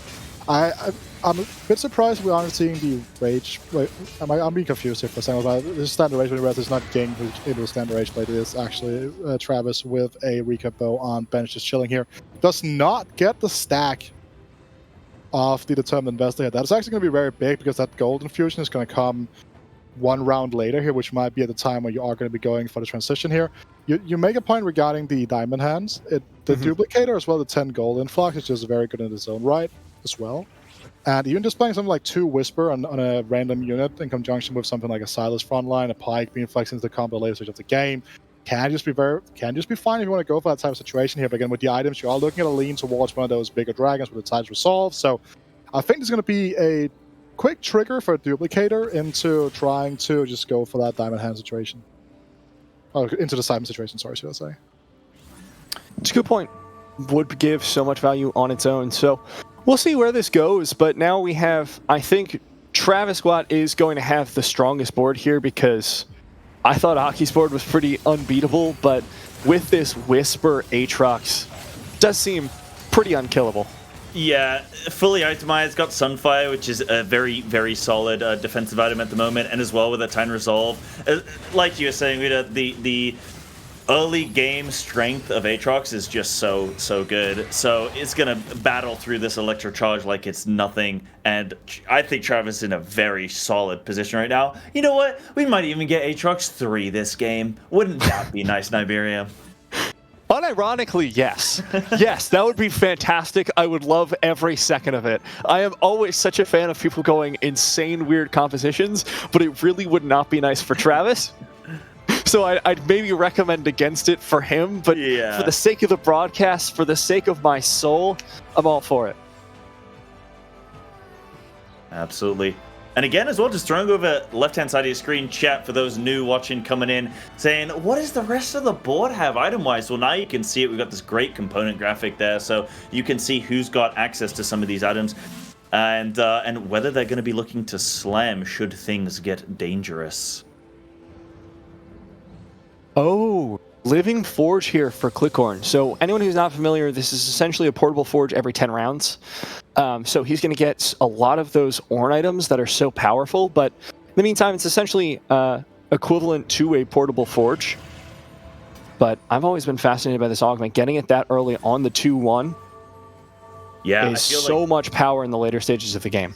I feel like that's a very, very solid augment. I do find... What do you guys feel about prismatic open augments? Because for me, whenever I'm playing myself, I always find them so, like, scary. I feel like it just increases the tempo of the lobby because everyone's so strong early on because they have such strong augments. But, I mean, of course, in these more professional settings, I'm sure that the players can deal with that. But do you feel like they affect the tempo of the lobby or not so much? Yeah, I mean, I think it just really just makes the game. Some of the players are going to railroad over the other players, like because some prismatic augments are really good early, and other ones absolutely suck early and are basically useless. That's the prismatic augment thing because they are better balanced now than they were last set. They are closer in power level. That doesn't mean that they are the same power level at all stages of the game. Some of them really fantastic late. Some of them absolutely awful late. So. There's so much variance there that it does make the lobby more difficult, and the boards are overall just stronger. Interesting spot from Aki here right now. This could actually be a lean into playing Saya. You're streaking. Saya is relatively easy in terms of items to get. You do need the rage, but you do need the giant set, but she can use a huge variety of items. So that's something we're going to be looking out for here as well. That's going to be the 4th stack on Travis's Term Investor right now. That is going to be a huge spike coming through in just a second. Again, remember, you can proc this on neutrals here as well. So that is going to be, 5 stacks coming through there, so like 6 stacks as well. Like that's going to be very, very close to procking very, very early on here. First stack for Aki. I do believe that they're going to be much more likely to keep playing the items for the late stage of the game, though, here, while we see Travis has to go for that multiple unit investment, which he doesn't really mind when you have the Volibet 2, you have the Aatrox 2, etc. But Aki is also ever so close to that 5 Shimmer Scale here. Should Kane pop up? No Kane, sadly. Which is, just how it is at times. Again, looking at this lovely graphic, again, the economy here, you can see Ging has a lot of gold to work with right now, has a pretty interesting item setup as well. Clickhorn also has a pretty good setup in terms of the gold and the items here. And also, I think that's worth noting here, Travis and Ging both being 5-streak into this round is so huge, because you get 2 increments, but you get like 8 extra gold. You get a lot of extra gold here, just for that alone. The question is Ging actually going to be able to beat Krugs here? Never a question you want to be asking, to be honest. Yeah. I mean, he's definitely okay here. Nico should just make quick work of this. He might not be able to make a good decision in terms of being able to make econ. Should gold drop from the final one of these crocs, but that is just at the end of the day, that's just a decision that you have to live with from time to time. And would you have it here just gets natural gold and stuff, so that's not to make a decision here. So 3-1 is always an interesting position here. Ging goes for the level 6 here. Instead, he's so low HP here that he needs to roll to stabilize. He is not set on an Olaf pair, but he does have other Bruiser pairs to play from instead. Yeah, decent hit defensively there, but yeah, only having the Olaf 1 doesn't really have a whole lot of damage to contend with the rest of the lobby. So needs to find that Olaf, as you're saying, rolling down and seeing what they can hit. But something I just wanted to raise very quickly is, and something that I'm not actually 100% sure of myself, maybe you guys can clue us in here. In chat, the question, do points from today count for tomorrow, or is today just about advancing to day 2? I would think that the points are just about advancing, but maybe one of you guys know? Yep. All about each individual day is where you qualify, and that's going to only get you to tomorrow, and then it's all going to reset. Each individual day in Golden Spatula Cups is going to be a qualification. If you ever have questions about the rules, if you're a player, you can always talk to our lovely, lovely admins. If you're a viewer, I believe we often have some mods in chat representing the stream. So thanks for asking, but that is a job better done by the admins than it is by us. I'll know for next time then at least. Yeah. Go to the admins. Give them something. Exactly. Oh. All hail the admins, right? Travis, of course, going to be 100 streaking all the way here to 3-2. And this will be gold augments, so they're going to be relatively powerful. These options are not great for Ging here, I guess. Lecture charge, maybe? It's quite good, but Lecture is also very, very good. Yeah. Like, it doesn't really have any items that really it does no runouts, etc. But sometimes, you know, I've had some very, very funny games where with Guided Expert. It's actually one of the highest performing augments. If you go for like individual players, very often some of their highest average placements will be from, let's say, a 2-1 Gadget Expert. Instead, you get the free Shiv, stuff like that here. And Volta has now been leaning on to a Corki setup, it looks like, at least for now, with the blue buff Giant Slayer. These could very much so just be Yasuo items for the later stage of the game. Instead, Giant Slayer, very good blue buff, obviously best slot Yasuo. So interesting where he's going to be taking this. I mean, also the positioning here is also fairly interesting. Just solo frontline the Leona and just working from there instead. Yeah, very interesting indeed. And like you say, I think this could be definitely a solid Yasuo angle for later. But I mean, I don't hate these items on Corki. The Giant Slayer is very strong, as we know, in this meta, and it's managing to do decently well against the frontline here of Click On. But I don't think it's going to quite be enough. No, actually, you know, I am confident that Volt takes this one. I think they win this round here. If this set gets punished, which I think it is going to, then yeah. I like how he's doing his best. I like how, if you look at Click On and augments, by the way. you know what's good on Living Forge? A portable forge as well. Could you imagine? Like, he's just like building like a forge empire right now. You know, like. Or an OTP right there. Yeah, I mean, in my notes, I've just gone is the Smith at this stage. That's all we need to know. Carrying on. Now we are going to be getting all the way towards these later stages of the round. We will be looking for that Corki 2. Until he hits that, it's not going to be a super strong board. Not going to have Trainer, and this is something that I have wondered about. Wida, I'm sure you know this.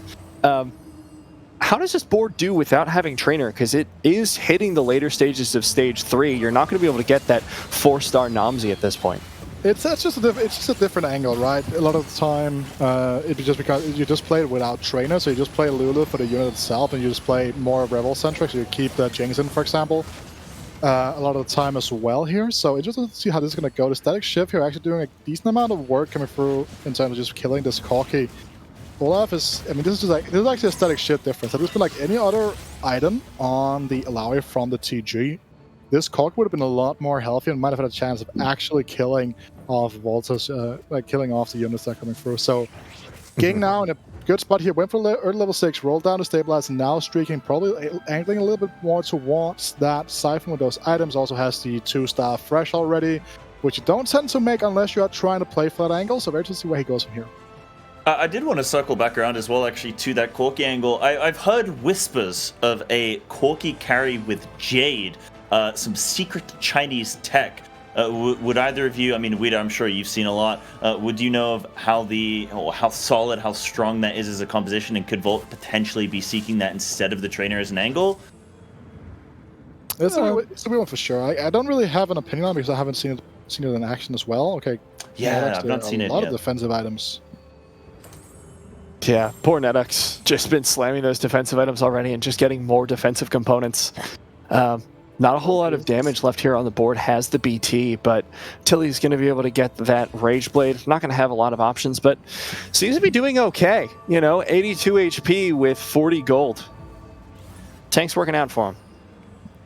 I mean, he's 2 complete items from the first grab bag, right? That is the first grab bag, I'm not confused. And then you have a component grab bag afterwards. So he's actually up a lot of components here. If he has a very, very good wolf round here, he's going to be in a very, very good spot, actually. Yep.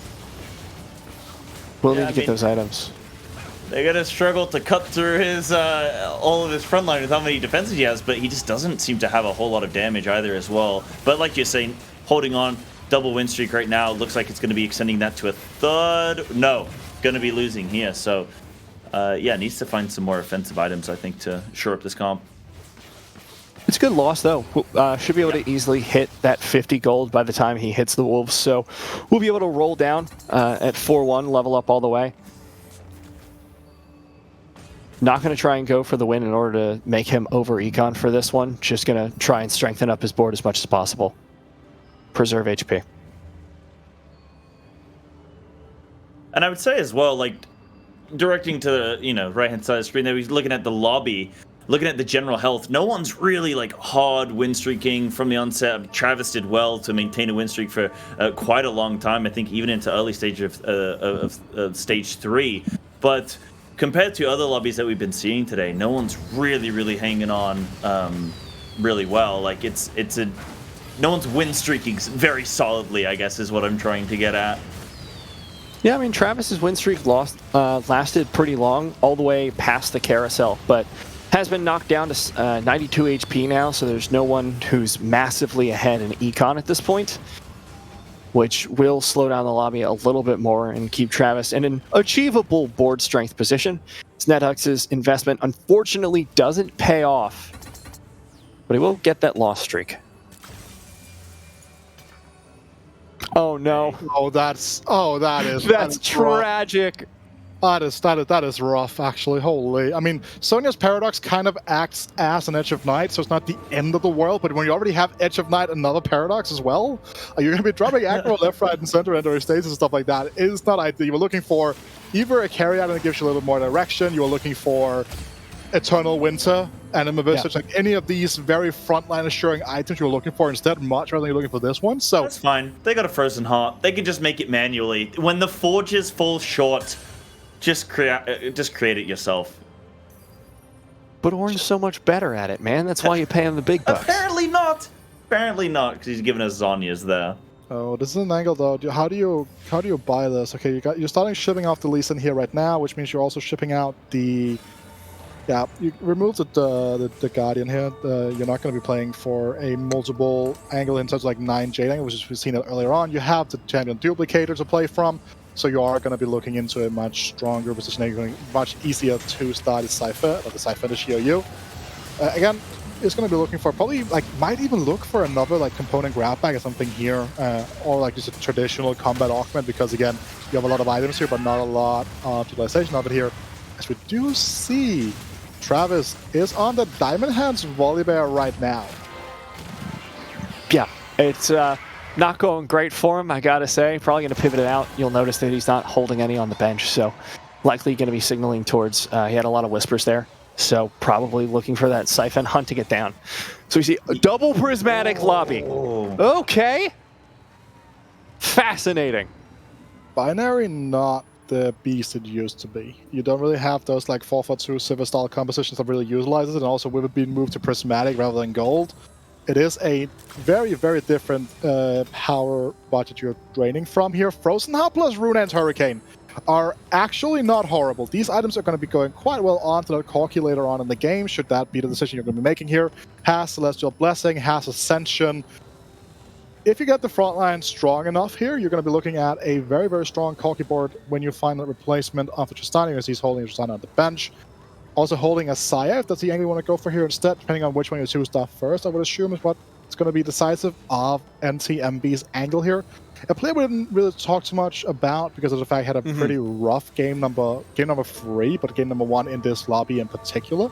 So again, we didn't really have a lot to talk about in that regard here. It's going to be keeping a couple of components on the bench, has the double Reforger, which is very, very powerful, because you can just, even at a later stage of the game, you can just get away with a bad drop from Golden, for example. So just to see here, Aki is going to be leading for that Saya as well, though, with that Prismatic Handshake. Yeah, Tristana, we spoke about this earlier as well, being a decent carry, or I believe we spoke about it earlier, about Tristana being a decent carry early stage, and as you said, can transition those items to Corki. But Aki here with the Diamond Hands Idis, Sunfire Warmogs, I mean, that seems like a very strong Idis, and you can see it managed to tank quite a bit of damage there, even at a 1-star. We were talking about how strong that cybernetic shell could have been in the early stages of the game. Unfortunately, Travis just high-rolled insanely hard and shut down Aki pretty bad.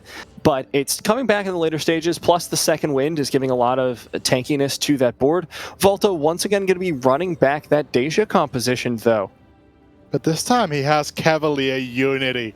So Cavs by themselves, not necessarily that strong. When you're naturally running the Nuna, you can fit in the Hecarim.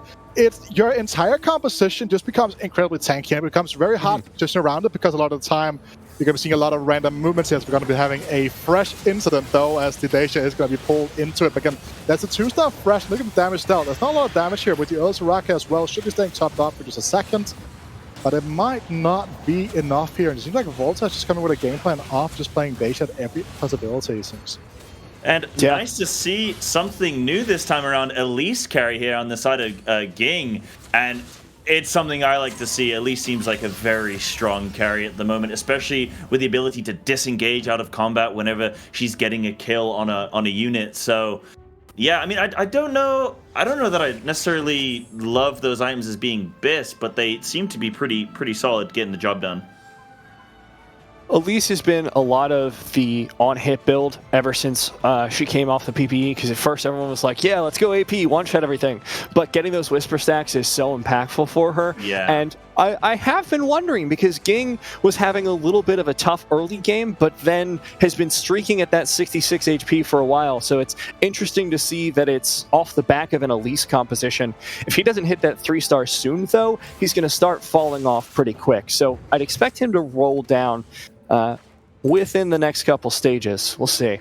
So it's worth noting here that the reason he's been taking part of here, right, has just been he's still playing this Jade board. I still think this is going to transition into a different unit, unless he is holding for the pairs here as well. So he might just put in the Pike here and then use the Pike as the secondary carry.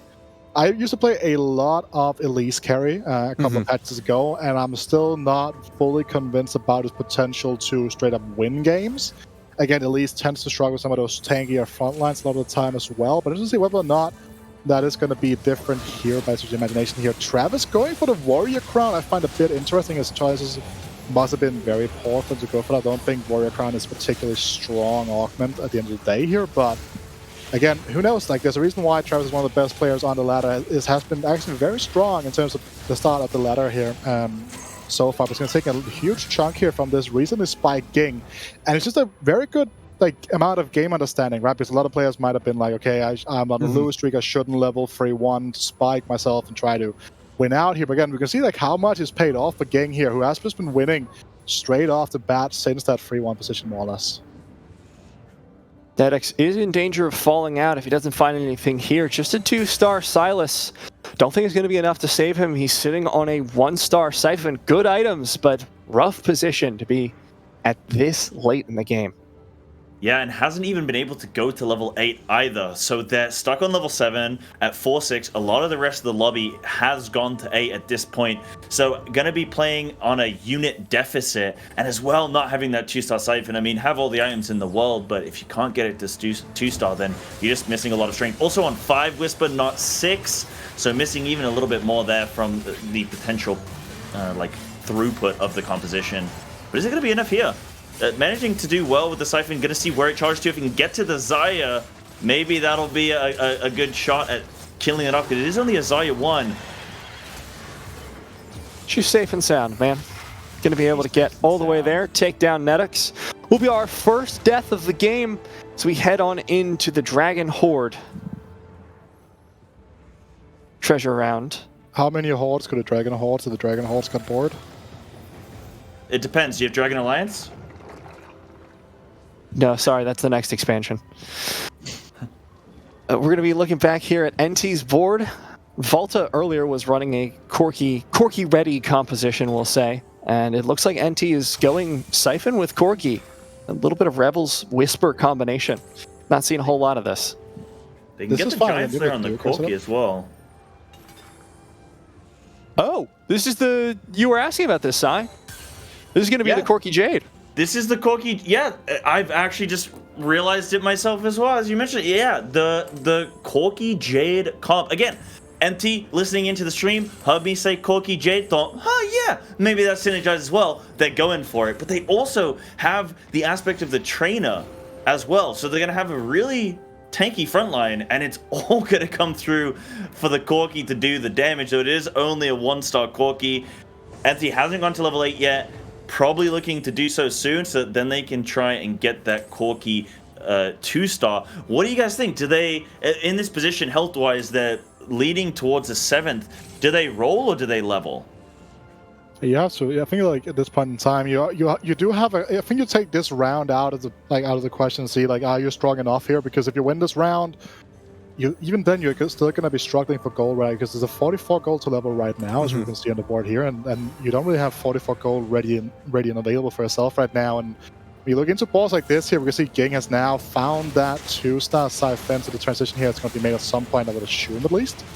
So see whether that's going to be the case. We're going to be following through fully here with this Rock in the back and also just providing a lot of healing about the composition here.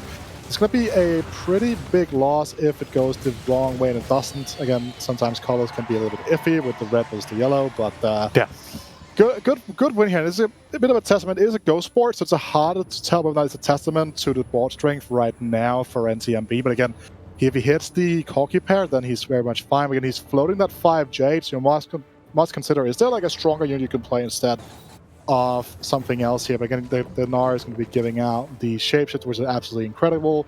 So I must admit, like, this is not really a board that I would personally would angle for myself. Needs this round to be sacked somehow to go to level 8, and then you're going to start looking for either the Shio U2, the Corki 2s of the world, etc. here.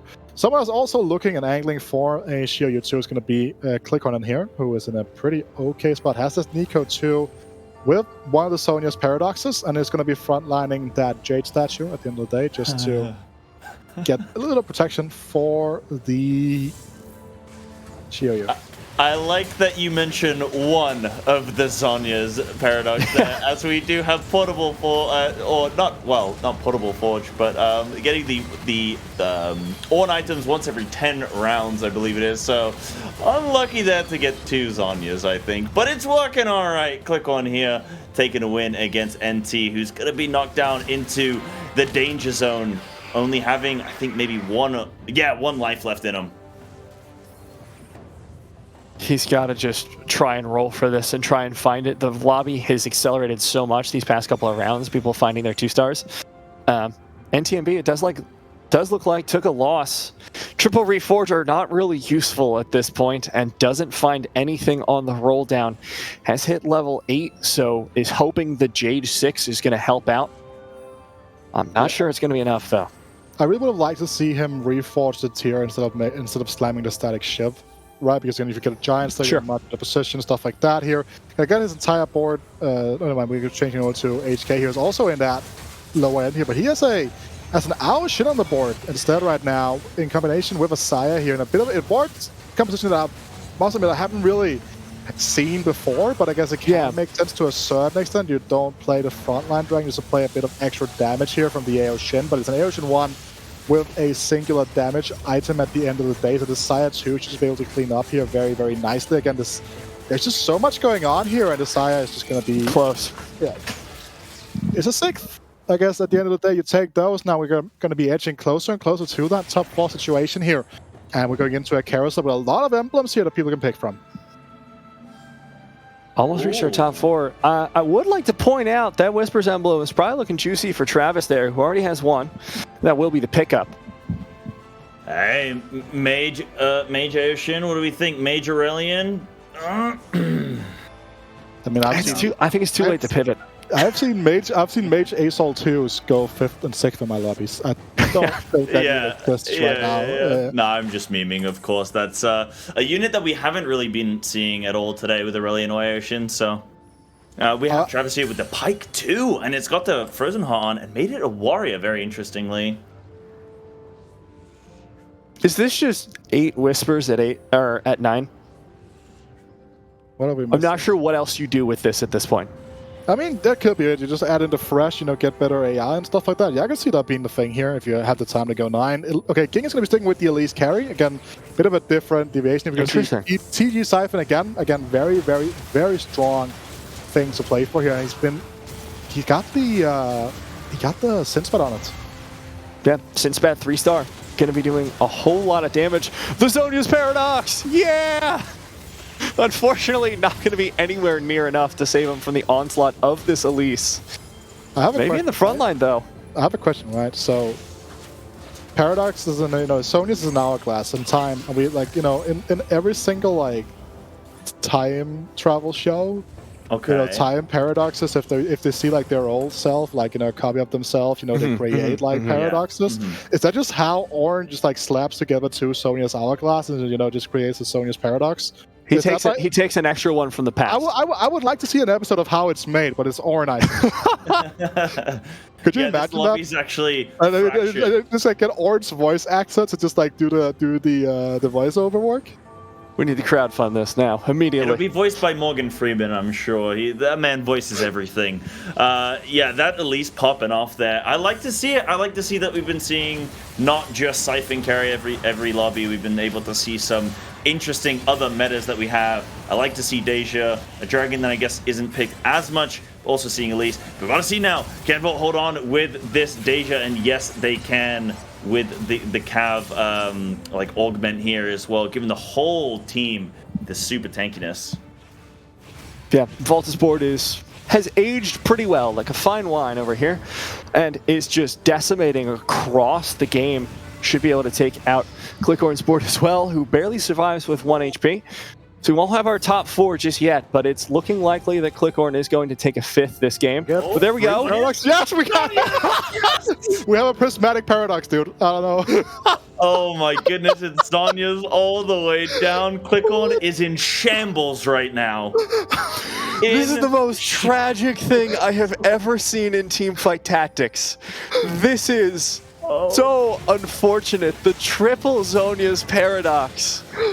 I mean, time and space is just melding now, right? There's just no way the timeline ever becomes the same again. Time is a flat circle in the shape of a Zonia's paradox. Clickhorn has never taken this augment ever again. This is going again. This is... Nobody's taking this augment ever again. This has killed the PR of Living Forge. But maybe, it actually is the fan favorite, right? So, supply and demand, and maybe that's been a high demand for Sonya's paradox, in the community. Well, I don't know. How is Clickhorn going to lose? Their whole team is invulnerable all of the time. It's true. They can't attack anybody. Yeah, triple paradox with an Edge of Night. Speaking of the devil, by the way, Aki has what?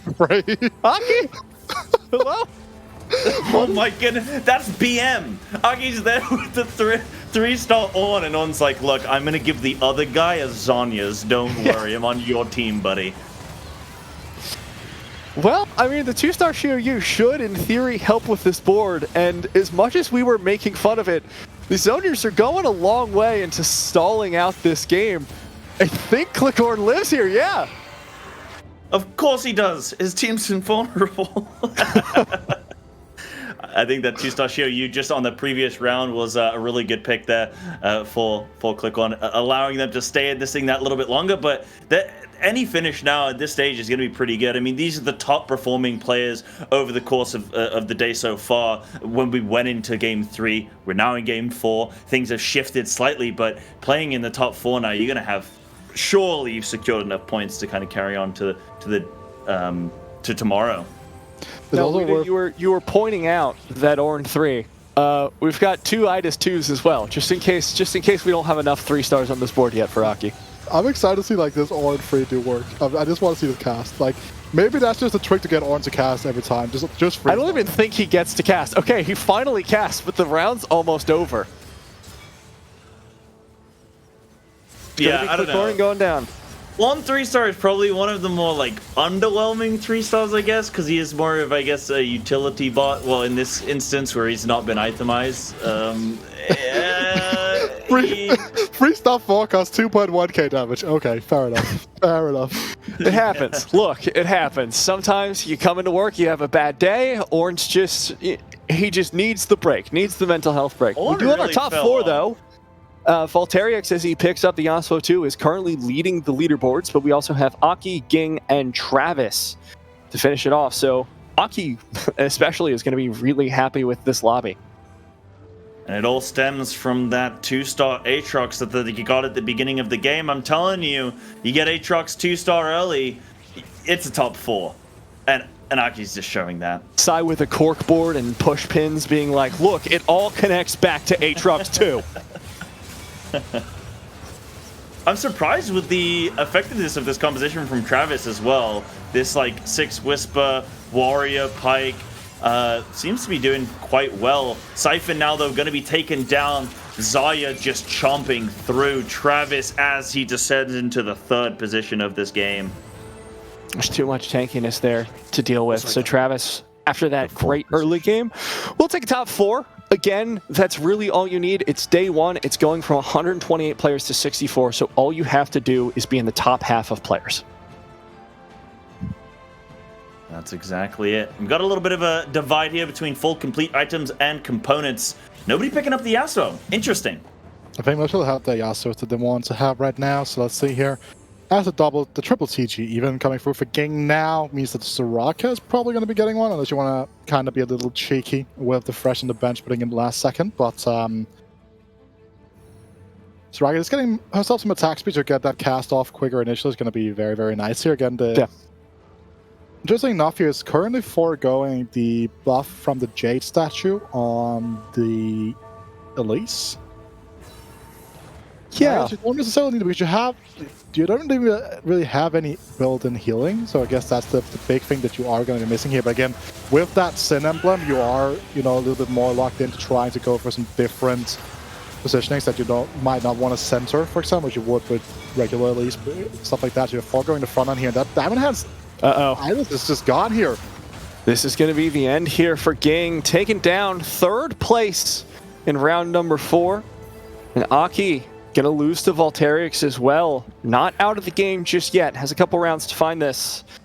Hasn't found the Itis 3 yet, though. I think that may have been a little bit hopeful, a little bit too optimistic. It's a lot of gold, right? And you could have gone 9 potentially, and you added an extra synergy for that prismatic handshake here. But again, the power level of Cavalier Unity here. This Yasuo is incredibly tanky. The Deja also is very hard to burst down. This Sire, while it does have the Giant Slayer, is still forced to put in the overtime here at the end of the day. Also worth noting, there is a champion duplicator on the bench of Aki, so simply put, he's actually only 1 Itis away. So let's see how this fight goes. I hope Aki can win through this fight, but it's looking a little bit rough. The Yasuo uncontested, as is the Deja. Yasuo dashing back and forth, and this Itis is going to be the key here if Aki wants to stay in. Yasuo down to half, Deja is out, and there goes Yasuo. Aki survives 2 more rounds because he's got the PvE coming up. Just 1 Itis. The orange stun there, by the way. You saw how long it was immobilized there, by the way. I was just going to talk about that because I did say, I want to retract my statement. I did say on 3 a little bit underwhelming, but then I guess I didn't really think about the fact that it's like an 8-second stun. That Deja, I don't think got a single auto in that game. Like, that was, yeah, there's a lot riding on that Deja carry for Volterix there, so, I mean, that was big. I'd like to issue a public apology. Yes, I'm sorry, On. It's an 8 or 10 10-second stun. Also worth noting here that we do see Volta holding 2 copies of Itis on the bench here. Itis is found here, but can you repurpose the board? That's the big issue right now. Okay, come on. You got to just sell the Shen, put in the Aatrox. I don't know. I just need this Itis 3 in my life. What is this? We're not playing double prismatic items here, okay? Oh, we did it! It happened! He took the plan. He found a Shen too. Itis 3 coming in for Aki at the last second. The massively tanky unit. Diamond Hands in the back. The heal for almost 50% HP at this point. Uncontested Xayah in the back line. Ornn 3 to get the stun onto 4. And surviving for so long. Itis back to full. There goes the Deja. Aki with the Idis Orn 3 takes 2 firsts in a row. Oh my goodness. I mean, Aki must have taken what I said at the start of the day personally, right? But I will say, though, I did say that he was one of the best tournament players that we have currently. We saw it in the last set, right? I believe you. What did I say? I say you 2-star Aatrox early, it's a first. We have the evidence now in front of us. You cannot ask for a better ending than that. You cannot ask as Sai poses for the traditional esports photos. It's the esports just got a first. Yeah, you gotta 3 on 3. Let's go. Got to do the aggressive peace sign with the lean back. But yeah, Aki going to be so happy coming out of that one. Not only was he coming into this as one of the top 8 players from those points, but taking 2 firsts in a row. He's guaranteed to make it through at this point because 2 8s don't neutralize the points he's gotten from the first 4 rounds. So off those 2 games, he's secured his way into day number 2. And what a way to do it. He could just chill for the rest of the game. He wants to full reroll Kane. He wants to reroll for Aatrox 3. That is his birthright at this point. We can't ask for more. Yeah, I mean, do you have fun at this point? You know that your points aren't carrying on forward to tomorrow. Do you try and int someone else on the board? I don't know. I feel like our players would never. Our players would never. They would. They are stand-up performers. Nothing but good respect. GGs and HFs. But yeah, I don't know. I think you maybe have a little bit of fun. Try something new. Try something different. See if you can 3-star a different dragon. Yeah, definitely, right? And I think that it's all about the mental aspect of things here as well. Because again, getting that mental, being able to just to check out for a couple of games here is going to be an absolutely big thing for your mental. You're not going to be overly stressed about things. So I think this is a very, very strong factor to be in.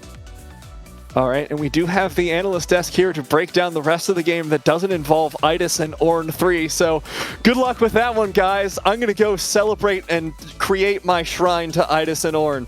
Take it away. All right, thank you guys. Yeah, that was a hell of a way to end out our top tables there. I didn't think we were going to see a single 3-star Idis or like across the whole of the day, but Panda, apparently all bets are off. Apparently so. Not just a 3-star Orn, but a 3-star Idis in the same game is unthinkable, and especially against Volta. Volta's a player that's been last set in many tournaments got 3-star 5 costs, so he's getting a bit of his own medicine in this case now. And Aki is on an absolute tear. 3 first places in a row and a second place in 4 games. He's done this in the past as well. He's been in these extremely hot forms when challengers were good in set 6, and he's doing it again. Different set, but same old Aki when it comes to Golden Spatula Cups. Oh, absolutely. And we talked about how we would need to, for our players, they didn't absolutely need to bring out the big guns in day number 1. They just needed to get through to day number 2. Apparently, Aki didn't get the memo at all. But looking a little further down the table, we did see a few more occurrences of the things we hadn't necessarily seen a ton of before. Our first occurrence on stream of that Elise carry managed to lock down a 3rd place. Not bad at all. Yeah, and Deja also doing quite well there for Volta. Also important to note, just quickly, Cavalier Unity popping off when you're playing around it. You're really, as Volta, we know is a player that has so much knowledge about the game, so much knowledge about what synergizes with what, and how to really maximize his augment choices. And I think he really built a very good comp to make use of Cavalier Unity. And if it wasn't for, I'm gonna have to say it, a massive high roll and a very good play as well from Aki, I think that was a very good chance at first for Volta. But second, at this stage in the tournament, and in the position that Volta's in, also in the top 10, I think, is still a very good result for him. Oh, for sure. And it's nice to see that one of the Unity augments did manage to survive through from the previous set, where they were kind of a little bit, iffy as to whether you ever want to try and run Unity here. But certainly the Cavaliers doing an enormous amount of work. Been looking across the rest of the board as well. Something which I kind of expected to maybe see a little bit more of, but we've seen some amount of. From the early game, people bringing the trainers and managing to do a pretty decent job with them. Not necessarily running all the way to the end with it, but still a good amount of early power. Yeah, very good for the early game, but unfortunately, Mages, which is one of the comps that utilizes trainers the best from start to finish, not very relevant, as we saw in Game 1 with Double 61. And Cannoneers is the second one that also puts in good work with trainers, but because of Siphon being so strong, it's fallen off a little bit in the meta compared to last patch. Still playable, but as you mentioned, maybe not as prevalent as we saw before. You're not going to see, the trainers doing so well all throughout the game. Maybe at the beginning it's still fine, but once you pivot off of it, I think that's maybe the option for some players. All right, let's take a look at our key feature of the game. Now, I think we were a little overpromised here in terms of what we were going to not be talking about coming to this one. But yes, there we go, at the bottom of our screen, IDUS. So I think we've sort of touched on this briefly, and of course, the people on the cast, they went into this in quite a lot of detail as well. But this is something we're seeing more and more. People, they're fishing for not just the first IDUS item, or the first Shimmer Scale item, but quite consistently fishing for the second one by going up to Shimmer Scale 5. I think in this case, more than Shimmer Skill or IDUS itself, is just getting a 3-star IDUS with Diamond Hands is, I've seen clips of IDUS 3 being very disappointing because he has no damage in and of itself unless you're maybe building a Sunfire Cape on him. But in terms of tankiness, 3-star IDUS with Diamond Hands, there's nothing in the set that's going to reach that level, obviously. And with Xayah still surviving and still able to dish damage in that last fight, I think it was almost a wrap. Unfortunately for Ornn, he was going to be the key feature of the game once he hit 3-star, and IDUS came in the last fight and took that away from him. So Ornn not even able to get the spotlight in this case. But we want to mention as well, kind of, we were talking about Cybernetic Shell and how well Aki built around this augment. When it's prismatic, you want to put more resources into building around the augment because you're going to get just that much more value. And he had a perfect set of items. He had 2 shrouds, he had a frozen heart, and he built in a way where all these different units could benefit from the extra armor and really, get all the juice out of that augment and really, I think, cap out much higher. Yeah, very similar to Scrap from the previous set in that kind of respect. But we see here, from our clips from this game, just seeing how much the early Diamond Hands coming in, a whole heap of gold, I believe 15, and a duplicator as well to help push you up even further. I mean, it just feels like it's such a huge influence on the game when you've got that in the mix. Especially when we see the rest of the tournament be so defined by Siphon, that IDUS is able to join Xiaoyu and Siphon in the sun. It's great for Dragon fans, at least.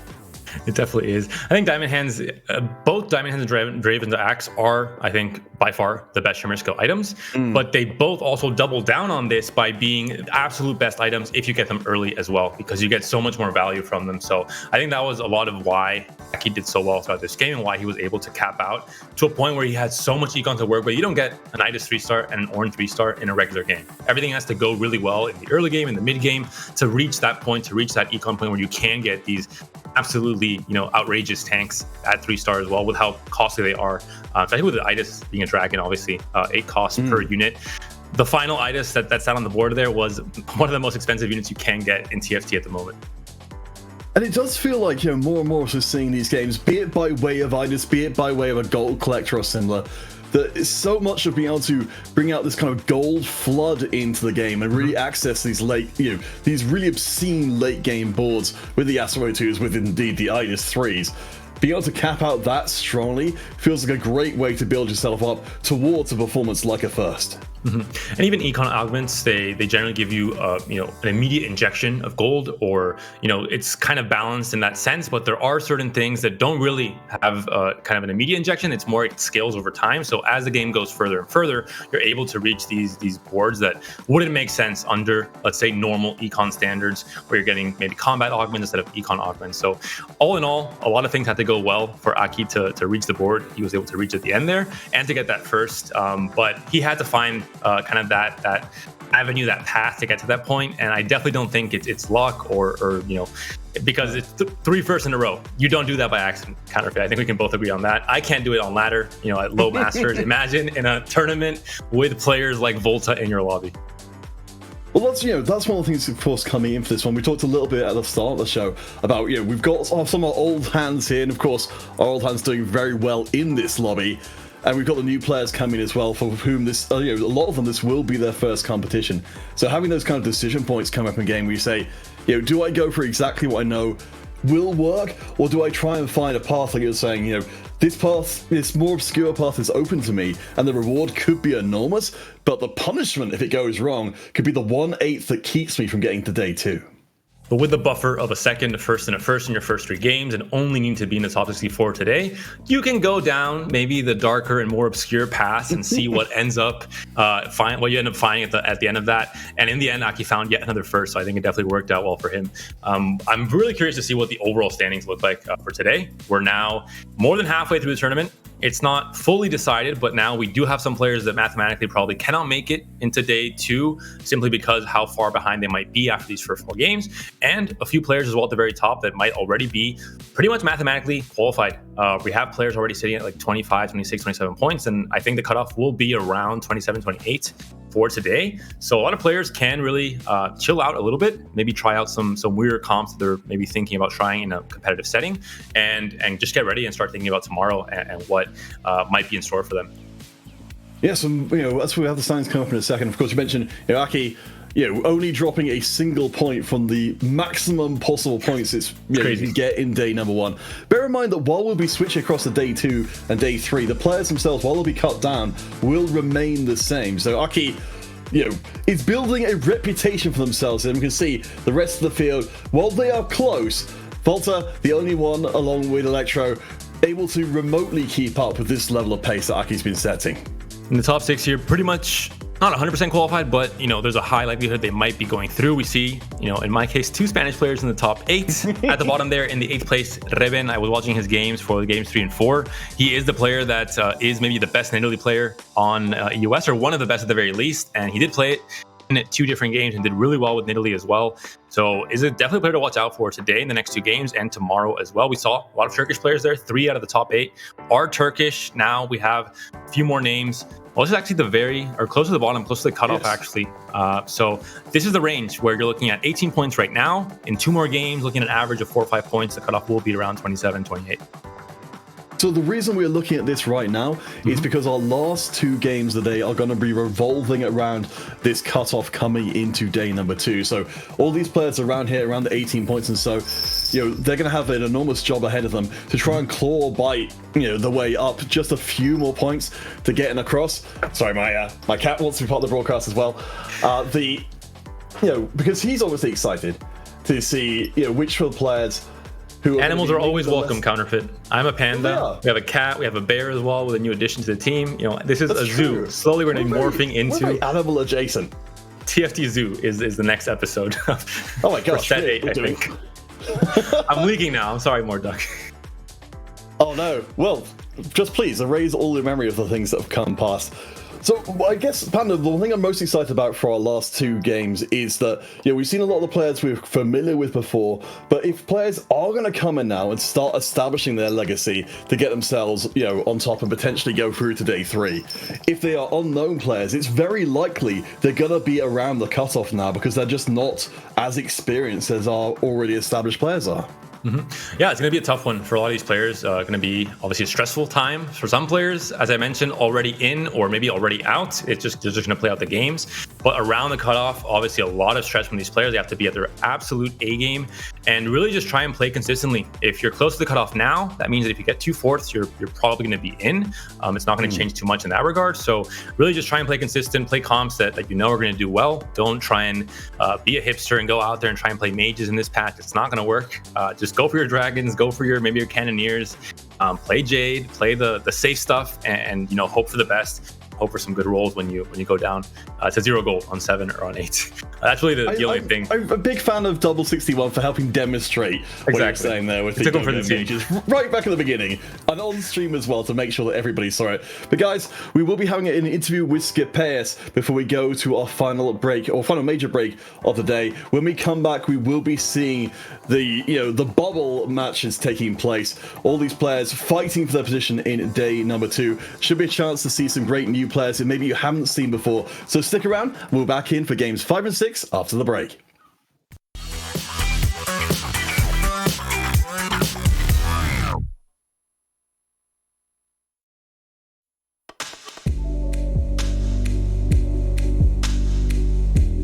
Hi, I'm Skip. I'm 26 years old from Czechia and I am a professional TFT player. There is a story to it. When I was 9 years old, I was reading Roman history books, as 9-year-olds typically do. And I wanted something that sounded vaguely Roman, but also wasn't a name of anyone specific, because then it would seem like I think that specific historical person is better than me, which at 9 years old, I definitely thought no one is. So I went with Skipeus, which is kind of like Scipio Africanus, but, a bit wrong. I had a good impression with one thing specifically, and that's rerolling augments. I think that was an amazing systemic change. The first impression of the units, though, I think it is a really bold choice by Mordog with a lot of things he's done, such as putting in 4 large AoE CC units at 4 and 5 cost, and putting no AP carries at 4 cost. I don't think we have really had a great patch so far, and I don't really see how Mordog is going to achieve one, but I'm looking forward to it. Maybe he will surprise me. I was definitely helped massively by both Threy and Kapaku. Without them, I definitely wouldn't have gotten to Worlds. This set, we still cooperate a tiny bit, but there is definitely a lot more rivalry going on, rather than just straight cooperation.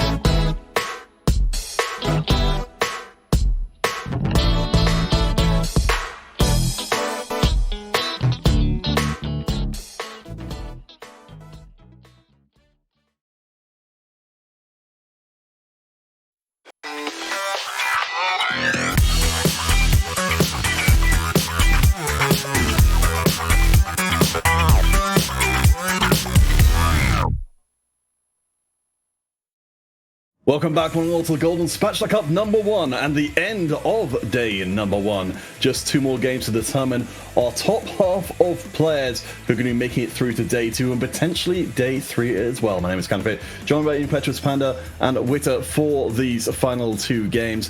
And gentlemen, what are your thoughts on the day so far? Not enough Nidalee on stream. Very surprised to not see anyone playing it much. I know Revan played it twice, and he's currently top 8, so something is definitely working if you're playing Nidalee in this current meta. I think it's a very good top 4 comp, but also a comp that can aspire to a first or a second if you hit Shio too early, if you hit Nico 2, etc. It does play Jade just with shapeshifters instead of Nivea, for example, the secondary carries. So I think we're going to see a little bit of Nidalee today, possibly still. I'm kind of in the same boat here. I don't think Nidalee necessarily is the competition that we are going to be looking for most of the time here. I think there are a lot of players that tend to not prefer it because, again, I've raised this point before, they would just much rather angle for the Varus, which I think is a fair thing to present here. Would have liked to see more people try their hands at AP trees, but again, it is a high-risk environment, so you might not want to take those risks here. But we have our lobby on screen right now. Shining Star, Kenobi, Bryson, Fabulotus, NTMB again, Scapeus, Drenako, and Jimray. Obviously, a few names here that really stands out, but is there a player here that you would like to highlight, Counterfeit? Well, I mean, it's having Bryson here that's really the big surprise. First place finisher from the Golden Spatula Cup 3, certainly, and with high expectations to be able to repeat that same kind of performance here today. To see him in danger of being eliminated here is honestly kind of shocking. I'm going to go ahead and change my Spanish bias and go with Team Sweden. I've always been behind my boy Drenako. Definitely have been following his entire career, his whole time playing TFT. Great player, and I think he's going to do great things here today as well. This is a lobby that has many players that are kind of close to the cutoff. It's why it was chosen. So it's going to be, I think, a lobby where we're going to see a little bit of safety in terms of the comps being played and the playstyle overall, just really gearing towards that top 4. I think it's also Scape is someone that we need to highlight here. Obviously, we just had the interview with him being pre-rolled before the series started, right? But also, he's just a player that, you know, former second place finisher at the EMEA finals back in Reckoning, top 14 finished at the championship at the same set. So he's a very, very strong player when things are clicking for him. Did not necessarily have the strongest performance in, you know, in gizmos and gadgets overall. Not really a player that we saw perform super well in our GSCs. Didn't really make finals, if I recall correctly, either. So a player that has a competitive edge that really needs to be proved once again. Actually, a player that I actually talked to with the interview and got some more insight. There was a very a community in the Czech Republic that was working very well together. There's been a bit of a fallout in terms of him and other members, and now he's a bit more of a lone wolf, or he's kind of started up his own Czech police kind of team or scrim group or Discord server. So we'll see if that rift has maybe affected, you know, with top players like Dry and Scapeus kind of not really prepping anymore together, and maybe losing out on the higher level they could both be at if the greatest minds in the Czech Republic were working together. And a strong region, we saw that as well with the Super Brawl victory coming through for the Eastern European team of Style and Faeli earlier on last season as well here. So Counterfeit, we're looking at a board here. We see 2 Astros on board. Do you think we're going to be seeing an angle here for potentially some mage stuff? Well, I mean, we've certainly seen enough Varus to be going along with for quite a long time, so it wouldn't be at all surprised at all. I mean, Kenobi, we haven't got to see a ton of them so far. They are a player who has been around our scene for quite a while. They participated in all the previous Golden Spatula Cups, but never got enough to get through to the main event, or, you know, to the... David, oh my gosh! This is your music, by the way. If this was my shop, if this was my shop, I would just leave. I would, you know, just go AFK for a while. This is definitely a spicy start for Cannoneers, not just in the power of Tristana as a 2-cost or as a 2-star in the early stages, but the fact that you're also doubling up on those trainer stacks very early on with a chance of a Heimer 2 as well. So a spicy start here. You can even slam maybe a Shiv if you want to go for a really nice win streak angle, depending on what augments you get. So hear me out here, right? We get Mage Crown here now, and then we just play Mage Tristana instead with Sjordan. It's fine. It's possible. And Cannoneer Crest seems like a good pick, but it's not so great as a gold augment. That's the one problem. Getting this emblem is really just not that big of a spike. Obviously, at this point, you have to get it, I think, if you're playing Tristana 2. But it's not as good as it might seem when you're just saying, oh, I'm playing Cannoneers, I'll just get this emblem or this augment, and that's going to be it. I wouldn't mind at all seeing the Celestial Blessing coming here. And that's what we're going to get. We're very generic all the time. We've seen it from some of the games here today, as we do have the static coming in, that there's a whole bunch of different ways people are taking the trainers now, from a trainer start to so many different destinations. I think it's also worth noting here with that specific position, right? If you had seen the shop and you had the Tam Kench there, you could make the case for the Cannoneer Harpies. You can take the Jinx, you can take the Rebel opener as well. I love this opener as well, though. You have Mage Conference here, which means you're going to be guaranteed a lot of economy, going to be guaranteed a lot of what you would like to hit here. But again, you are going to be giving up a lot of combat power here, but Jimray does have the Spear of Shojin. And Senna 2 is one of the highest win rate units in Stage 2. Getting her 2-star early on, she's just one of the units that's able to really kill off units and keep you stable all throughout Stage 2 really, really well. So I'm assuming from Jim Ray's side of things, if we're running Mage Conference here, presumably we're running Vladimir, and presumably we're running Trainer as well, because we're going to be getting a lot of Heimerdingers, we're going to be getting a lot of Vladimirs coming through from that augment. I've seen Mage Conference played without mages. You just sell everything you get and just get Heimer 3-star and play Trainer with Cannoneers. I've seen it played, but I guess the easiest route is the Mage Conference with mages, and you go for that Zoe 3-star eventually, but it's difficult to get there, I think, with how mages are in the current set. I mean, this is a Lulu Heimerdinger angle, right? Like, you can definitely pursue this in terms of the fact and start.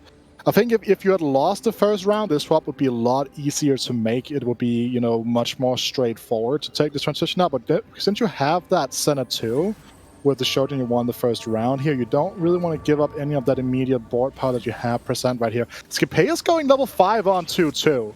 After losing the first fight is very controversial, even without like all the debates going on right now. Losing the first fight and then really griefing your econ, quote unquote, and going level 5 on 2-2 seems to be a bit of a decision that is somewhat off here. And Panda, I think that your wish is going to be coming true here because NTMB is looking like he's going to run in the middle league. My prayers have been heard. We will be seeing at least one showcase of Nidalee on stream. Hopefully, it pans out well. I think we saw it earlier. Mages went badly in game 1 for double, and now we've just been memeing Mages the whole tournament. Hopefully, it doesn't happen the same here with Nidalee. So, since we've got the opportunity to do this, I want to take advantage of it. Panda, talk to me a little bit about Nidalee. Where is she strong? Where is she weak? Why have we not been seeing everybody running her? Because it's a very specific play pattern. If you go into the Nidalee tree, you're not playing flexibly at all. You have to go down that avenue. You don't level at all until you're able to roll with the Astral Shops right after Krugs. And you really lock yourself into that. Usually, if you're scouting, if there's no other Nidalee player, you're going to hit Nidalee 3 very easily. The moment you hit level 5, basically. And then you just go fast 8 and play a Jade Flex board with shapeshifters. Depending on what augments you get, you can play around more or less shapeshifters, but it is essentially just Jade Flex with taking advantage of shapeshifters on Nico and Gnar, and just slotting in the Nidalee and the Elise. And Nidalee 3-star is just so strong. The power spec you get, it almost guarantees a win streak all the way to level 7 or level 8, depending on your augments. And it's a very stable comp for top 4, obviously. All right, we'll keep our eyes on Jimray here, of course, our Mage Conference player. I have to imagine their arc through this game will be nice and graceful as they slowly get more powerful, but I think they are going to take their first loss. Kenobi and Fabulotus are 2 undefeated players coming onto the first carousel. We'll see which one of them can hold on to it to the end of the stage. Any units or item combinations here that are jumping at you, Wida, in terms of what? Silas with a chain. Yeah, I guess that's one of them. That's the one that's really shining to me right now. And the fact that chain goes this far down the pecking order is also kind of wild to me. I guess we can look at the fact that a lot of people that do have open chains, so that means that you don't necessarily have that Sunfire stand, but chain is such a strong component right now at this stage of the game. Is in general, you can start leaning in towards those Titan Resolve, Sunfire Kit being the best item in the game most likely right now. And Fabulotus here also going 5, also on a bit of a mage angle here. Has the 5 mage here, has a Silas as well now. This is a pretty okay board, I would say, but the issue here again that I would say, and when I've been talking to challenger players in here that have been testing around with mages trying to figure out what works here, he's on a Rise 1, which a lot of the time actually can kind of end up being a worse unit than Tristana, for example, holding AP items. It's got to be a little bit frustrating for Jimray to see this when they are running the Mage Conference. And the econ here is a bit iffy as well. Being at 3 gold here without a board, it doesn't necessarily scream absolute strength to me. It might be fine for win streaking stage 2, but then where do you go from here? You've already built a Gunblade, so you're kind of stuck in AP as well. It's going to be tricky. We saw, again, Mages not doing so well today. We'll see if maybe there's a way that this can change. But second win isn't necessarily an augment that I would say, oh yeah, that's a great pick for Mages. I mean, it's not stuck in Mages, right? Gunblade is very good on Corki, for example. We don't know what the Shimmer Skill item is. It could be another Diamond Head game, it could be Mogul's Mill. You have Giant Slayer on bench as well. Giant Slayer, Gunblade Corki is not the end of the world. So I think that is still... It might look relatively stuck here, and you also could just hit the Siphon here on the level 5 shop. And then just throw Gunblade onto any unit in the game because you have a dragon at stage 2, and everything else does not really matter too much in comparison to that. Very, very strong spike here. You got a dragon and you got second wind as well. Mm-hmm. Jeez, this is looking extremely obnoxious. And this is, of course, only one stage before Fabulotus can claim themselves the entirety of stage 2 as their bankroll heading into the later game. You have, of course, the Silas as well, giving all 3 trades being very relevant here. Bruisers and Whispers for Siphon, the Mage angle for Rise as well. You have, Siphon as a damage carry, but also just the backup of having Rise dealing out that damage from the backline, making sure you're able to dish out. Even if Siphon gets CC'd or gets taken down quickly somehow, which I don't think is very likely at stage 2. Another thing that's worth noting here in terms of this build actually is that sometimes you have been seeing people run Siphon frontline in like a free mage setup with Silas, Zoe plus a Spat.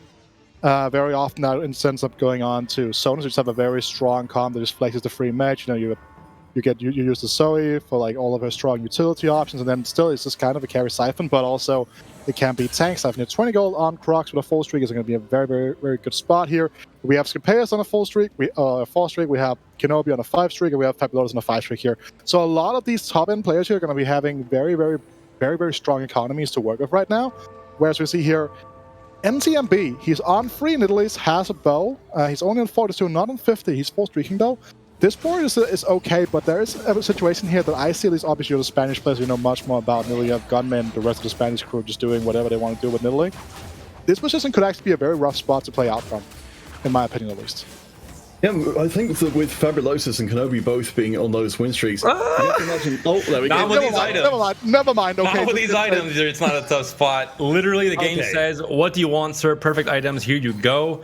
And this is the magic of loot streaking. You have a choice to go for that bow on the carousel. You are much more likely to have best in slot items for that in Italy. No one's contesting you. He's the only player on Italy here. You're gonna have to roll quickly to make use of the extra percentages at level 4 before this ticks over to level 5 on the next round. I think this is a very good spot. As long as you hit in Italy in either this round or the next, you just go fast state, and I'm going to go ahead and say it's going to be a guaranteed top 4 if he's able to hit this in Italy. This roll down is very slow. I will say. Yeah, we've got the other shapeshifters on the bench as well. The other shapeshifter being Elise on the bench, close to hitting through to where you want to be. It's just 2 Nidalees away. Worth noting as well, Shining Star and Zabroyson both going in for the Shimmer Scale early on. They got themselves the Gambler's Blade. If they can run some of these rounds a little bit longer and a little bit more dominant, they can get a decent amount of gold to get their economies running as well. A bit of a misplay from NTMB if he finds double trouble on the second augment choice by securing that in Italy 3 before waiting and not just locking the shop. That's going to be a punish because that is one of the strongest possible augments to pick up when you're playing Italy. Hopefully, I don't cast or curse him and he doesn't feel bad about this decisive game. Maybe not having the highest cap it could have if he gets that augment here in one of the 3 choices. You even have a chance to reroll if you care so much. It's not here for now, so I think it's fine. Pretty generic augments though, Guido. What would you go for here between Stand United and Sunfire? It's actually interesting, right? Because I think it's the 2 of those. Stand United, again, it kind of depends on which build you want to lean into, in my opinion. At least I think Sunfire board, when you are just trying to punish the lobby, which is what you're effectively doing, right? This is very much akin to the talent spikes in the previous set. Again, some of you are very familiar with Panda, right? You're catching on why I like Italy. Yeah, right, exactly, right. Like, but it's exactly this type of conversation. Like this type of play pattern goes all the way back. Set 3, we had the Shredder Saya composition as well. Very much the same play pattern here. And I can understand to a certain extent why you are stalling a bit here. I can understand going for the handshake as well, but I feel like you are just not going to be getting that immediate power spike from it you would be from a Sunfire board, which also allows you to be a little bit more flexible with your items, start to prioritize those Shio-Yu items a little bit more without having to sacrifice a chain for a Sunfire compared to sacrificing that chain for an Edge of Night, for example. So, interesting decision here, but I think that's a very interesting talking point. Is like, okay, Dragon, Horde, or Alliance? I can never figure this out. No, though we'll end up in roughly the same place either way, at least having the 2 dragons in there. Right now, you certainly know that running dragons is going to be pretty darn expensive on the best days, so going deeper into the Shimmer Scale, getting the extra burst of money to get up to those levels of find those dragons and be able to afford them when you do, seems make a lot of sense for Shining Star. Bit of a loss trick here, but working on that gold in this case as well here. And I think, as you mentioned, this is an augment choice and a comp that you have to kind of maybe lose trick a little bit, save up for, and when you're able to finally level up, have a higher chance of finding those dragons, then you hit a much better power spike when you get that. And Elysian 2 might also help throughout this stage 3. Alright, gonna get locked in. The Dragon Monster is, of course, already active. As we check across the board, we can see we've got ourselves a few Spatulas joining across the field, as well as Kenobi, who we've seen it doing very well for themselves. In fact, they're the only person still streaking, getting that Gadget Expert in, and the extra Static Shiv for the burst of power to keep that streak going through Stage 3. Important thing to note here, Fabulosus Mage Emblem. Again, this is the exact angle I was talking about before, right? Again, very early Siphon into the Mage setup with the cap now means he can do so many flexible things here. He can play Siphon frontline in the 5 Mage aspect. He can just play like the one I was talking about, Zoe, Silas, and Sona, for example, as well. Like, this is a very, very good spot to be in if you're Fabulosus right now. He might tank a little bit in the mid game until he gets into a stronger position overall, but that's going to be a very interesting spot to follow, like how he manages to navigate that. Even Cannoneers is a possibility with Sona Mage, Heimer, and just having, instead of Ida's frontline, having the Silas Siphon instead, with Whisper working quite well with Revel. So definitely a comp that I think is a possibility, especially if you get more AD pseudo-tank items than actual tank items for Idas. It's definitely a route that I sometimes take when I'm playing Cannoneers as well.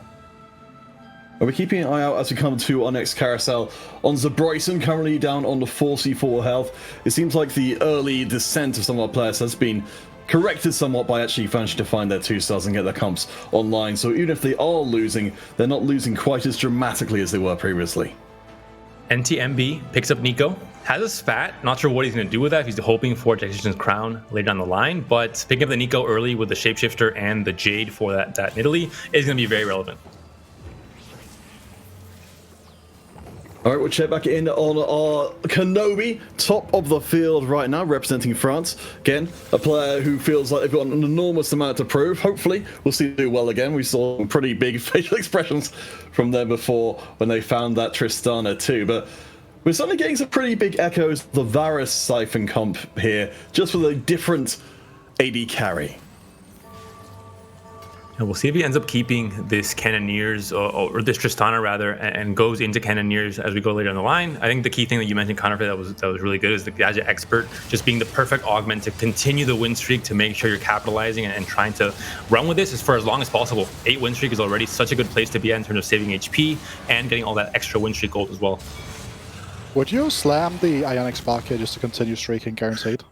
I think you're very strong right now, and obviously it's kind of counterintuitive to get that amount of magic resistant shred to a certain extent. But it's a lot more damage added to the front line. It's a lot more. It's AP on the Silas, which increases the shielding. Like there is actually not. Like I can see a world where you would slam the Ionic Spark, and then you just as you're talking about, just trying to angle into a different board here. But I think this is also an interesting spot to be in. And this is so we have pretty clear intent here from Fabulous. It's going to be the Mage Sona here. The items have been transferred fully over. And now just about starting to fully focus on the optimization for this Siphon here. To no one's surprise, the 4-win streak is still going strong here for the Nidalee player. This is one of the higher caps you can hope for when you're rolling down for Nidalee, finding this Corner 3 as well, and playing that all the way until you find the Shio Yu, and you can build a full 6 Jade board with 4 Shapeshifters. So everything is pointing in the right direction for NTMB. The kind of cherry on top would be finding another Spatula to get that level 9 cap and fit in a Yasuo, for example, as well. So, talking about where we're going to be seeing this kind of Nidalee comp going more long term, we can see right now the Nidalee is absolutely tearing into Janaka, and there's not really very much that can be done about it at all with the Quicksilver stopping even any kind of crowd control. For NTMB, how much longer should they be expecting to keep this kind of win streak up before they need to start finding the rest of their comp? If they don't hit Shio Yu early, and anytime that the rest of the lobby starts hitting their dragons, especially their dragon 2-stars, that's where Nidalee will end up falling off. It can do poorly into Cannoneers as well, with all just the extra splash damage from Corki if he's fully itemized. That's a matchup that can be troublesome as well. But if everything goes if they stay on par with the rest of the lobby in terms of high rolling dragons and 6 Jade, etc., I'm not sure this win streak will end until you go fast 8, basically. Also, very good understanding here. Didn't have a fully prepped Nidalee, so while Wolves is a very, very beatable creep round, so no reason to not get the last preparation stack onto Nidalee, just to get that final bit of power into it, as well as trying to, just get a little bit of extra AD onto the talent and stuff like that. So now 4-1 here is one of those angles where we're going to be starting to look at this, because again, look at this right now. He's on Mage, but he's still on Rise 1. Silas 1 as well on top of that, everything right now. This is a very, very important roll down. Has a lot of gold to work with as well, that's worth noting. This is rough to watch to a certain extent, honestly. And again, like, how deep do you want to go? You're 38 HP. You could have just held off for another turn, go on to that level 8 angle, start looking for a Zoe. You have the 7 mage present as well here, so bit of a positioning error as well, not having the Heimer maybe on the other side to maybe get that Sona ult, instead Sona ulting this right side despite not having a diagonal. But yeah, the Siphon is going to be a big problem for these mages. Rise is targeting him now, but Siphon does the same in return, and that Rise has been deleted from existence. It's always a very painful thing when you have a tank as high class as we can see the Silas is here, and they end up more or less just being, well, not in this case actually the last thing on the board, because it's something out the rest of the mages are actually pulling their weight pretty well to give Jimray a decent win. Like, the board is not weak at any stretch of the imagination here. Another Mage Crest, is that ever the angle though? Like, Meditation is also super, super good, right? Because it's so good on something like Zoe, so you don't have to focus on itemizing her. Again, you don't have to itemize the Nami either as well, and the heals from the Nami is super, super important, because it's more about the supporting cast and keeping Silas alive buying the time, more so than anything else. So, yeah, I actually really like foregoing the Mage Emblem, because it doesn't really add anything you can do right now on your board. So again, fine understanding here, has to hit something. I'm not sure I really like going deeper than this, unless we're going for specifically Vladimir Free. And the Shojin feels a bit bad on the rise because Meditation, I think, is about equal to 2 Shojins on a unit in the gold tier. So pretty unfortunate to have the item already on the rise. Usually when you pick Meditation, you want to just fully slam tank items on Silas and Nilawi and leave every single other unit without any items, even just leaving components on the bench, because it's just better to have the Meditation value instead. Yeah, it does look like Jimray has got it in mind that they're going to be pushing it hard as possible to get the win streak going. They spent all of their money getting up to this place, up now against the Xiaoyu, who is going to do a pretty solid job of punching through. I think it won't be able to actually get through the Siphon now because we do not have a lot of backline access from the Jade comp at all. Well, Talon aside, of course. There's also the Silas 1 difference here, right? Like the Silas 1, it's just so rough, especially when you don't have like another, like again, the Nilawi 2 is all fine and dandy, but it's not really that great. You can see Shining Star now going to be on the receiving end of this Siphon board as well, going all the way down to just a 12 HP here on this Dragon build. And again, no 2-star Dragons outside the Ida, so lacking the damage to really, help sustain this front line a lot of the time here. And again, the Gambler's Blade is going to be way less valuable because of the fact you continuously have to roll down the zero. You were talking about this, what? This is a very, very expensive board to hit, and you might just tank. Well, seems like they've been tanking for quite a while. And bear in mind that with our players here for Jimray and Shining Star, they're both, we're playing a bubble game here where coming in the bottom 4 could very well knock you out of the competition entirely. These are the risky choices I was talking about. You have these safe top 4 comps. Playing for the Dragon Augments, playing for Mages is a risky strategy coming into a do or die moment for most of these players. And, it's not really working out right now. It might change for Shining Star if he's able to 2-star Dragons, but you need so much gold to do that. Currently sitting at level 8, yes, but no gold to work with. It was the same for Jimray, who was level 7 with no gold. Board that doesn't really speak, the power levels you need to stay stable and relevant in stage 4. It's very painful indeed to see, well, while it works out in this case, to see someone with a Gambler's Blade, which gives you attack speed based on how much gold you have, with no gold in the bank at all. That's the Zoe, by the way. Jimray, you can see his positioning here. He's angling for that Zoe. Whether or not Shining Star wants the belt, that is the big kicker. No, he's going for the Rod instead. You're trying to guarantee a 7th instead of an 8th. I think it's could be the winning play from Shining Star.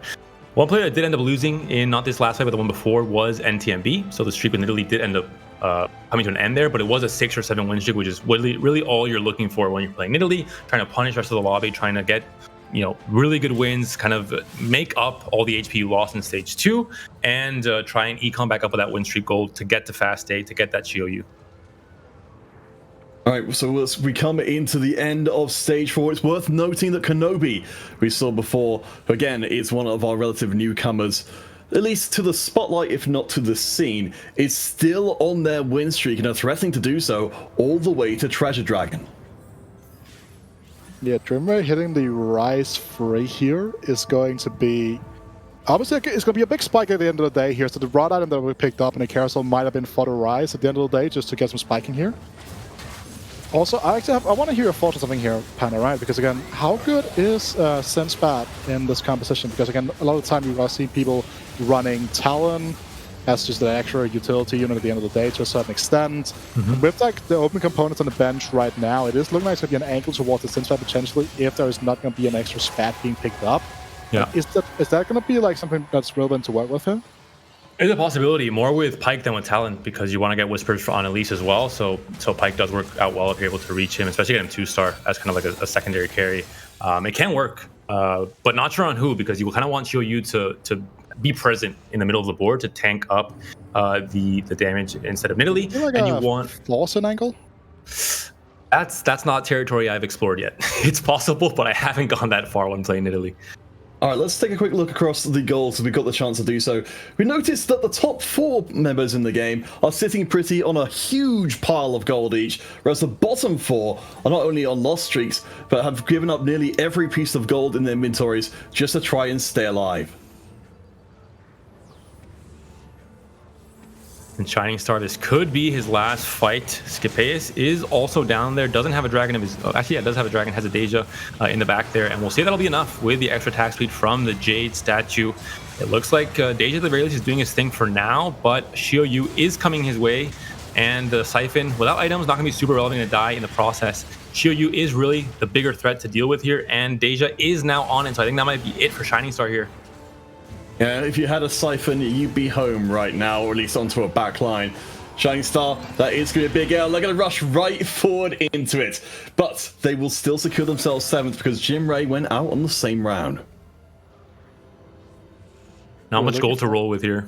Not that gold, and you really need a final damage item for the Deja here. Rage Blade can work here, that's not bad. Could go for it. That's a lot of gold as well. You can get, you have double remover, which is not ideal. Is it Zephyr or is it like TJ or some Trap Claw or Banshee's Claw? Yeah, gonna be a tough one. Not having full items or full tank items on Nico is not ideal, especially when she is still 1-star, needs all the help she can get to stay alive and get her stun off. I feel like Zephyr frontline won't be horrible at the end of the day, but... Gonna depend on how many solo frontlines there are in the lobby right now with the last 6 players. Scapeus going to mix things up just a little bit. Up on 31, well ahead of Fabulosus, who's in 6th right now. Jonako, currently in 3rd, is on a win streak. We saw them before running Jade, so we'll see how much they can knock Kenobi off their perch, because Kenobi has not managed to maintain their win streak all the way into Stage 5. Siphon 2 has been found, but you have to sacrifice the chance of a Sona 2 or just be patient, lock the shop, and wait until this next round to be able to hit that spike. You're at 12 HP, though. I don't think you have that time to do that. I think you have to sell the Sona and hit the power spec now on the Siphon 2. All right, there we go. It's going to be do or die time for Fabulosus. So Mage Siphon, we're going to get a couple of charges off here. We'll see where they end up landing, because it's going to be very unpredictable. This is how you play mages in this patch. Just put Mage Spat on Siphon and just call it a day. That's the best you're going to get. But from what I'm seeing here, from my understanding, Siphon presumably isn't biting 2 times when he's charging 2 times, but it's good enough to keep Fabulosus alive. Nidalee almost had the Siphon there, but Siphon turned around, one quick chomp. You know, I think it's just the more powerful chomp over the smaller bites from Nidalee ends up taking it here at this point in the game. And then TMB still, he played a very unusual mid game with Nidalee, wasn't able to find the Jade mid game that is, you know, the most expected, and maybe that might be why he's starting to fall off now. Still has a pretty high chance of staying in this top 4 with Fabulosus at 12 HP and Scapeus also just at 22. Yes, and also still in need of that Zoe. Again, that is the big kicker here, lacking that extra bit of support for the front line that Zoe tends to provide. As you said, David, really close lobby here. 12, 22, 22. Like, this fight for the 4th/5th spot here is going to be absolutely early. You're going to see Kenobi's board for the first time in a while. He's going to be going into the transition. This is a very common transition when you are in this type of position here. Even has that Pandora's bench as well, so that he can like start rerolling those 10-cost dragons. But you're trying to very seriously analyze this board, Wida, and all of a sudden, Siphon just eats Aoshin in one enormous bite. Yeah. But that I think that's a pretty good summary of Aoshin in this patch. Yeah, but that's again, just go back. That's the kind of opening that you've been talking about. Like, people have been playing this transition with Tristana quite a lot in that regard. So interesting to see where this is going to be going from here. And so Bryson with a very interestingly looking Zoe here. A ton of attack speed. Has just been sitting on that goal for as long as possible to try to maintain the power level of his board here. Finds that 2-star as well. The Idis has 9 Shimmer, and that's a Crown of Champions. Okay, never mind. This is unbelievable. As long as you just have a little bit of gold in your bank, that is a ton of damage being produced by that item. I believe if you've got 1 gold in your bank, it's still going to be times 9,000. So that wasn't 1. I mean, maybe 2, just to be safe, counterfeit. I think 2 is a safer This is a lobby where we're seeing a whole load of new things coming to life. Yeah, we've got Kenobi bring out the Aoshin we've only seen in passing before. Now Shimmer scale 9. If these rounds go long against any composition that's got the crown, it's a foregone conclusion. I think just in case Aki suddenly shows up with an Idis 3, it's best to have at least 2 gold in the bank to make sure you can take that down as well. Just one-shotting that again. Aki just coming in from a completely different lobby, just come flying in. He's like, I'm gonna save this game. Here it's the item free. Boom. The Ornn ult from a different lobby and different time altogether. That's the paradox you guys were talking about. No, I think that was the key point. Oh no, I'm getting flashbacks to when we used to get ash arrows flying between boards and hitting things. Those were dark times. Time continuum has just been broken like fully here, yeah. All right, let's talk about the board some more, why don't we? Because we've got 3 players, Fabulosus, Skipet, and NTMB, who are all very close to being dead. Janako and Zabroyson are barely above them. Kenobi's been putting down so much pressure on the whole lobby, and our players are scrabbling to get in the last pieces before the inevitable hammer falls. If NTMB gets 6th place here, I'm not going to count this as an Italy game. This is definitely not the comp that you end up with when you're playing Italy. This is not the guide that I read, so I'm going to count this off as an assassin comp and nothing more. This is what happens when you are in a bit of an awkward position. You end up taking those spats because I feel like if you don't get a grab back to make that fun, very often taking those spats in this competition tends to be a massive bait actually. They've been stuck here on this back line as well. Is something we need to be holding off here. But now with the Pike 2 coming in as well, this board should start to pick up in strength quite a lot because again, you will just have this board being softened up and then Pike just swinging through. Almost would have liked to see the IE being moved over to the Pike at the end of the day. Ooh, such a close lobby. Fabulosus! Oh my goodness! Look at those HP bars! 9, 9, 6, 6, and 3. Single digits. And of course, Kenobi takes 2 of those digits for themselves. 69 at the very top of the table. This has been Kenobi's lobby, and it feels like it's only falls on them to not fall foul to one of these players who are holding on by a thread. Very nice and healthy HP total to be at for Kenobi. Double. I thought I would actually jinx with Weeda, so I'm glad Weeda let me take it. Don't worry about it. You're playing me all the time for making these left like these jokes. True. I should take at least one. Chat of gods, it's fine. This could be Skipet. One of these 2 is going out, and oh my gosh, that was a short fight indeed. Nidalee comes through huge and rips everything apart. Never mind, this is an Italy comp. As I mentioned before, guaranteed top 4 here for NTMB. This is how you play it. The guide has been updated. It is now a 4 assassins comp, and Italy is just doing her thing, roaming around the map. I mean, as I said, right, the Forcing angle could be very real. Like, definitely saved by the fact you can end up leaning into the Siphon plus 2-star Pike. This is a 2-star Pike. Now you get the Hodge, and I would very much like to see that if you end up finding a Siphon, moving the Hodge and the IE over to the Pike, I think would net you more damage in general here. Also, Pandora's Bench coming through now with a double Shyvana being rerolled. And again, this kind of also feels so bad because, like, imagine if Asol was like in a much better spot than it is right now. You could have just maybe just hit Asol instead of hitting the Aoshin here. But again, they have so much time here, Kenobi. Like, there is no 2 ways about it. They have so much time that they don't really need to worry too much about his triple static, quadruple static Shiv even with the Gadget Expert, and also end up slamming that Ionic Spark we were talking about earlier. And what's the reroll going to be? Is there a level past expert when you transcend to the next Gadget level? PhD. Okay, that's it. All right. Well, Kenobi, congratulations. You're the first one to get a doctorate in gadgetry in this new set. Congratulations. The game winning or not does not matter anymore. That's all that he was trying to get here.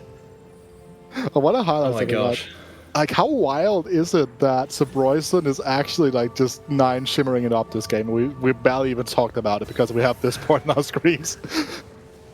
We'll have to come back to that in a... Well, actually, no. To be fair, I think I don't know if we can get a chance to look at one of the other games yet, because this is going to be another elimination. We'll see if the Crown is good enough to take the top spot. Note the Crown is in the very top left of the board, so it's Zoe who's very calmly going through that 5 ticks. As soon as it ticks across the 5, somebody dies, and the last one will be our friend Nidalee. It's just so enjoyable to watch it just like go boop every time, right? Oh no! You got the wrong unit. It was the other dragon. Send him back. God. Get the refund. That is so unlucky.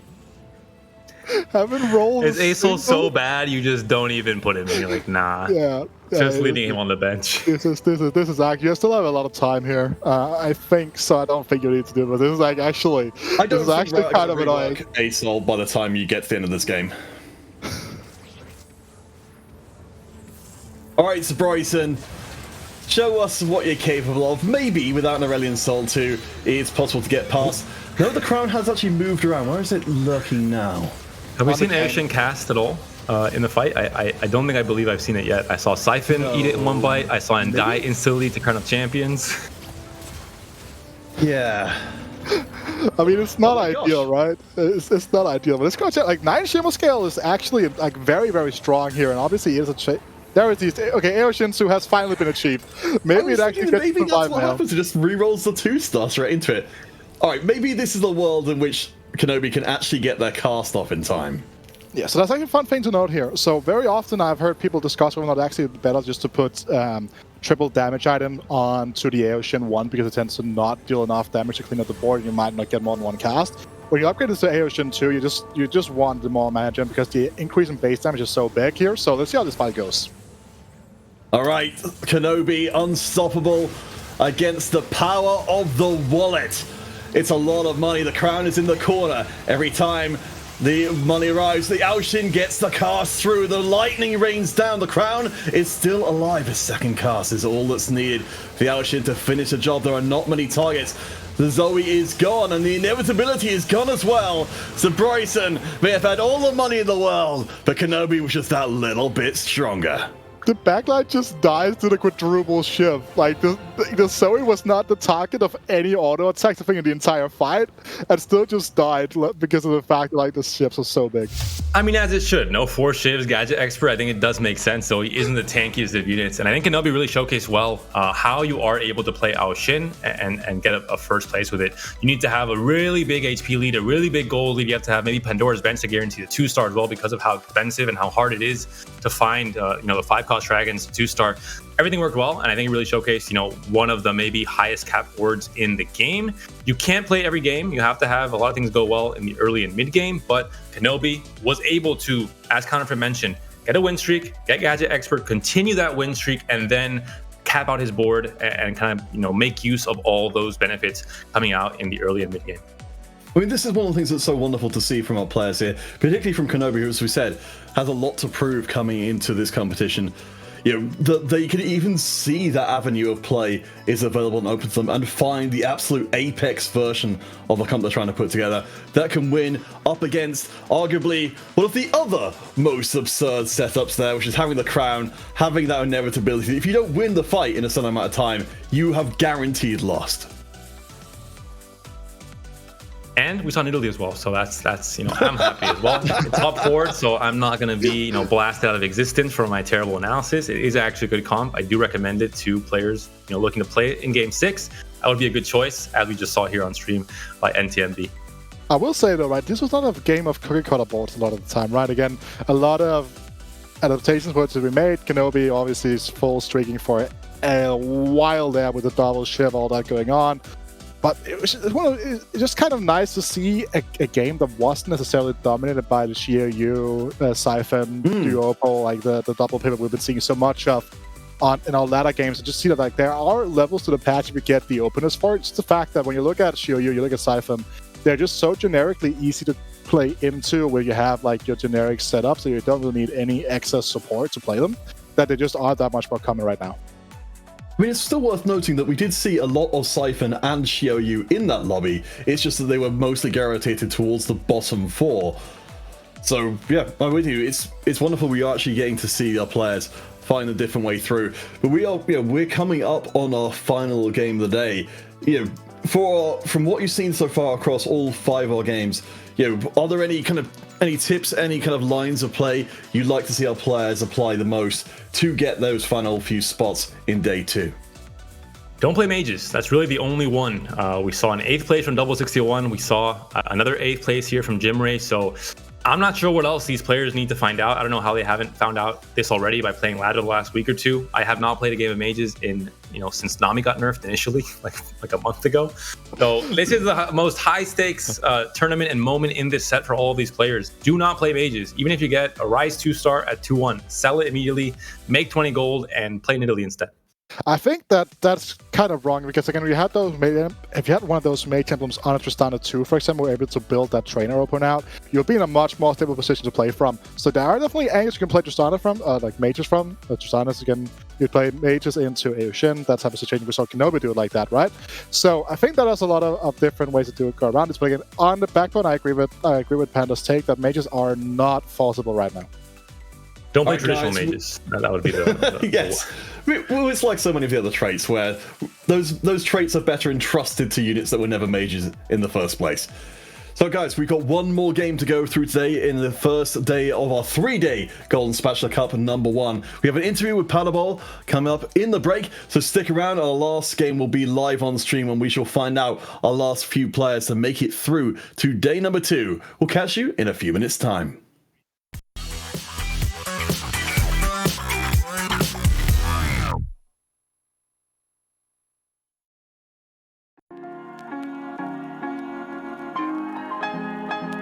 Yep, hello, so my name is Paddleball. I'm 29, I'm French, and well, I started playing TFT on set 1 at the very beginning. I was already a challenger at this set, and pretty much at every single set, except maybe set 2 that I didn't play much. But yeah, I've been playing for quite a long time. There is no real origin, because it was like, I just wanted to find a name that people remember and that is quite so catchy. And in France, basically, Paddleball means no luck. And well, yeah, I think it was quite fun on a game with pretty much based on RNG. So that's it. I think there is some potential. There are some nice things. There are also some other things that I don't really enjoy. I think that there are champions that are quite uncontrollable and a bit RNG, like Siphon, Yasuo, yeah, slightly Talon as well.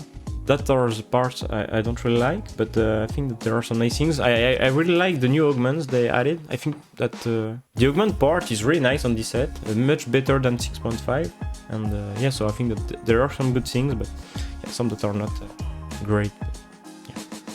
Bah merci à tous les Français qui me suivent et qui m'accompagnent à chaque fois en stream, évidemment à la team Aegis qui m'apporte beaucoup quand même, avec notamment une idée Magarki et qu'on peut s'entraîner quand même bien comme il faut. Donc merci à tous et j'espère que je vais vous rendre fiers et faire une bonne perf à cette première GSC.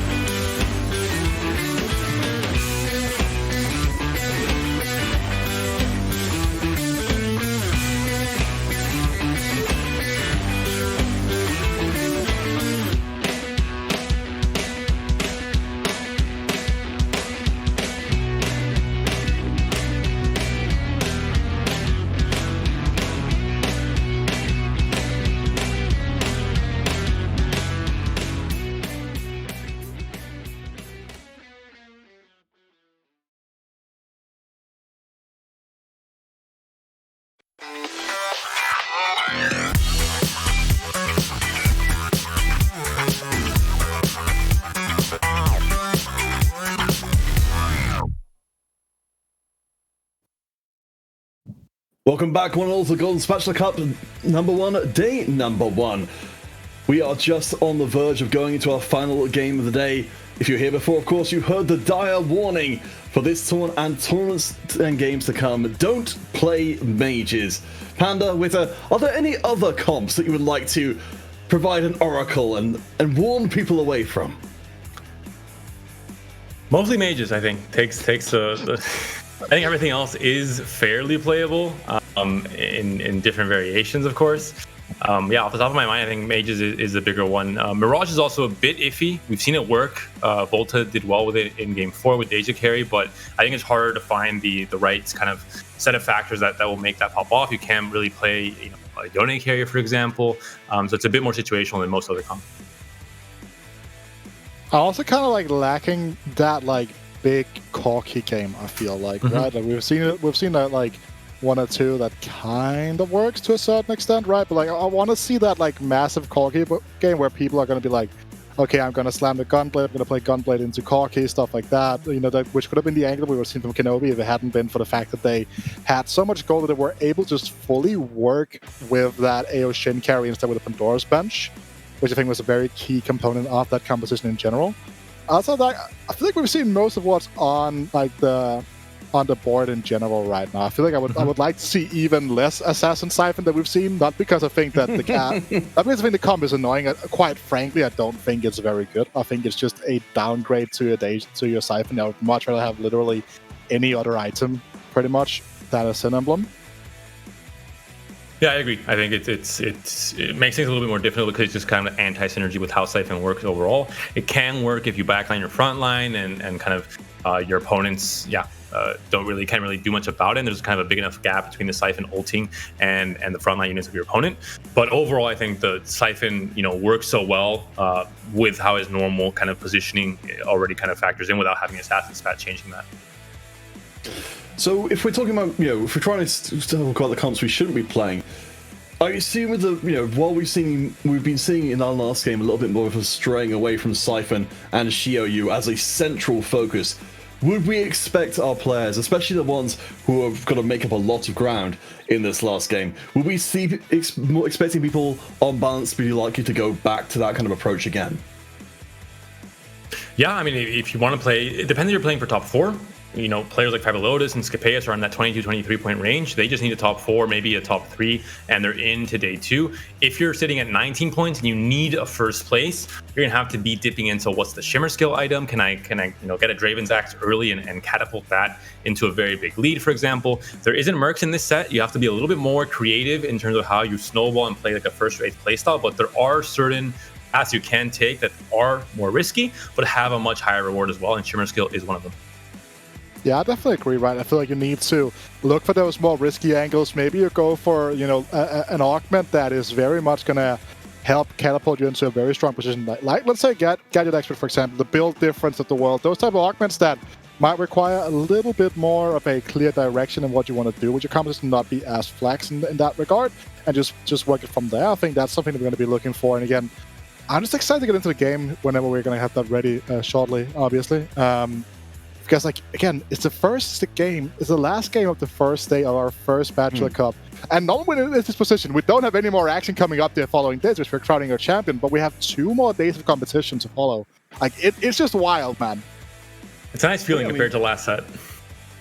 We can't all be a key and run through and slaughter the competition entirely in the first day. Some of these players will be the ones who be trying to claw their way up and maybe take notes from the top table. Of course, again, do remember everyone that we have got a pretty harsh cut, particularly coming into Golden Spatula Cup number 3, but there are still plenty of other ways to end up in the main EMEA finals down the line as we look at our overall standings here. So Aki actually has taken a drop down after hitting a last place in the last game. Now we've got a whole heap of players leapfrogging Aki into the top 4.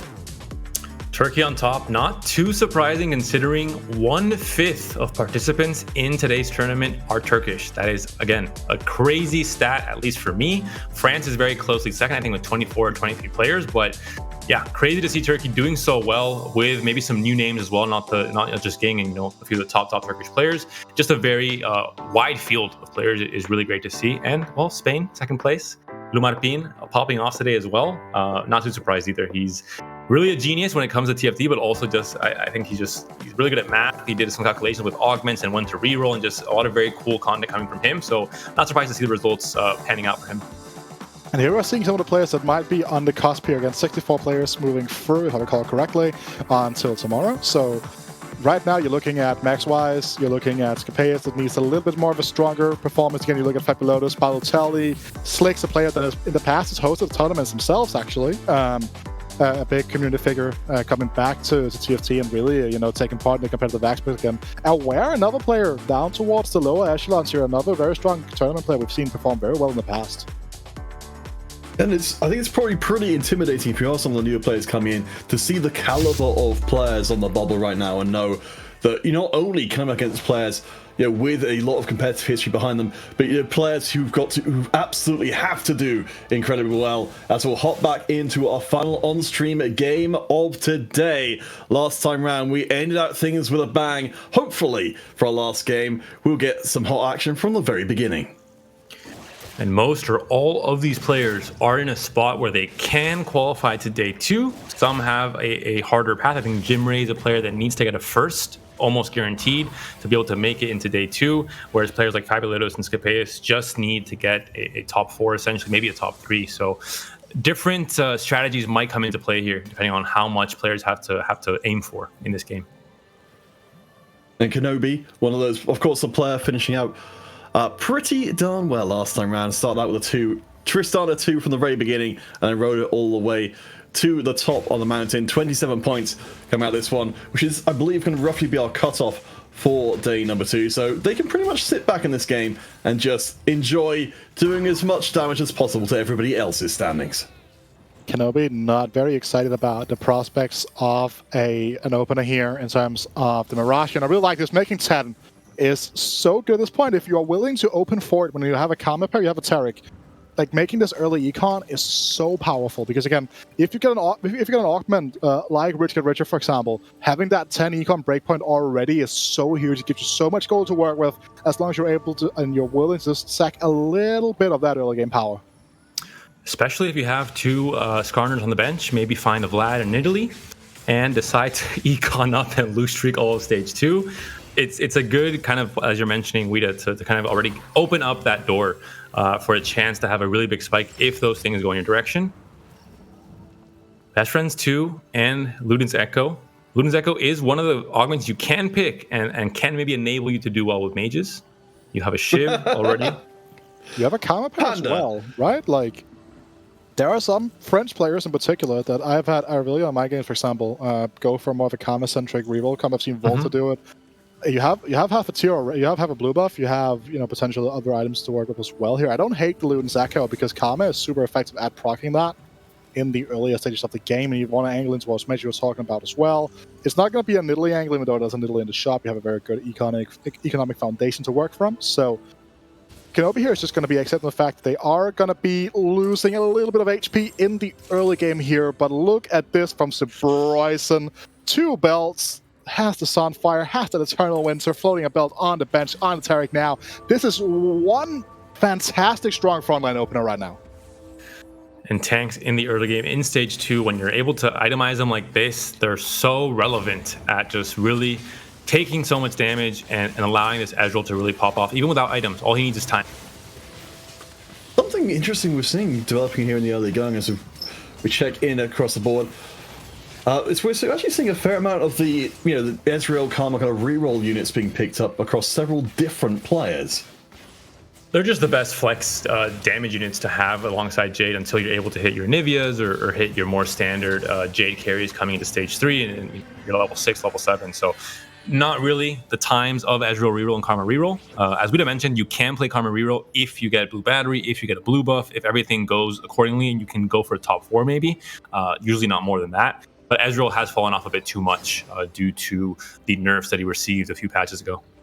Yeah, and also it's worth noting that Jade right now is more or less the same thing as Innovators and Gizmos and Gadgets, where it just enables you to play a very flexible early game a lot of the time. So the units themselves might not be that strong, but when you get that Jade in, it gives you so much continuous power in these early fights. But it's not going to be the priority here. It's going to be sticking with the board. If it ain't broke, don't fix it. 2 Ezreal combined with that Kiana here is going to give him the early Tempest.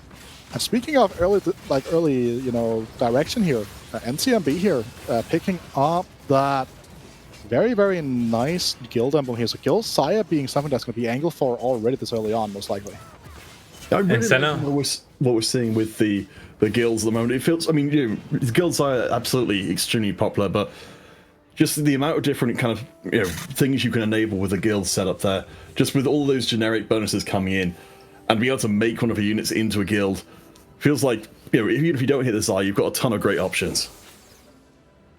Scapeus now looking into Shimmer Skills. Not necessarily a player that needs to get a first place, but the item isn't really the most exciting. I don't know if you guys agree here. The Goldmaster Staff, compared to Draven's Axe, compared to maybe Diamond Hands, for example, it's not really as relevant, but still, it might be a good enough board here to win streak. Kayn is quite strong in the early game. You're on a 2-win streak now. Skarner 2 with recent buffs is also pretty relevant at stage 2. Yeah, so this is actually something I want to highlight here. Scapeus is known on the ladder for actually doing these early levels a lot of the time here. He does this a lot. And Goldmaster Staff on Volibear is actually quite interesting because the lightning strikes actually tend to be quite good in terms of just supplying your like, to give gold like this, right? Again, just 2 gold for free here is a very, very nice. He hits a lot of the units on the board. He can kill quote-unquote rain on units all over, can guarantee a lot of gold. And also, he's chosen to go Titanic Strength here, so the chance of him sticking to Shimmer Scale is going to be very unlikely, right? Because you're not going to be going deeper in towards something like an Idis. You want to look at, you're already right now, you're heavily angling towards something like a Siphon. Another thing to note when talking about Titanic Strength is that sometimes you're going to see people playing for Olaf like as a secondary carry with like a TG on him. Because a lot of the items, if you find an early Olaf, you can start, building up the stacks. It's actually ended up doing quite a significant amount of damage in those mid-game to late-game fights. If only this was a different patch. Olaf with a spat would not have lasted until, past that first pick, I think, with how strong Assassin Olaf was in the past. Now, can still be played, is really, I think, the only viable way to play Olaf as a carry. But even then, many players are just opting for Assassin Siphon instead, as we've seen in the last few games. One thing we have got coming in here, or on the horizon for this is something, a very strong board. Yeah, no, we've got the potential here for, you were talking about the Olaf coming through before, well, never mind on that one. I thought maybe we might actually get to see, the Assassin Olaf turning up at some point during today, at least on stream, but perhaps not. The only thing you wish for here, right, would be that you have a Jinx somewhere. So you have like Jinx instead of Senna. I think like Jinx 1 might be better than Senna 2 right now because you have that time can you get the rebel damage going for yourself. But it's still a very, very good one here. And also, David, we had a discussion about Hotshot in the past, the two of us, right? Because it's an augment that is very, it's very like hidden. It's like the impact is not very visible very often, but it has a huge impact in fights here. Are you expecting Shining Star to stick to a more Tristana reroll heavy angle, or do you see like just a push for Corki instead here? I think Tristana's not really strong enough as a reroll. It's a little bit too iffy, I think, in terms of stabilizing. There's other comps like Nidalee where you hit and you hit a 3-star and you're going to be stable. With Tristana, I don't think it's as likely. She can just get picked off by a Siphon, for example. I think it's much better and it's safer to just go kind of the more usual leveling route and play for Corki and just a higher cap overall. I don't know if we can check out Zabroyson sometime in the near future because they are the player who is win streaking right now as opposed to Kenobi, of course, our safe player from this lobby who is all the way down at the bottom. See the Brysons got themselves the early Orn item. If memory serves, it was the Everfrost, was it? Eternal Winter, yeah. Everfrost. Yeah, the Eternal Winter. If you're a League of Legends player, that is the name of that item. I refuse to learn those names. A bit different application, League of Legends. Not really one you see on AP carries and TFT, I would say. You would say that I seem to see here that like you have an open haunch, you have an open spat. Not picking up the Sire here. If you're not making 20, it seems very interesting to me. Unless you're just this heavy in on the Cannoneer angle right now. Gonna be a close fight here. Tristana does get taken down. I'm not sure unless the shield comes up on the Tomcat. Senna's still very much healthy, so that will be another win for Dranako. And I'm not too surprised. Does pick up the Saya in the end, the Kiana as well, just trying to make use of his gold if he's not going to be hitting that on threshold at 20 gold here. Finds a Lulu now as well, able to spike even further. And just with so many 2-stars, Tahm Kench did get a bit of a nerf in this patch, but it's just a very stable board. And if you really want to pop off with Cannoneers, you have to have a very strong and kind of a high roll early and mid game to have enough gold to reach level 8 and be able to kind of stabilize your comp with so many dragons roaming around in stage 3. So one thing I want to bring to the forefront as we head into stage 3 is just, looking at the gold difference between, Kenobi down at the bottom there with that 5 loss streak up to 50 gold already. But, how much of a dip there is with some of our other players, particularly Fabulosus, who's languishing on just 14 gold on a single loss streak. Their economy pretty far behind the rest of the pack. And we'll see if Kenobi is going to try and go for this Karma reroll angle. This would be the level to roll if he's going to be rolling at level 4. You don't have the benefit of Astral with Nidalee, where it's just such a great guarantee you're going to be hitting that 3-star pretty much on this roll down. It might be more difficult in this case for this Karma. Yeah, now let me have a count of 2 here. It means you're just going to be guaranteed to bleed quite a lot, right? So the reason why, we could talk about this for a second, right? The reason why we've seen Karma being moved over, but also, yes, Ezreal nerfs is a big reason for this. But the reason why Kenobi is currently holding 5 sets is because of the fact that now you're going to be playing with Dragonmancer instead. So you just have that additional power, because a lot of the power from Dragonmancer comes with the unit levels. You get that early 3-star set alongside the Karma. Then you get the Dragonmancer onto the Karma, and she just does a lot of damage. And I've seen players be really stable even with Karma 2, so I'm kind of surprised that Kenobi didn't roll just to hit that at least. Trying to... I'll say presumably they're planning on keeping this loss streak going for a little bit longer, because it certainly doesn't seem like they've got too much chance of beating out NT, who is a clear, even close to 30 health ahead of them. And it is a good loss at the very least. You're not losing by these massive margins where you're just bleeding so much HP. But you are already at 52 HP, halfway through your total HP at 3-2 is not a great place to be. The augment here is going to matter so much for Kenobi. Karma is a very augment-dependent comp to really pop off. And I'm not sure if these are the best of choices to work with Karma. Frill is fine. I would say Frill is fine. I wouldn't hate re-rolling here. It's going to be going with the exercise, will give us more time with the front line. Gets the enemies get softened off here for the Karma. And Karma 2 is hit here on 50 gold. Now we can start and sit slow rolling on the 50 gold mark here with the full streak. For now, it's going to be a lot of additional gold. I quite like his positioning here, I would say. Not position, but the position itself I think is very, very good here. And Shining Star is just going to be going into that Cannoneer angle here. I respect that Corki. I know you've been playing a lot of Corki. You were like straight up just one-tricking. I was also kind of soft flaming you for it, David. So what are your thoughts on Edge of Night, Hand of Justice Corki? I don't build Edge of Night very often, but I haven't played Corki too much and Cannoneers too much in this meta. I do think in this meta it is more relevant, obviously, because there is a little bit more backline access overall, and it could be a little bit better. But it's not an item I slam too often, just because the chain is usually so relevant, right, for Idis, having the main tank items, to be honest. Yeah, because something that I've found in this situation, right, very often is that if you are building the Edge of Night on the Corki, you'll have to be playing the more guild-heavy, or the quote-unquote handshake version, where you have a Talon, you have something, another assassin alongside it. Because the thing is that Edge of Night is not really useful if there is someone else beside it to take the aggro, right? Because what you need the assassins to, get away from the carry, which means you need to have nothing in the vicinity at all, because you need the Edge of Night for it to get its full effect in terms of the aggro dropping, in my opinion at least. In Shining Star's case, he is kind of locked into Cannoneers because of the augment choice. So when you're building this, you're kind of building it with intention, knowing what your late game board might look like, knowing kind of what exact direction you're going in. All right, so let's check in with Shining Star and keep an eye on them. Scapeus picking up the 2-star Kane. Zabroyson still continuing to look very, very good, win streaking all the way up to 3-3. Of course, we remember what happened to the last player who was able to do that, which of course is Kenobi, who's currently at the bottom of this particular lobby, building themselves up for an inevitable comeback.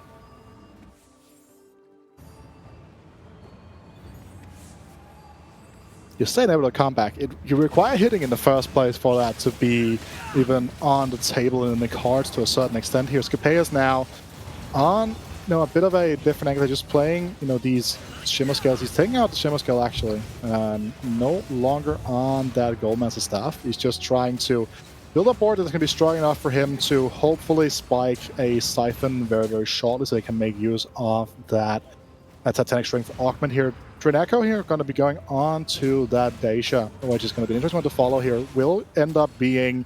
Does have to roll the hunt.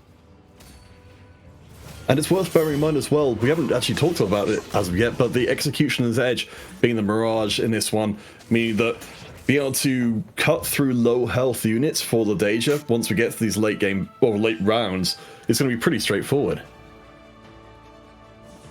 I see a Talon with a sword going to be a very relevant pickup here for Scapeus. Sona also in the cards there for anyone that is either looking for a Cannoneer power spike or just a bow, which is always going to be one of the most relevant components at this stage or really any stage in the game, to be honest, with how prevalent AD is in this set.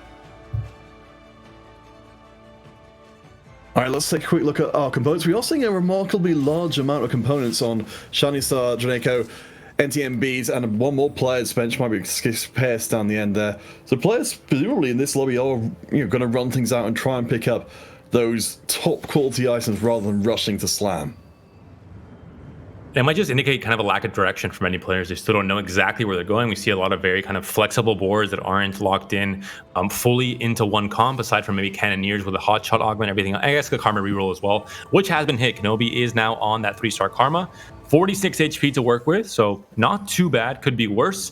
We'll see if he's going to be able to stay stable enough and if this Karma can stay healthy with all the different threats that might come at her in stage 3. So guys, talk to me here. What, we haven't seen a lot of Karma on screen. What is this good against? What is this bad against? It's actually very good into some of those like stronger, like the bigger HP boards, because very often you're going to be seeing this pair with like double giants there, for example, absolutely melting some of those bigger bruiser front lines a lot of the time, for example. That's something we are going to be looking out for potentially as well. It also is fairly versatile in terms of the items it can use besides the blue buff. If Kenobi finds something like a blue battery, for example, coming up as the final augment here, that's going to be an absolute delight for them. So just see like if he's going to be, he's still going to continue to roll here on level 5, needs to find that set, and also would like to find both Tarek and Leona. But with Tarek and Leona right now being very content in the lobby, Surprise was still on 2 sets of 2 stars of those, etc. So it's not a given right now. I actually don't know like how hot this match is. I haven't played this comp myself since the start of the set, really. So like, it's still kind of semi-hot for me to fully articulate like how good it is. Well, of course, we did have that targeting change coming in for the Karma to make her much more likely to hit her shots well. But I suppose we'll have to come back to that later on as we check in now with our friend Olaf, who has taken a little bit of a role in most recent games as a bit of an item holder up against Shining Star and the Cannoneers. Mentioned the augment being picked up there, the hot shot, the ability to kind of provide a little bit of burn to help make these Cannoneers punch just a little bit harder.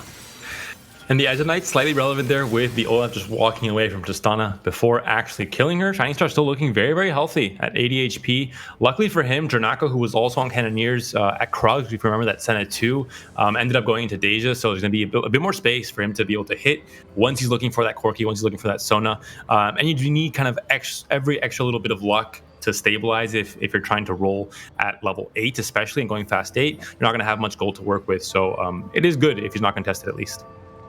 I feel like you're in a very good spot in terms of just being able to go for that fast 8 here, right? You have a lot of gold. I got a ton of gold to work with, really, at the end of the day here. So, Jimray... More than that, there's not many dragons. We haven't seen many Siphons or Shield throughout the stage 2 and 3, which means that everyone else can just play a little bit more passively, can kind of take a little breather, a sigh of relief that they haven't seen, yet another dragon ruining their day in stage 3.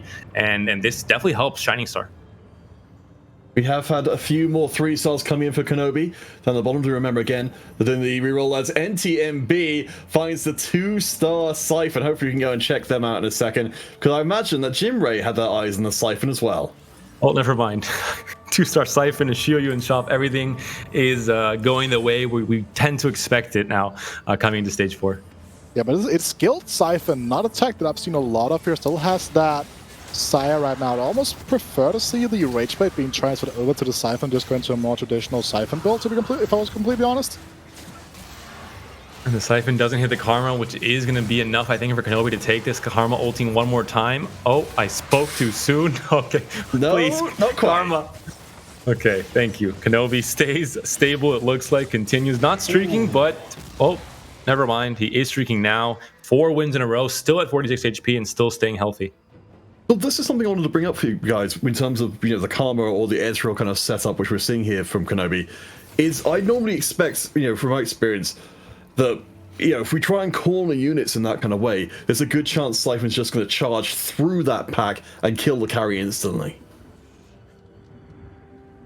There's a lot of positioning to take into account with Siphon, especially with units that kind of walk up to the 3rd tile is the scariest thing because that just really draws Siphon's attention and it's going to become the furthest unit between the front line and the back line. So there's a lot to take into account. It really depends on where the Siphon is on the opponent's board and exactly what comp you're playing, because there are kind of like a lot of different tricks that you can try and implement to make it a little bit less RNG heavy. Yeah, so interesting to see here that the Stay Night has been picked up, right? So this means that a lot of leveling here is going to be quite significant. Hackerman right now is putting in a ton of work. If Fabulotus now is on the more traditional Saya build here, has a bit of Jade. That's pretty much too traditional actually, but has that Ida's front line to work with. Goblins and stuff is obviously fine on Saya, but I feel like at this point in time, if you are going to be able to dodge the Threshes and stuff like that of the world here, second Giants there will not be the end of it.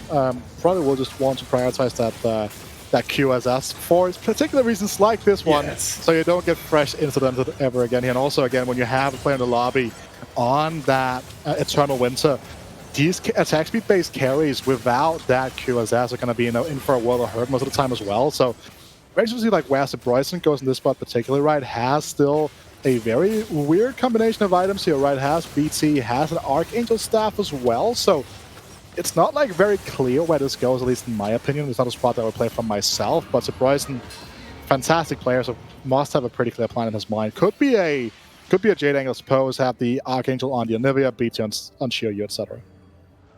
I do, to touch on what Fabulosus is up to for a second, though. I do like this use of the Gold Monster Staff on the Xayah, that even though it's not necessarily giving a massive amount of extra damage, you're still getting the gold rewards every time Xayah is killing a unit, and that, was pretty profitable in the previous round. It's even relevant on Idas for the bigger shields with the extra AP, but I'm not sure if it's the best item on the Xayah, or if you want to build a second Giant Slayer. But I think, like Guido mentioned, I think the QSS is very important. So you're just trying to just leave this as a 3rd item for now and popping it off when you're able to build the QSS after this next carousel, maybe.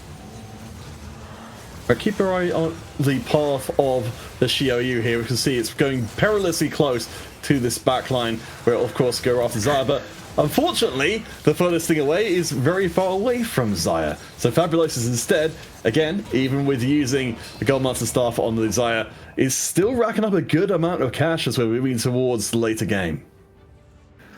The classic Siphon, it's either a Challenger Siphon who chomps on your carry, 2 seconds into the fight, or it's a Siphon that gets onto your carry, hits it 2 times, and then runs away in fear, and then you end up just losing the round. So in that case, definitely favor Fabulotus there. It does say something when we see 2 rounds end with 2 very disappointing looking Siphons in a row.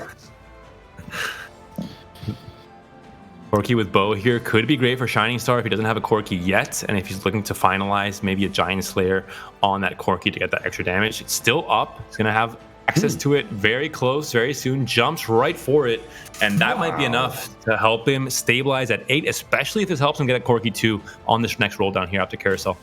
Yeah. I'm really surprised that got let through, considering that Shining Star seems to be set up to be a player to actually hop into first place at this stage. I think it makes a lot of sense to start looking at the items in general around the board here, right? Not a lot of people still needing that Rika bow to get the spike now.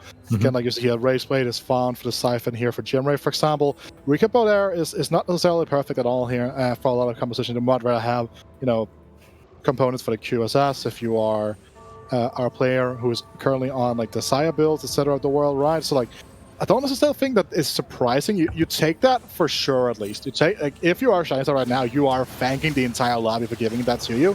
But I don't think you're at a position right now, if you're everyone else here, where you cannot really grieve someone in your lobby because you need to. Every placement right now matters so much. And the Siphon drops down.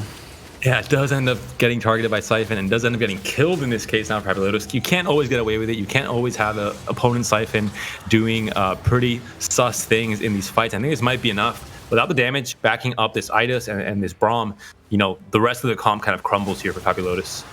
Well, let's talk a little bit about the itemization we've got going on for the Siphon right now.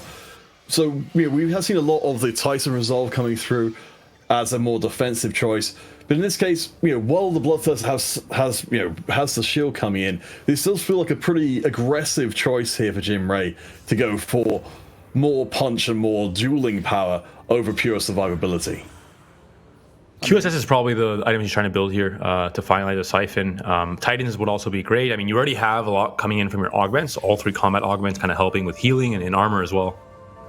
Yeah, I was about to say that, right? Like, you look at the augments right there, Second Wind, you're looking at Implant, you're looking at Shell, and you're looking at, I forgot the last one, but they're all like very, very, very good defensive augments. So you don't First Aid Kit. The First Aid Kit, right? So you don't need you don't like need the Titans specifically right there.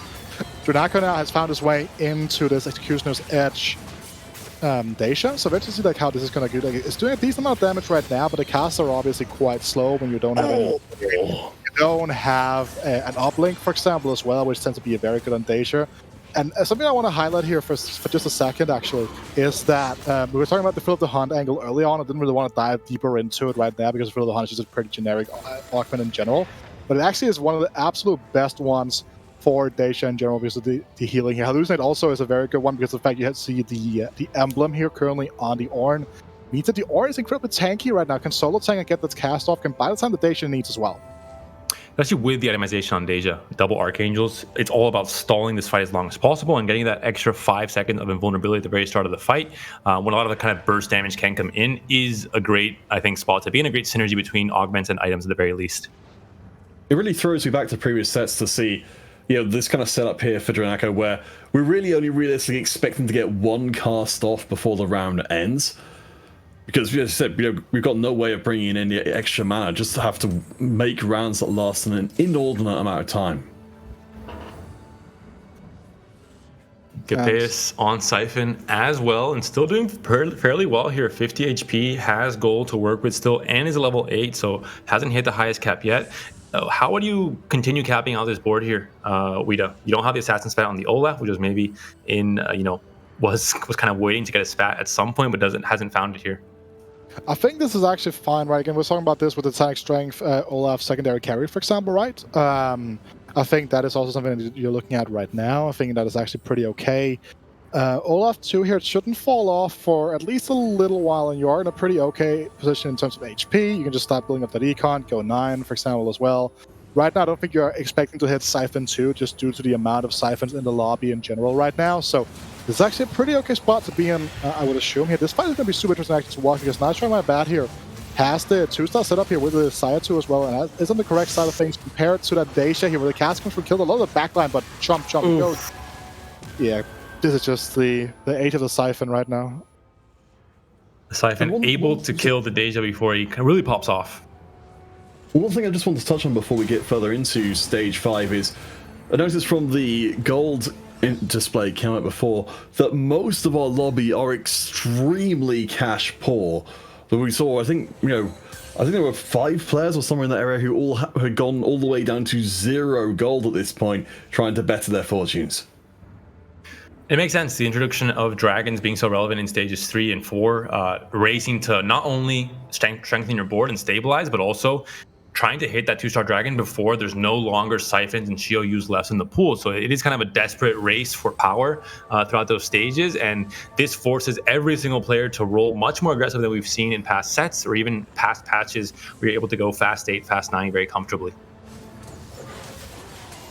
Alright, we'll spend a little bit of time with Jimray here. Do remember Jimray, one of our lower performing players coming in. They tried at the Mage Conference last time, but it did not go well. If they do not finish top of this lobby, then their chances of making it through to day 2 are basically nil. Unfortunately, NT doesn't seem to know the meaning of mercy, and it's going to finish off with one last hurrah. Jimray holds on, but drops below double digits. Shining Star also played, it was very stable in the mid game with the Cannoneers, now has dropped off quite spectacularly. He found the Corki on the last carousel. I'm not sure if that made it Corki 2, not sure what the bow ended up. I mean, we haven't seen him for a while, but He has been free falling in terms of HP, considering he was at 80 HP somewhere at the end of stage 3, early stage 4, and looked very, very safe for top 4. I mean, these items look pretty great as far as I can tell. We've got a huge front line. We've got a very heavily itemized backline, including a Yasuo who is close to turning into a Yasuo too. I mean, what do you think is going on here for Shining Star? It isn't the most traditional Cannoneers build. There's no Sona here. Possibly the trainer. I'm not entirely sure what level the Gromp is at, but might not be, at the very relevant level here. We have a Soraka as well. It's not bad. It could be a very, viable variation of play, but it isn't the traditional comp we're used to seeing for Cannoneers, and that might be why it's not going so well here. Yeah, and also I think that, it's a 1-star Idis as well for the front line, so you are lacking a lot of damage here. As Jim Ray is going to be taking an 8th here, and that's going to be, good night. And, at the end of their hopes for Gold Special Cup #1, there are still, Super Brawl TRCs, there are, the 2 following Spatula Cups. There's a lot of avenues still to explore when it comes to competition here, but for now at least, that's most likely going to be that run over in the tournament. So Bryson now, he's still on a streak here, just chilling at the end of the day, the top of the leaderboard here. Drenako being a little bit dizzy in terms of what they want to pick up here. Has the metabolic accelerator. That is worth noting that they are just, in terms of the longer this game goes on, that the higher their placement is going to be, just because of the fact that they just get that much extra HP to work with here.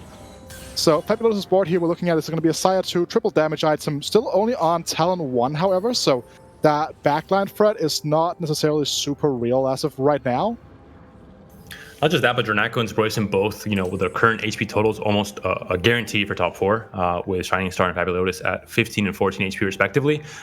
You're going to end up losing a fight, and at almost stage 6, especially if they stay alive and lose a fight in stage 6, that could be the end of their tournament, and that could be the guarantee that the current top 4 might stay there. Kenobi, the only one that is in that iffy spot where he could lose the next few fights and might end up in the bot 4 as well. And we'll see what the Broyson's up to. We've got ourselves an Anivia carry who's looking pretty darn strong indeed. Of course, with Fabulosus, we saw them trying the majors down the previous game, and they've switched back to the much more traditional approach. Unfortunately, their front line collapses as so many have before. The Talon is the last one left standing. I think that's going to be the end of the line for Fabulosus as well. Shining Star takes a hit as well. Not able to find that Idis, as Wida mentioned, is I think the biggest thing here for why he's been free falling in his HP in the last stage. A few more rolls to work with here. There it is. You're going to have to sacrifice the Corki. You already have Corki 2 though, so it is fine. And we'll see if this will be the difference. Yasuo 2, Idis 2 should be enough in theory to be somewhat stable. We are almost getting to stage 6 though. Yeah, we've noticed this is not Scipea's board right now. This is a Shining Star's board. There's just a little bit of a... I think Scipea's obviously sitting much more pretty right now in terms of the fact that they are on at 24 HP. More than guaranteed to be in the top 4 right now if Nice Try My Band and TMS Shining Star here are going to be taking a huge hit here. So Drenako's board here going up against the Corki. Very good angle here for the good old-fashioned bait here as well. So very potentially strong fight. This board from Shining Star is actually relatively strong as well to look out for. You can see though, we've got the Soraka who's doing a decent job of finding a little bit of extra healing. Should keep the Corki alive, and unfortunately the second shot does not land on the Corki where it really needed to. So Shining Star keeps on trucking. But I think you put out really well how far Shining Star has fallen from their early dominance, but it's looking possible they can hit the top 4. We've got 3 of the top 6 who are very, very vulnerable to immediate elimination. Last Whisper, not an ideal item there for Sproyson, but he's healthy enough and strong enough that I think he doesn't really care too much. The Zeke's is fine here. Extra attack speed on the Karma won't hurt. And the Zephyr, especially for Shining Star, could be very good at, again, he just needs to win one more fight potentially to get a top 4. Having the Zephyr come in at this point in the game, trying to lift up maybe the opponent's main tank or main carry unit might just be enough to secure this last win and almost guarantee a top 4 if Scipeas takes another hit. Right, Shining Star, NTMB down on the single digit. Scipeas finding the Siphon 2 is going to be huge. We've got so many boards now approaching their full power. Scipeas actually hit level 9 as well. Maybe, just maybe, we see a comeback from 11 HP. Not sure what exactly Scipeas is looking for. Puts in 2 Yasuos at this point. looking for overall unit quality and just being able to move the items over to the Siphon here with the IE-BT Giant Slayer combination is going to be doing a ton of work, especially when you consider the fact that there's going to be a tank strength in play as well. It's not going to be the most durable dragon in the world. There's no defensive items here.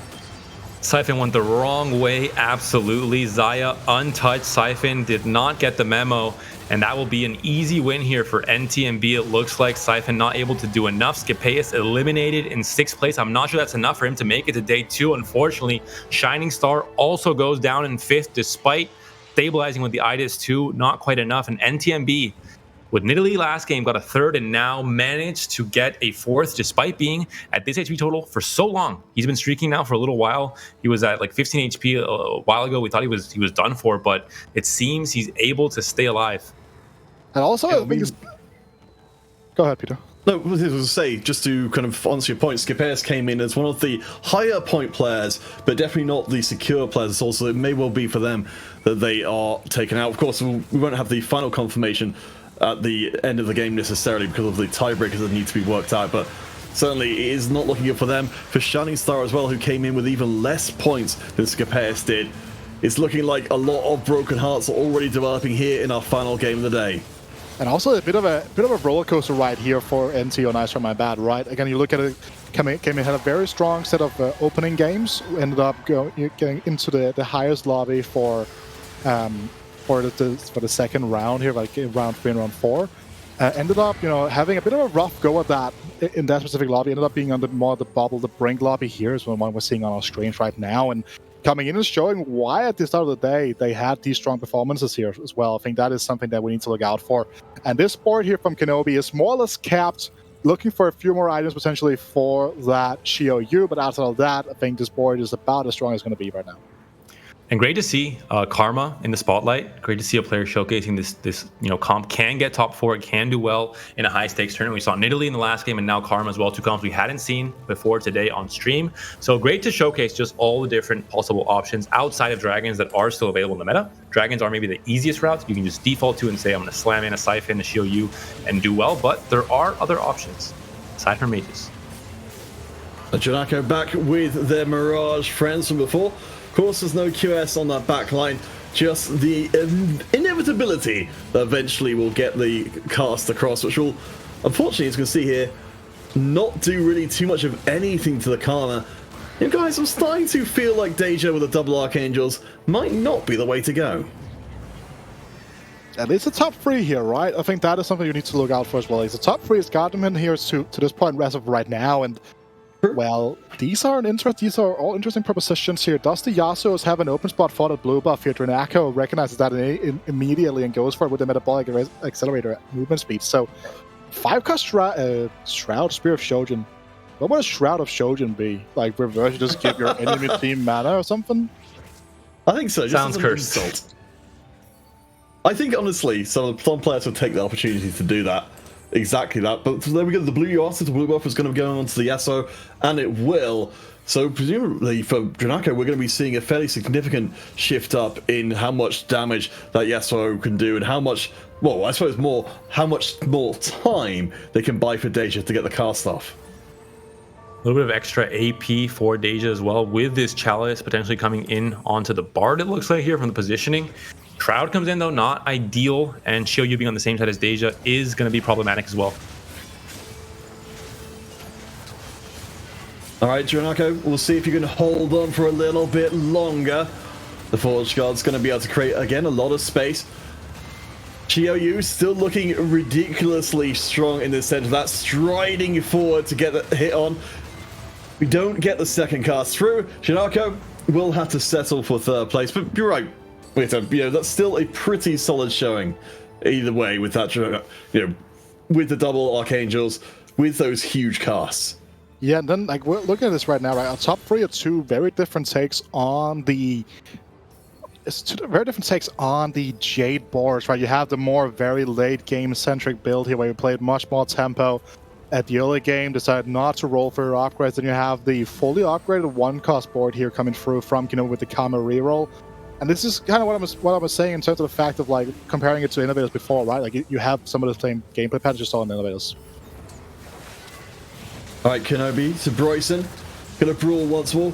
I'm with you. I'm really impressed with what we've seen from Kenobi here, especially in a game which they honestly didn't need to necessarily do particularly well in, because they more or less secured their space in day 2 already. Perhaps that did embolden them to try out something which was a little bit more marginal, but right, from the performance we've seen in this game, I hope we see a lot more Karma in day 2.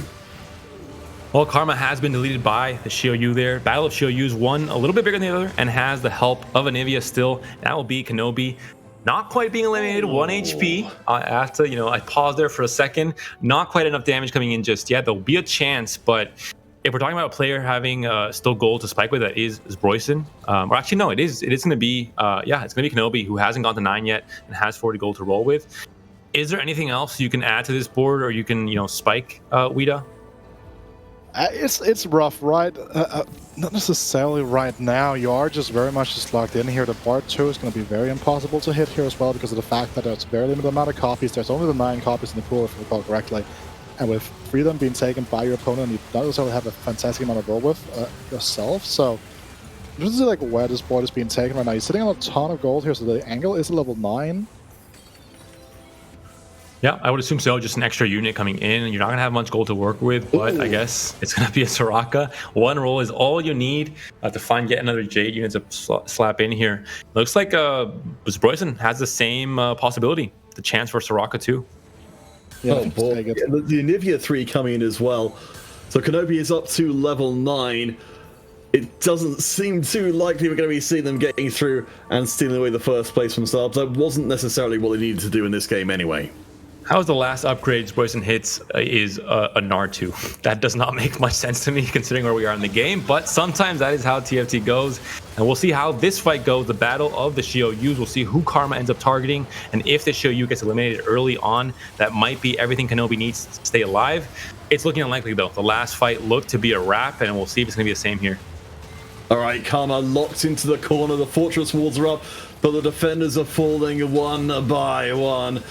Does not seem like Kenobi's got too much left to do. The Soraka 2, the Anivia 3. You see the resignation from Kenobi, but they're not looking too sad about this. They've done what they need to do here in day number 1, and so did Broyson. I think that Karma was targeting that Nico the entire fight. Was not able to take it down. Just allowed the Shioyu to dance around the damage and end up killing the Karma before she can get out of control. Still, a very good game from Kenobi. Very cool to see Karma in the spotlight, as we mentioned in the very last game. And going into tomorrow, players are going to look at VODs, going to see what comps worked and what comps didn't in a tournament setting. I expect maybe some more Karma reroll, at least on stream. It might have been played off stream, and some more Nidalee as well. The 2 comps that I think we didn't see enough of in this day 1. Yeah, I kind of agree, right? I think that we didn't see a lot of these rerolls, but again, I think it also is like much more of like a player mentality thing, where like there are players that have very specific views of the game that doesn't subscribe to them playing towards Karma reroll or Nidalee reroll, for example, because they would just much rather have comps that have a higher chance of top 1ing, for example, because it's much more in their nature. They don't want to take stuff to commit to them, that they might not want to start tier, for example, which in my opinion is almost necessary to even try to angle for Karma, because if you don't have a blue buff on that Karma in the early game, you are going to bleed a ton of HP. No, I'm with you there. It seems like a risk that maybe some players won't be willing to take. Of course, remember in day number 2, we will be cutting the field yet again really harshly down to only our very best players. So there may be situations where players will have to go off of the regular beaten path in order just to get to day 3 at all. Yeah, still very exciting. Day 1, I think we enjoyed pretty much all the comps we possibly could. I think it was, a little bit dragon heavy, but still pretty varied in terms of the comps we were able to see, and just the play from all the players here in EMEA, I think it was fantastic. But we do still have some analysis waiting in the wings from Nibiria and Cyber, and we have, of course, an interview to top off day 1 as well. So we're going to go to a very quick break. Stay tuned and don't go anywhere, because there's going to be a lot of great analysis coming up.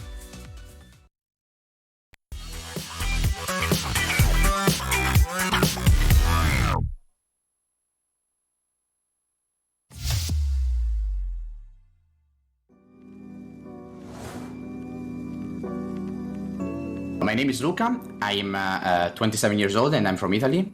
I'm streaming TFT since it started, and I'm really enjoying the game. And yeah, that's me. I mean, my in-game name is Luque, which is similar to my name, I guess. The real origin is like a footballer whose name is Albert Luque, but yeah, it's like my name, so Luca. I really like the set, especially because I think it's a big improvement of the last set. I really like the fact that you can roll the augments. I really like the new armory. The dragons are really fancy, and yeah, it's really fun. It has been gone, I think, really good at the start. Then, like, I was, I think, top 10. I even reached like rank 7 lately. But like, I lost some games, but I think I'll be back in a few days. At first, I think I want to play like all the tournaments, so I want to take part in all the Spatula Cups. Then I want to probably win some Italian tournaments because I think I can win there. And I for sure want to play the European qualifier, and then we'll see how it goes. Shout out to Italian community and my brother Balotelli. Italian Blender Mafia is ready, I guess.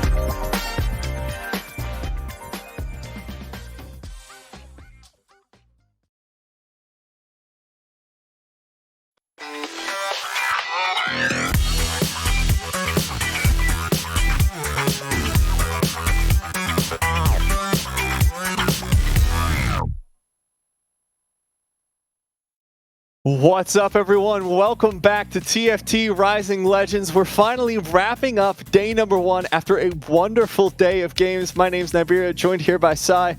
We're gonna fill out the last bit of the day here. Sai, what a game to end on. I don't know about you, but I've become a Kenobi fan throughout all this, which is saying something given the reviews I've read of it. Yeah, well, you know, Kenobi with the Karma reroll, and that is something that I mentioned earlier today that we might be seeing at some point. It didn't quite go the distance and get first place in that Game 6 lobby, but it came close. And I feel like that's a composition that is quite easy to replicate, and you can take to your own games chat, and you can try and climb that way. I like seeing things that aren't just dragons. I liked seeing the Elise earlier as well today, I think in Game 5. So, yeah, for me, I'm all about it. Yeah, seeing AP at all was actually pretty heartening for me, given our previous games so far. So seeing 2 games in a row from Kenobi was really exciting. But of course, that was not the victor of the lobby, which was Zabroyson, our EMEA star, Polska Guram, living his best life. And of course, the key feature for that one that we were talking about, we were discussing the Eternal Winter to start that one off, the Portable Forge, where he just like slammed Sunfire and was like, I'm good to go for the rest of the game.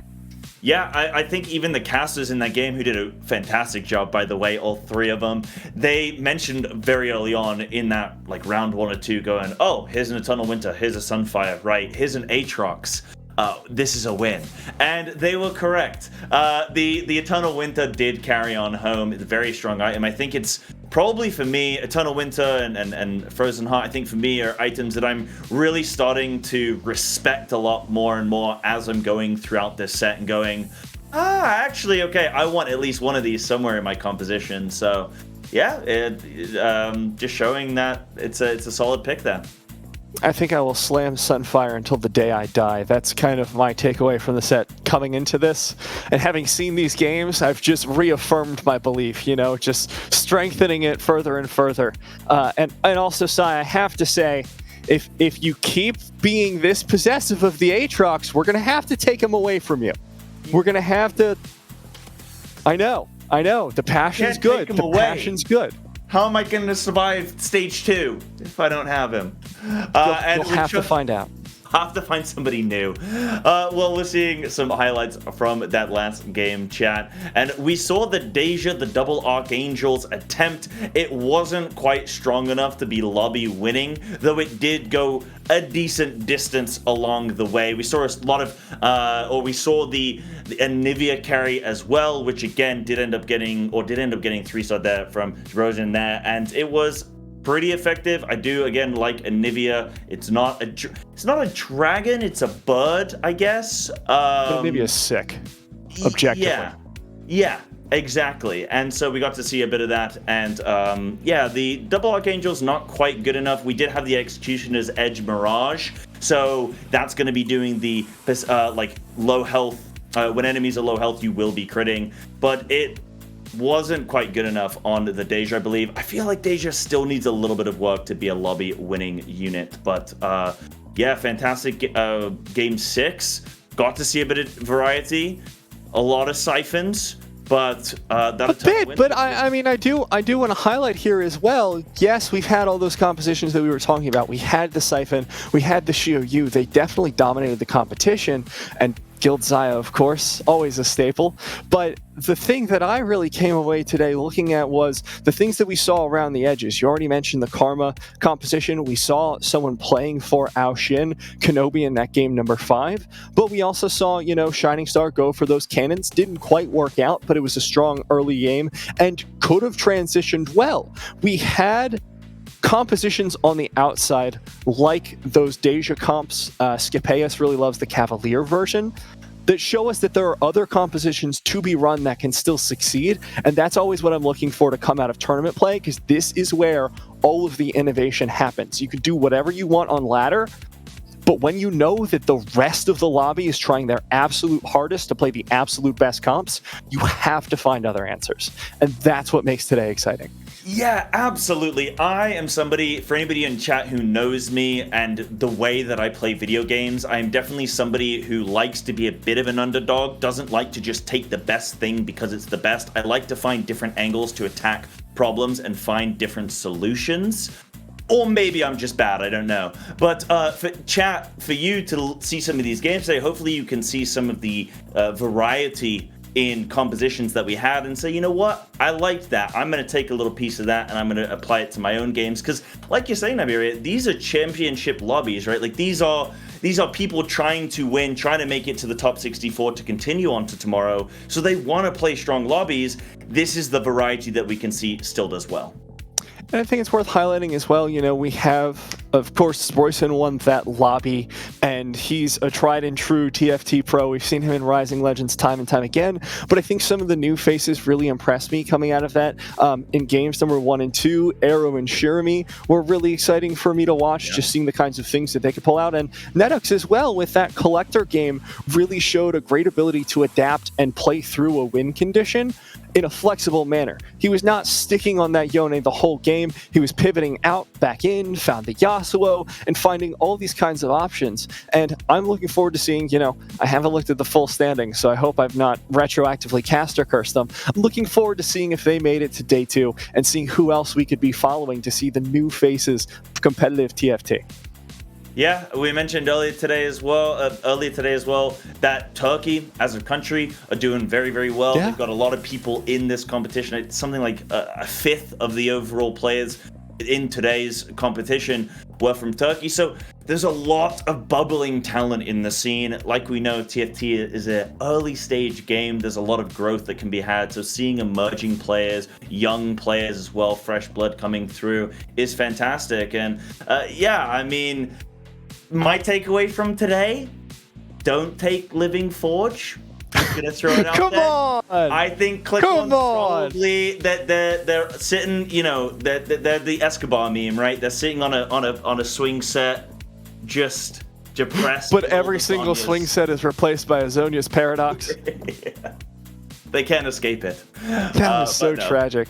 You know, but that's the fun part about competition. You live for those moments, right? You live for the triple Zonia's Paradox because that's just such, I guess you'd call it a low light.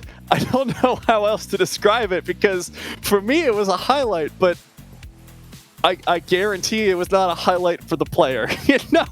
Yeah, absolutely. It's one of those that's fun for the viewer, fun for the caster, not so fun for the player. But that's something that I love about TFT is the variety, the variance, that every game can be different. You have augments and items and just shops that can be different every single game. And it allows for innovation. And it allows for, once in a blue moon, these funny situations. But you take them as they come. Yeah, and we get the actual highlights. Like we had the Orn 3, Idis 3 game, which was just absolute perfection. Can never complain about that. They have so much CC. A lot of fun to watch. We do have overall standings coming up in just a second. It's just going to be the top 8, but to give you guys an idea of who's going to be making it to tomorrow's games, because it's not just today. We've got 3 broadcast days coming up. From today, 64 of our 128 players will be advancing to day 2 of our first Golden Spatula Cup. Then it cuts down to 16, and that's where it gets dangerous. But for day number 1, it's a familiar name at the top. It's Lumarpin. It's exciting to see. If you actually look at his scores here, right, those are not the positions that he placed. Those are the points that he's gained. Yeah. He went first 3 times, second once, and then 2 thirds. I mean, that is as close to perfection as you can get. Sitting up at 43 points, that is a fantastic way to enter day 2. But day 2, everything is going to get wiped, reset, and they're going to have to go again. So I'm sure we're going to find out from them how they're feeling after day 1 and what they prepped for day 2.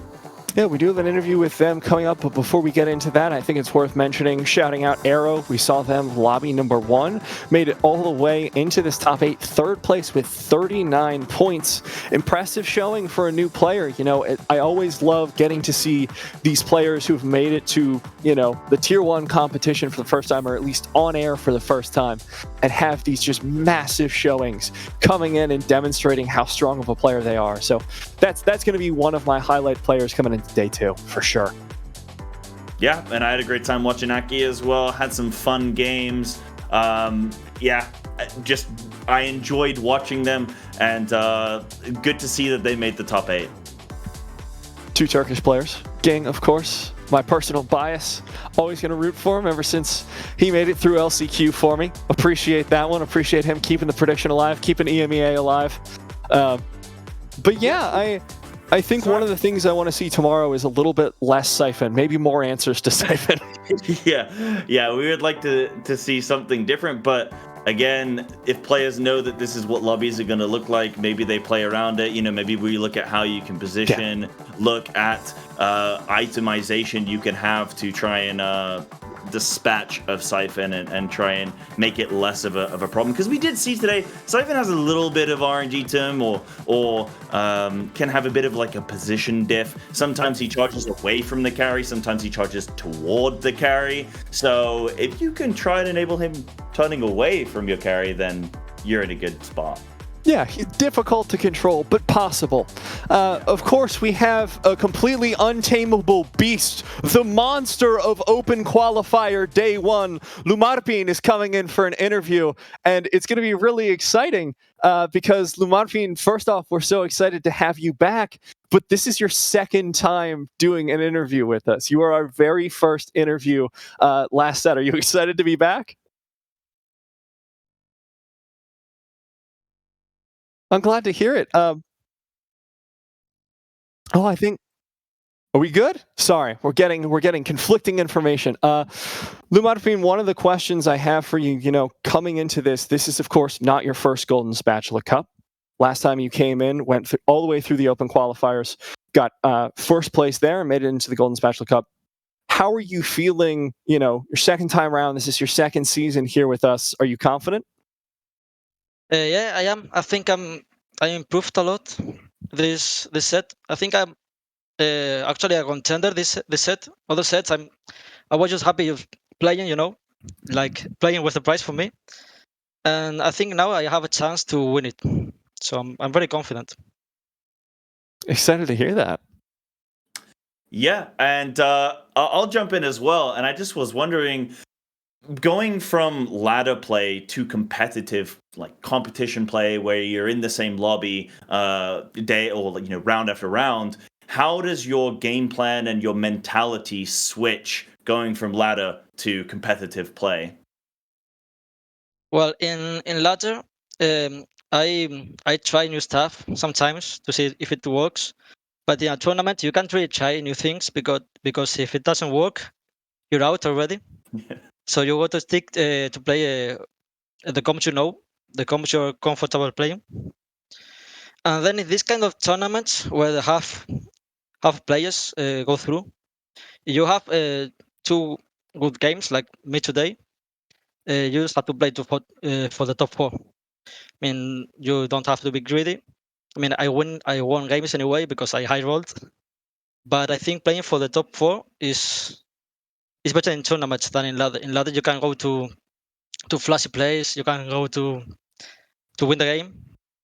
But in a tournament, I think you shouldn't go for the win, but for the top 4. Yeah, I mean, you definitely won a couple of lobbies today. So, yeah, good job on the high roll. And I think Niberia's got some more for you as well. Yeah, coming into this one, this is always different depending on the player we ask. What was your preparation process like? What kinds of things did you do before the tournament? Like, I know you play poker, right? You're a poker pro. Like, is there anything that you get nervous about before this that you do anything about, or is it just smooth sailing for you? I mean, I think that everyone gets a little bit nervous in this kind of tournaments. Of course, I don't get too nervous. I don't let it affect me, but a little bit nervous is good actually. A little bit of pressure. And I prepared this tournament by playing a lot of ladder and watching a lot of streams too with players to know which comps were strong coming into this. Also, the augments, you have to know which augments are the best. For example, I think that Double Trouble Varus is by far the best comp in the game, but you have to hit Double Trouble. If you don't have Double Trouble, I mean, the comp is alright, but it's not that strong. Good to know. Good to hear. I'm glad that the nerves haven't affected you too much coming into these questions. But I know Sai's got more on the docket for you. Yeah. So something I was curious about is I know TFT is an ever-evolving esport, and it's still early in its kind of conception. But how are you finding the format of these tournaments? Are you enjoying this, the way that they are handled, the way that you're kind of entering them and qualifying for them, and then when it actually comes to weekends like these, are you enjoying this 128 players reduced to 64, then to 16? Are you happy with the format? Yeah, I'm happy because in TFT, there's variance, of course. That's an energy factor in the game. So 6 games aren't that much. So the first player is going to be the luckiest one. And then I think that the ladder is good to know who are the best players. So having players qualify through ladder, it guarantees that the best get to play the tournament. And then when you're in the tournament, anything can happen. Just 6 games today, 6 tomorrow. I'm sure that a lot of very good players are out today. But yeah, that's the game, right? Sometimes you high roll, sometimes you low roll. Yeah, absolutely. And actually, that was kind of going to be somewhat towards my next question, where I know Naberia mentioned it. You are a poker player by profession, but some people might say that poker and TFT both have elements of RNG to them. How do you deal with that from a professional standpoint? Like, how do you approach a game like this, knowing that there's going to be elements of RNG, as you mentioned with Varus? Oh, you've got to get double trouble if you want to play it. That kind of thing. Does that enter into your gameplay, or is it just take it as it comes? Yeah, I think it's important from a Belta perspective because you have to be ready to play a perfect game and go in 8th, because that can happen. And I think you have to focus on the things you can control. You can control how you position, what items you make, but you can't control your shops. You can't control your rolls. You can't control your opponent's rolls, of course. So the mentality, I think, in poker and TFT is very similar. You have to play your best, and the result shouldn't bother you at all. I mean, you shouldn't care about the result because the result is going to be whatever. But as long as you play your best, you should be happy. Yeah, that's a really mature and accepting way of approaching things. And I think having a solid mentality like that is definitely going to take you far. And we can see it in your performance today that you're definitely moving ahead very strongly. So congratulations. I think we're going to be jumping back to Niberia on the desk, but thank you so much for the interview. Well, and I do have one question. I do have one very, very important question for you, Lumarpin. Is there anyone you want to give thanks to, anyone you want to give shout outs to before we let you go, before we let you get back to your night? Is there anyone who's really helped you get ready for this tournament that you want to give the shout outs to?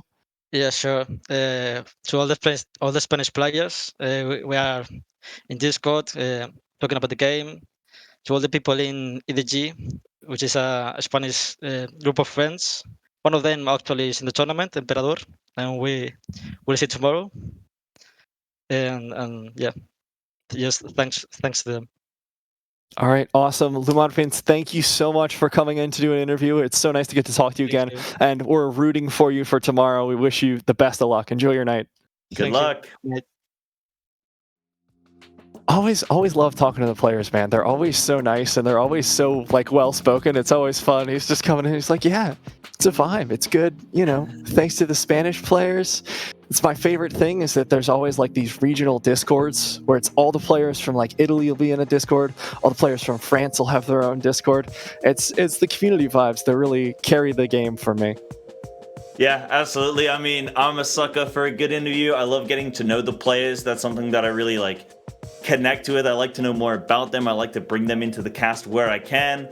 And so, yeah, I'm looking forward to the round of 16 where we kind of get a little bit more of a tight-knit community going on. We get to really get that personal touch with the players and get to see how they play. But yeah, definitely like having those interviews.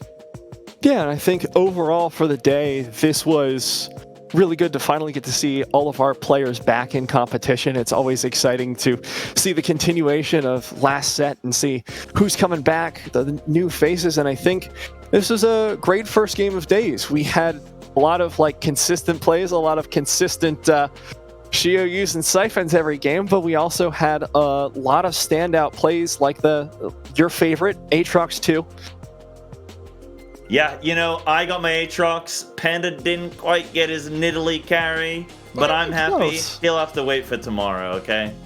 Yeah, we've got more games coming up. Tomorrow we are going to have another stream. Stream is going to start at 1500 CEST, and 1600 CEST is when the games start. Now, in case you guys have forgotten the date somehow, you've gotten a head injury between when this started and when you last looked down at the bottom right of your screen. That will be July 9th. Just in case, just for record-keeping purposes. That's tomorrow, right? It is. It's both tomorrow and July 9th. July 9th and tomorrow. Hopefully that haunts our viewers in their sleep. But we want to thank you for coming out, of course. And if you want to follow along with Rising Legends, we've got some socials coming at you. Our Twitter, at TFT Esports EMEA. And our Instagram and Facebook have the same tag. Really easy for you. It is Play TFT. Yeah, and of course, we can't forget about the lovely casters. We've got at Impetuous Panda on Twitter. Of course, we've got at Niberia as well. That's the face on your screen, I think that way.